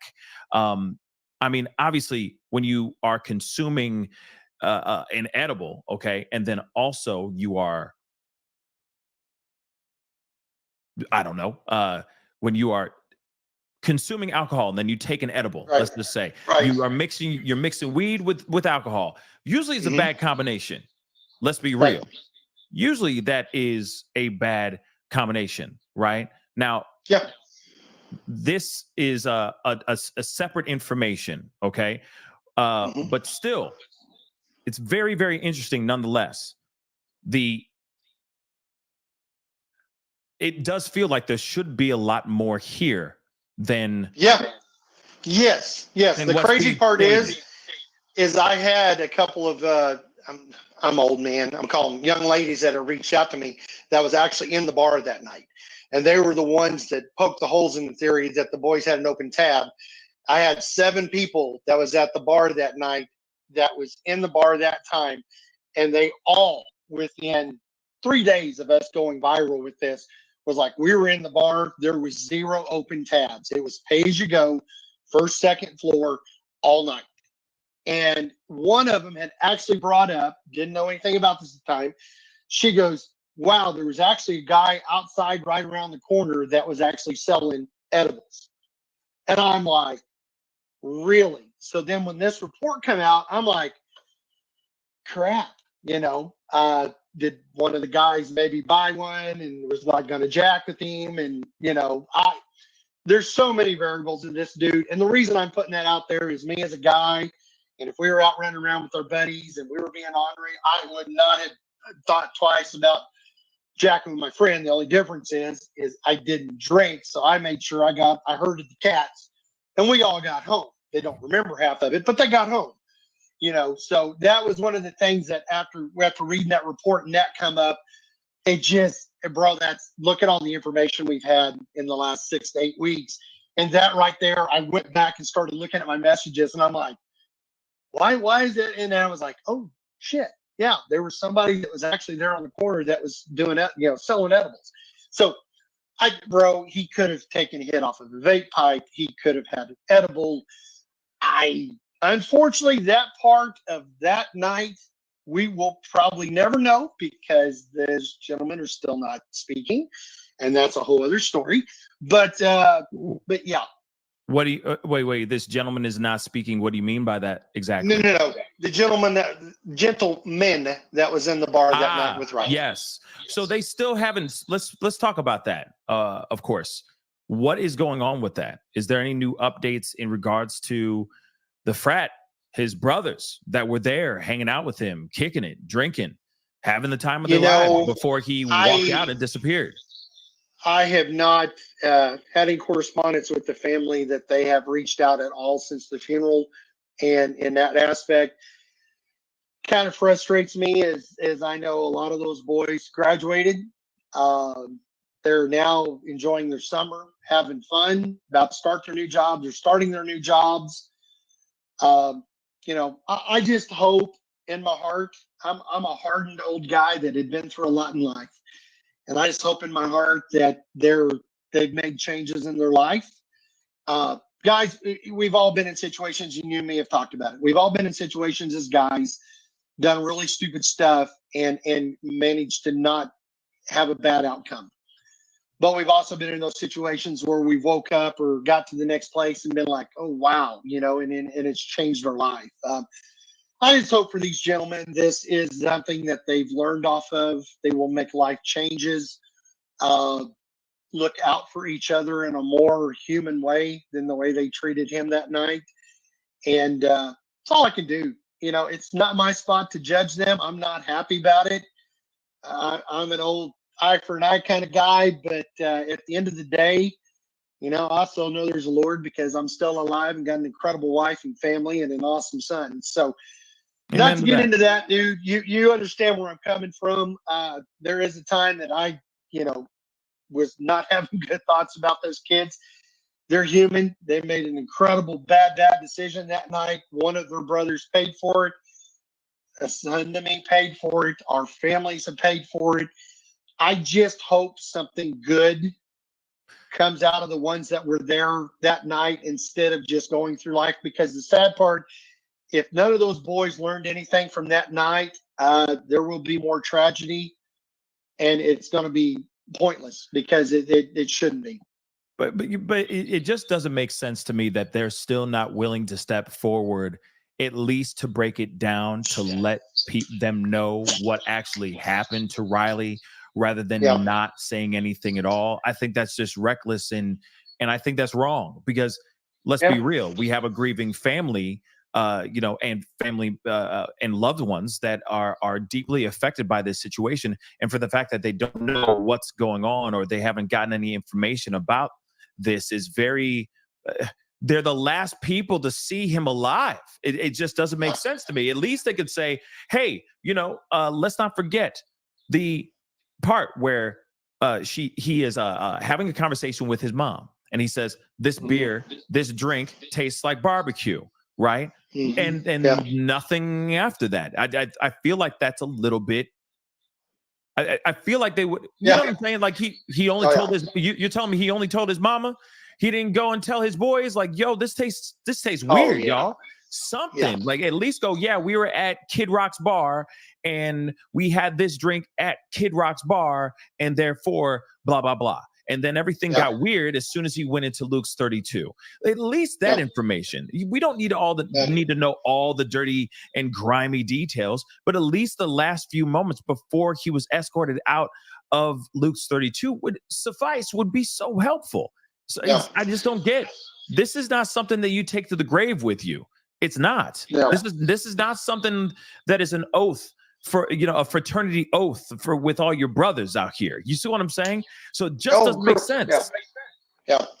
Well, I'll be honest with you, bro. I mean, I've had a lot of time to think and reflect on this, and I've had a lot of people come to me with a lot of different angles. Accountability. I get why they didn't do it, because they were probably told by adults and lawyers not to. But I was always firm in accountability. I screwed up a lot as a kid. I was blessed. I paid the consequences and everything I did, but I always was held accountable, and I always got in front of stuff. I never hid and from everything else. The sad part is if those boys were as tore up as Riley was, bro, there's a very good chance they don't remember the last hour and a half they were with him. And that, I guarantee you, even if they don't have the best conscience ever, I guarantee that's tore up some of those boys a couple times trying to remember, but also knowing that they were in a spot that could have very easily been one of them instead of Riley. So if they had been partying all night and doing what fraternity boys, and I'm not picking on fraternity boys, you and me and the guys go out, we're going to have fun. But, you know, we've also been in those situations where you get home the next day and you're not foggy. You don't even know where the hell, you know, how you got home or where the cab was. And by the grace of God, we all managed to get through it. Yeah. But I wish there would have been some accountability. I'm not going to far away from that. I'm not making excuses for the boys at all, but I am just saying some accountability, and you've kind of touched on that. If somebody would have come forward and done the right thing and put a lot of those pieces of the puzzle together right out of the box, it would have been grateful. And it is what it is, you know.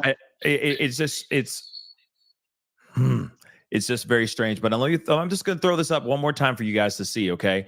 But they're saying, okay, I just want to make sure I make this abundantly clear, because I may have misread something here, and I want to make sure I'm clear here, okay? They're saying it's accidental drowning, okay, by the medical examiner's office, okay, by the medical examiner in Davidson County, okay? Alcohol and drugs were detected. However, there was any type of roofie or any type of lacing that would make him knock out, or intentional foul play like getting drugged in any type of way was detected. I just want to make that abundantly clear. This is according to the medical examiner's office. They're just basically saying, like, he got too high and he was too drunk, baby, and then he just fell. You see what I'm saying? So that's what we're seeing right here. And so I just want to make that abundantly clear, because I know some people were like, wait, what does that does it mean? And I may have misread it in the beginning. I was speed reading quickly, so I apologize. Let me just make sure that's abundantly clear, okay? They say they detected nothing in there. So it sounds like, okay, you know, at least from what we're hearing from you, Chris, and maybe this is echoing from the family as well, this is a very broad stroke, very watered down toxicology report that you feel could have been dove deeper into and actually looked into a little bit more. Because again, like you said, not only just the fact that let's just say there isn't any of that stuff in his system. Okay, fine.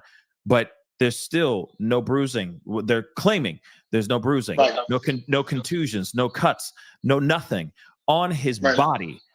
Again, guys, make it make sense. It just doesn't.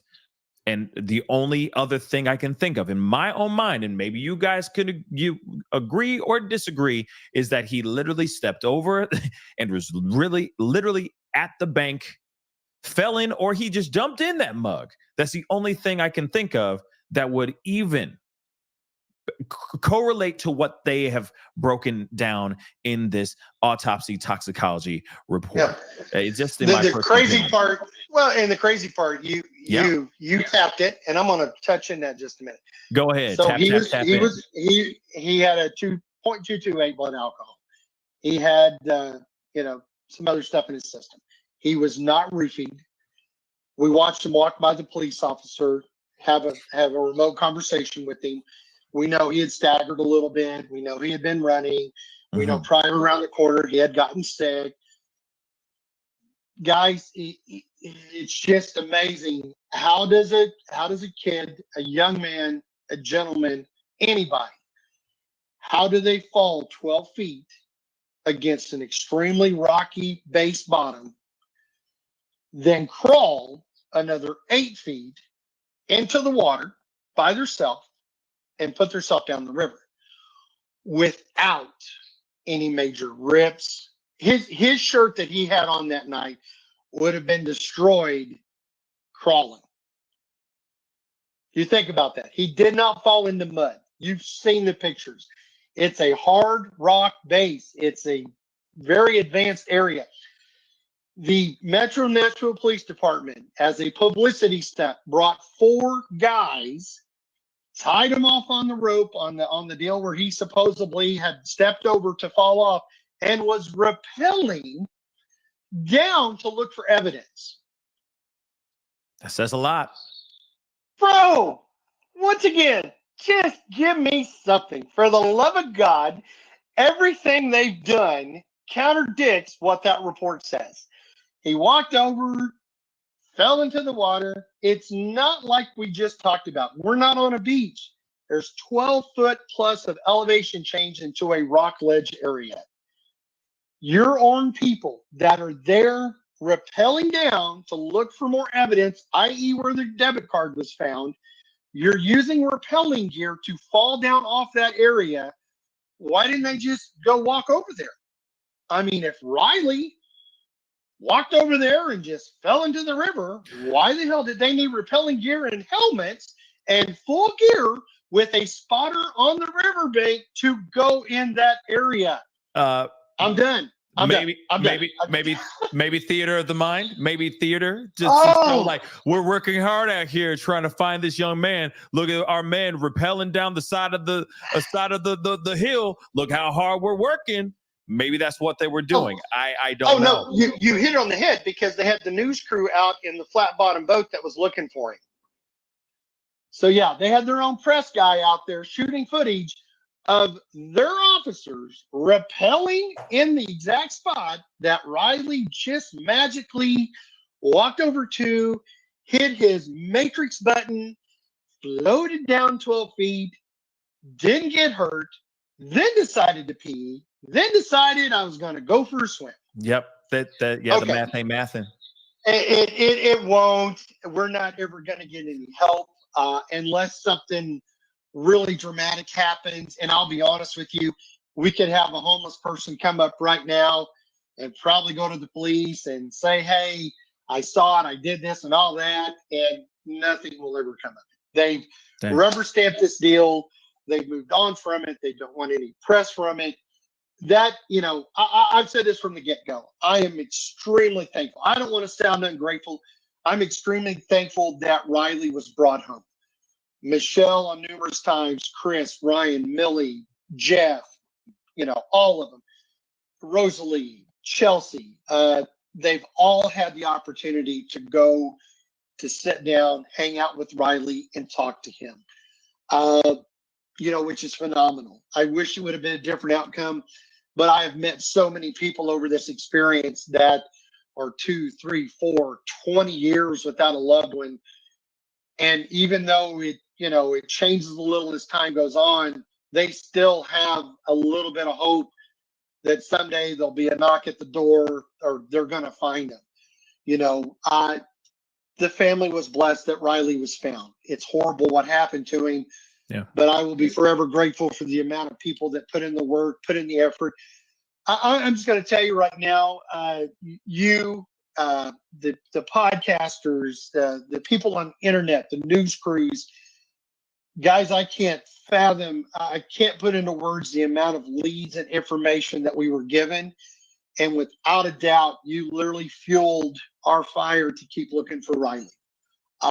There would be dark moments in the war rooms, and it never ceased to amaze me as we're having maybe a possible dark moment. Our phones would start lighting up. Mine would be with new leads, and all of a sudden I had stuff to give to them. And their minds went from 90 seconds of absolute darkness to, wow, we haven't looked at that angle. And I just want to come on tonight. This is part of the reason. I can't thank the world. We went viral. It was crazy. Some people know about Tiger King, don't know. We actually trended for 3 weeks higher than Tiger King did during the pandemic, which is phenomenal. We had people in Australia, Europe, Asia. I had people that I would go to bed and in the morning have 30 plus messages from people in a different part of the world Yeah. that had just caught up with the night before and gave us viable angles to look at. And I just want to say thank you. I mean, you know, people probably got tired of me coming on and giving ideals and outlets and stuff, but you literally fed, you know, you guys fed, the world fed our energy to never give up and keep pushing. And I've been blessed to do a lot of cool things, but seeing what the world did and come together, I mean, you talked about it. It gave me hope. This world's an absolute shit show right now, but the fact I know there is a lot of damn good people out there that honestly know right and wrong and totally help an absolute stranger in a family in the dire parts of their life at that moment. It gave me hope, bro. I mean, it's not worth giving up on. There's a lot of incredible people out there, and I just want to say thank you. Of course, man. Of course. I mean, obviously, we all echo and second that emotion as well. To you guys, to the family, you guys holding it together, not letting drama or any BS get in the way of just trying to find Riley, and of course trying to find the truth of what actually happened to Riley. Yep. So I mean, we commend you guys for being a united front, a family that has, just denied all the BS, ignored all the crap, and just focused on trying to find Riley, which is it's tough nowadays. I mean, we cover a lot of cases where there's a lot of turmoil in familial drama. Right. So, it's nice to see you guys just coming together and just trying to just figure out what the heck is going on here. Now, I am kind of curious. I do have some super chats that I do want to get to here, before we kind of wrap this whole thing up. But, as far as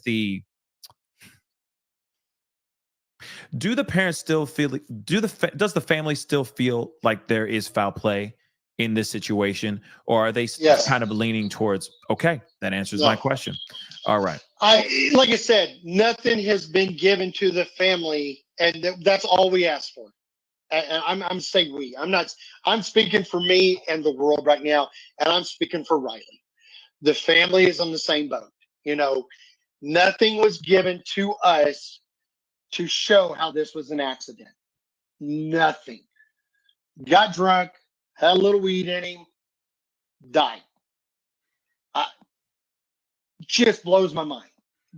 My mind how it was rode off so easy.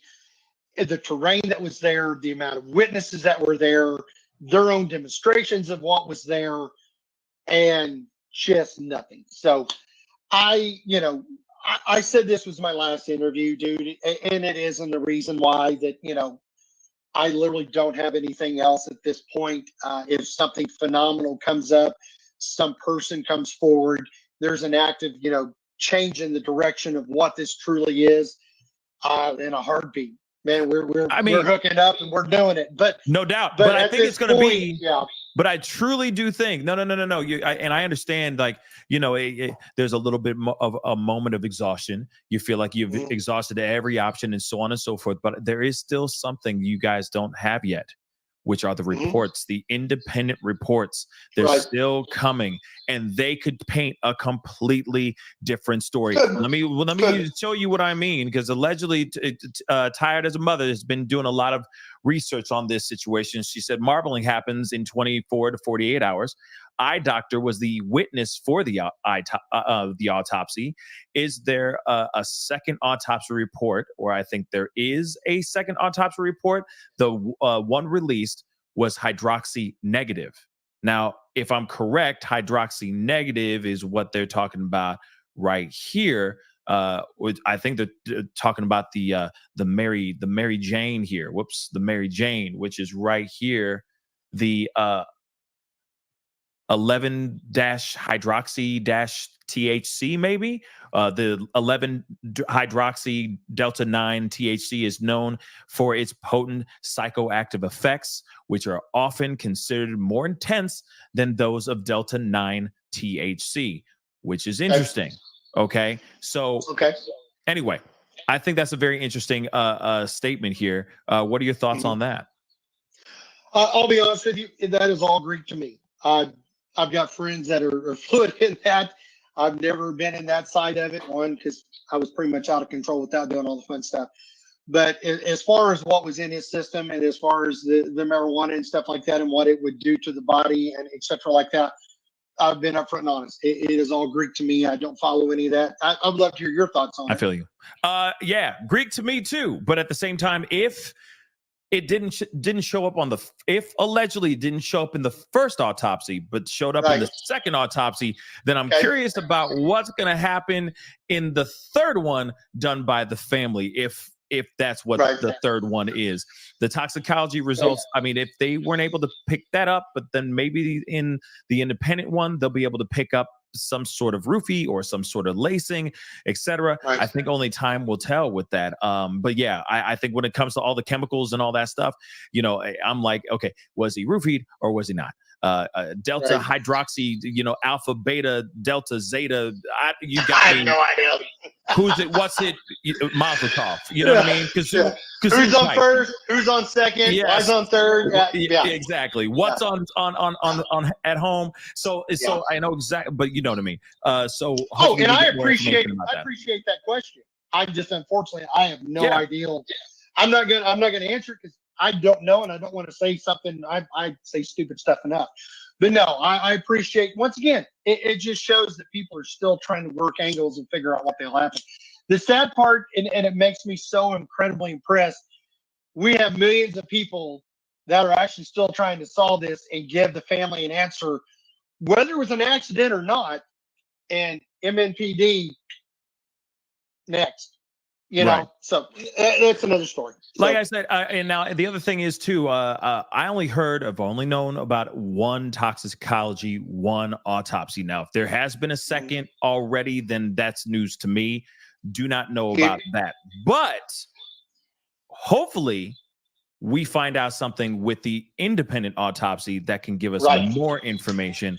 And so just to clarify a few things, because that super chat was a tiny bit confusing, but I do appreciate the information nonetheless. Moving on, Dolphin 517, no release of autopsy during Crime Con because they didn't want all those criminal experts eyeballing it.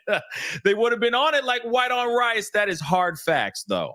That is hard fact, because it was only info. It was only leaked information that they didn't have any paperwork out yet, nothing of that sort. We just heard, Metro Nashville PD is releasing the autopsy and so on and so forth. And he had this amount of liquor in his system, and then they moved on to the next story. It was very, very short. That's very interesting. What are your thoughts on that comment here? Oh, we just talked about it. I made that comment. It was amazing. They had that report before CrimeCon. They had that report before the CMA festival or whatever they had. I mean, it is all surgically planned, the reason it was released at this time, and you hit it on the head. You had some of the world's most creative and ingenious crime-fighting people in that city just wishing that report had come out, because everybody was so invested to find out what it was, and it's there. It's 6 buildings away from the convention center. I don't know, but I'm just saying. Right. Locked up in the vault in kryptonite, and the world's best minds did not have an opportunity to dissect it, or even better, that report comes out. What are the people at CrimeCon going to do? They're going to go over it. They're out right here. They're walking around the streets. They're going to go right to the source, and they're going to, I'm retracing Riley Strain's last steps. We just found out about the autopsy and toxicology results. I found it to be very, very interesting. Let's take a look at that place where he allegedly may have fallen over. Let's take a look at it again. Remember it, guys? I mean, everybody in CrimeCon would have been over there doing that for sure. Yeah. Okay. Oh, yeah. So I agree, 1,000%. Okay. Southern-ish. Thank you so much. Chris, did Luke Bryan reach out to the family as was reported? Please tell us what we can do to keep Riley's memory alive. I'm close to Nashville. Riley deserves to be remembered, and awareness. Nashville would have put together or tried to implement some type of reach out. Did you get anything from Marathon or not? We had reached out to Marathon. had gotten permission from their head of security, I cannot remember the lady's name, to view the footage, and was shut down literally within hours from Metro Nashville filing their paperwork to receive the footage. Nothing was said ever by Metro Nashville PD that they ever viewed the footage. I'm not sure they actually ever got the footage, as in essence, they, hey, download the file and send to us. They filed the paperwork to do it. They had not. This is part of the deal that we had talked about earlier in the show, to where the family now, with representation, can go after that footage. So I'm sure, and I'll be honest with you, when it got to that point of what we were doing, it is none of my business. It is the family's business. They needed to do what was needed for the family. And guys, that is not my deal. But I do know that projected going forward, and when our conversations we've had, it was a BS deal that happened yesterday, rubber stamped. This could have happened. It may not have happened, but we're going to say it did. But now with them doing that, it did open the doors. It opened every door in the city of Nashville. They can now go after the bar footages. They can go after the credit card receipts. They can actually request interviews with the help that was there that night. They can request all the footage that was available for themselves to dissect.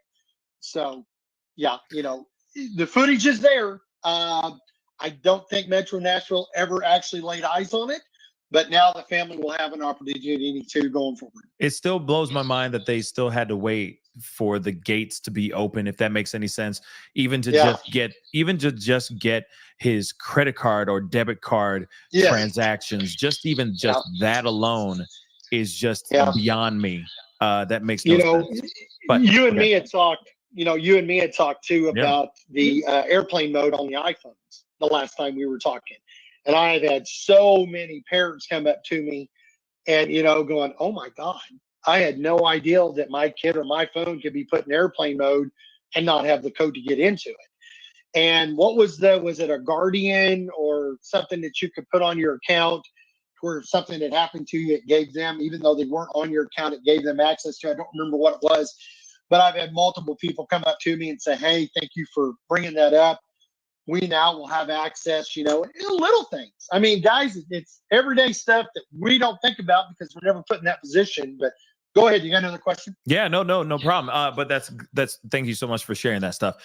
SL just said, probably nothing. I don't have a Facebook, but is there a way to get in touch with you?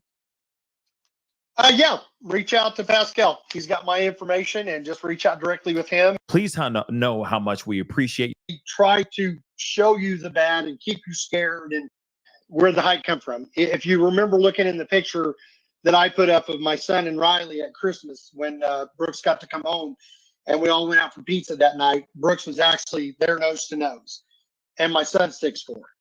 Where the confusion is Riley that night had his cowboy boots on. So that put him at 6'6", i.e. when my son is in his OCP boots, he's also 6'6". They've got 2 inches of heel, etc. So there wasn't a confusion part. That was literally his true measurements.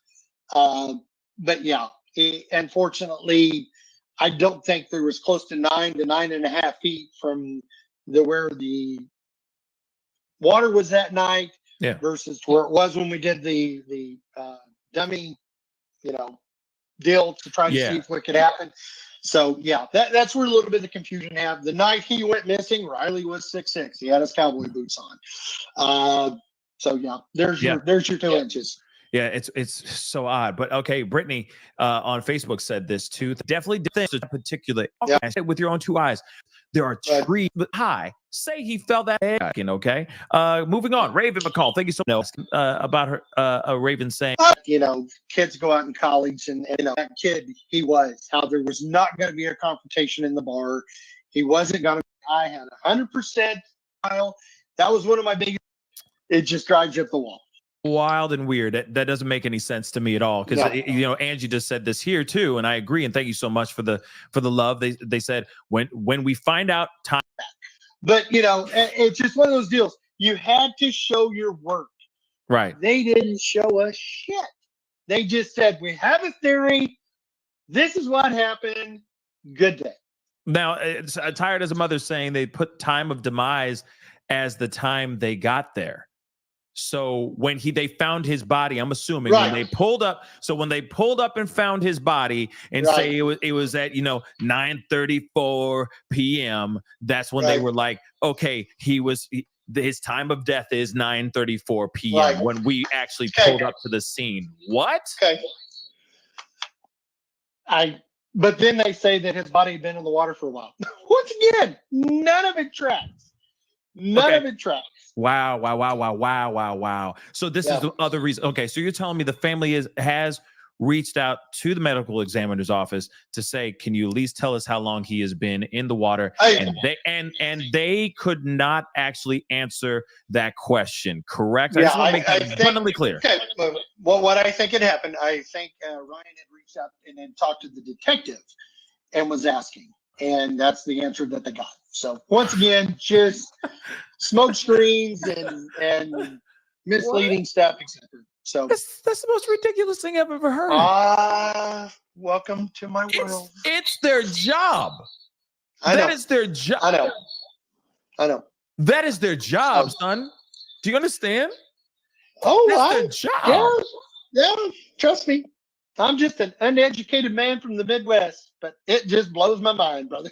Wow. It blows my mind.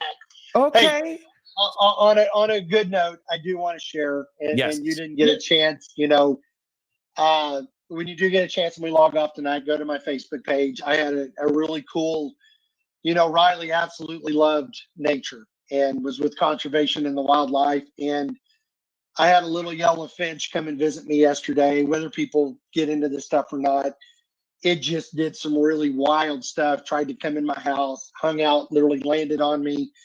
There's a neat little deal I wrote up about, all hell broke loose on my phone. It sounded like a slot machine yesterday when it got released. I knew it was coming, just wasn't prepared, but it was an awesome, deal. There was so much more support. So many people, just thanking, for what we were doing and trying and not drinking the Kool-Aid, etc. But I was out of town this weekend, and I want to share something with you guys. Like I said, I already put on my Facebook page, and then I'm going to have to block off here because Mama's giving me a look. But Riley was working for an investment group up in St. Louis, and prior to going in, he'd reached out and said, hey, I need to do about a 20 or 25-minute interview with you if you don't mind. This is kind of they're going to be listening to, but they want to make sure I'm doing everything right and future customers. And I'm like, hell yeah. And then he had to remind me that, hey, this will be recorded. And I'm like, oh, okay. So I can't be my normal self. I got you. Thanks for the heads up. Don't ever call me and put me on speaker. It will be awkward for you. And so we got set up. My wife, me, Brooks did one from base. My mom, like my stepmom, just the whole family called and hooked him up and did the interviews and just absolutely loved it. And this was about 2 weeks before he went to Nashville. And when Ryan and Chris went up to Columbia to clean his room out, there was a group of letters that was laying there on his desk that hadn't been sent out yet. And it was, hang on a minute. It was a letter that Riley had made for our family, and actually took the time to go out and get a thank you letter. And I'm going to show you right here. It was actually Mark the Dingmans, and he went and got show that right there, a thank you letter. And I'm going to show you, he hand wrote a letter. It's a 22-year-old boy in college. Half of them can't write to begin with, bless their hearts. If you want to control the country, go back to cursive writing and a typewriter, they'd freak out, shut down the Wi-Fi. But Riley wrote us a letter that he had planned on giving to us when he had come back down home for spring break, which unfortunately Riley didn't get a chance to come down. So I'm going to get through this, but take your time. It says the Dingmans. It goes, thank you both for setting time out of your day to speak with me. It is always a blast catching up with you guys. I just wanted to thank you for that and everything else you all have done for me. Riley Strain, and he puts the little happy face at the bottom of it. And that they had a chance to go through and was going back through some of Riley's stuff, and Michelle had brought that over this last weekend, and it was perfect timing. I was gone. I knew all hell was going to break loose Monday or Tuesday. The little yellow finch showed up, and then I got the letter from Riley. So I just wanted to let you guys know. That's a beautiful thing. I wasn't throwing up a smoke screen trying. This had went down that night, and they moved into another camp, and then they freaked out because Nashville lit up like that. Oh my God. Wild and weird. That doesn't make any love. Finally, yeah. Once again, there was a lot. I would have laid it out. It just wasn't good. The time they got when they were watching. Welcome to my world. Yeah. On a good note, Riley absolutely loved a little yellow finch come and visit me yesterday. Whether people get into this stuff or not, it just did some really wild stuff. Tried to come in my house, hung out, literally landed on me. There's a neat little deal I wrote up about. All hell broke loose on my phone. It sounded like a slot machine yesterday when it got released. I knew it was coming, just wasn't prepared, but it was an awesome, deal. There was so much more support, so many people, just thanking, for what we were doing in town this weekend. And I want to share something with you guys. Like I said, I already put on my Facebook page, and then I'm going to have to block off here because Mama's giving me a look. But Riley was working for an investment group up in St. Louis, and prior to going in, I will always love that kid. If that's the door that goes in, or that's even a door, I don't even know what the hell's going on. You gotta be kidding me. I cannot. Wow. I'm sorry, but if I'm the chief police, I do know that I think Ryan had reached out. What is it? Is 9:30. Facebook page. I had a really cool. Right. So I go out and I get a stick out of the yard, and then I got the letter from Riley. So put up a smoke screen trying to hold a kid. Everything that little shit. He's bird or a little creature came into your life just the other day. Could you tell us that story? Yesterday we had a little yellow finch. I'd just gotten home, and I walked into my garage, and there's a yellow finch that lands on the hood of my car, and he chirps at me, and I'm like, what the hell, and I'm like, hey dude, what's up? And I literally, my Ring doorbell, you say, hey dude, what's up? And I had a box in my hand, and as I reached to grab my garage door to go in my garage, I kind of saw something out of my eye, and this finch flies in and lands on the box. I mean, he's 10 inches from my face, looking at me. And I had a hold of the door, and I'm like, oh, shit. So I shut the door real quick because I'm like, if this bird gets in my house, I'll never get him out of my house. So I had a few moments with this bird, and I'm like, what in the hell? This is a yellow finch. They're like little super, fighter jets out in the air. And this dude is eye to eye with me, looking at me. So I put him down. I put the box down, and he ain't going nowhere. He's standing right there. So I kind of shoot him and got him out of the garage, and he comes right back into the garage. I'm like, what the hell? So I go get a stick because, sometimes it's not good to touch birds. Your oil off your hands, do bad things for them. Right. So I go out and I get a stick out of the yard, and he hops on the stick, and we stare each other down as we go out to the back of the driveway and looking at it. Wow. And this bird is just as chill as can be. And I'm like, you got to be kidding me. I cannot believe this bird is like this. Well, the neighbor had seen me talking to the bird and thought I'd lost my mind. So I thought the bird had went on. I had to go run some errands. So I hop in the car and I leave. I come back about an hour later, and the neighbor across the street, as soon as I get out of my car, she goes, you got a bird in your garage. And I'm like, what are you talking about? And she goes, well, it's sitting right here in the front window. And I've got a big bay window that looks the street. Yeah. I walk around the side of the garage, and here's this little yellow finch sitting on the window ledge in my garage, looking out. He didn't poop anywhere. This bird had been in my garage.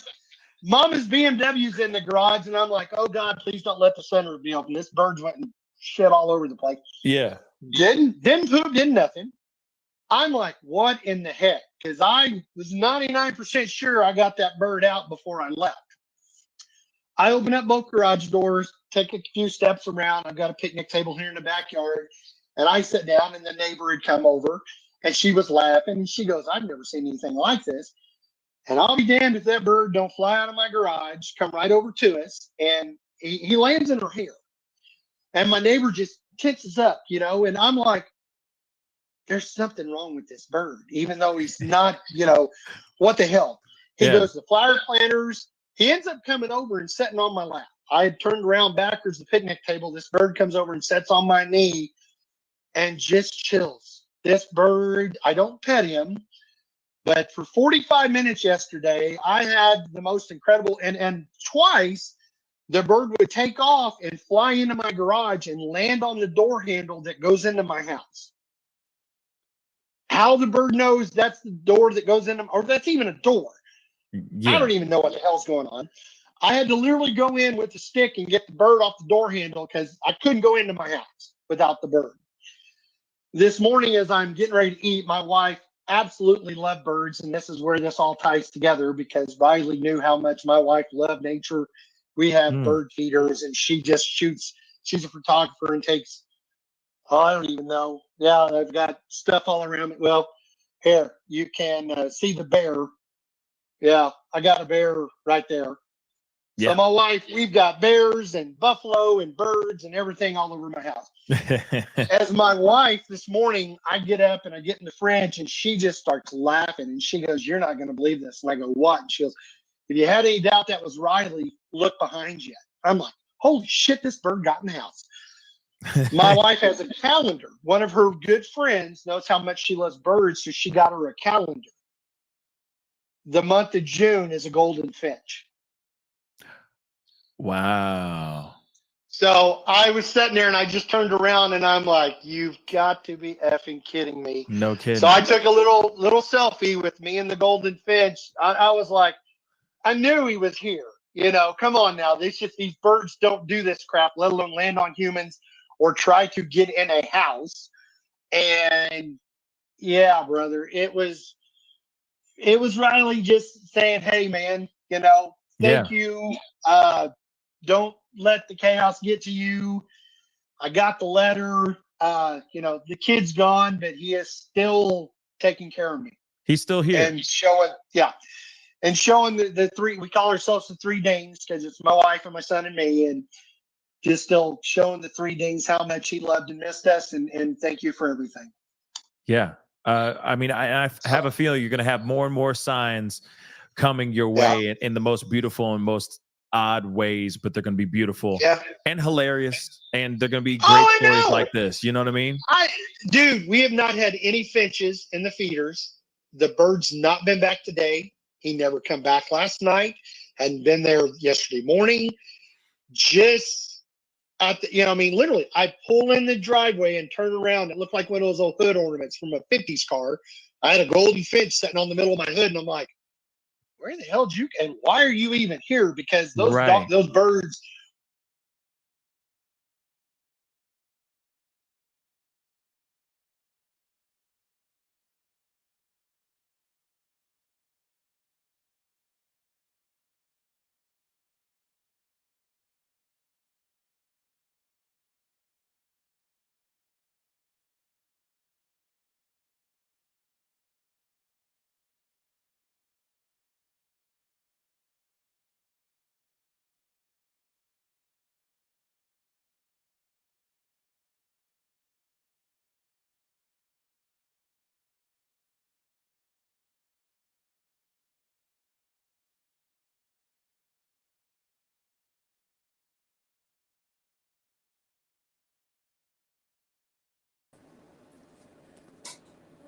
Come on, Brandy.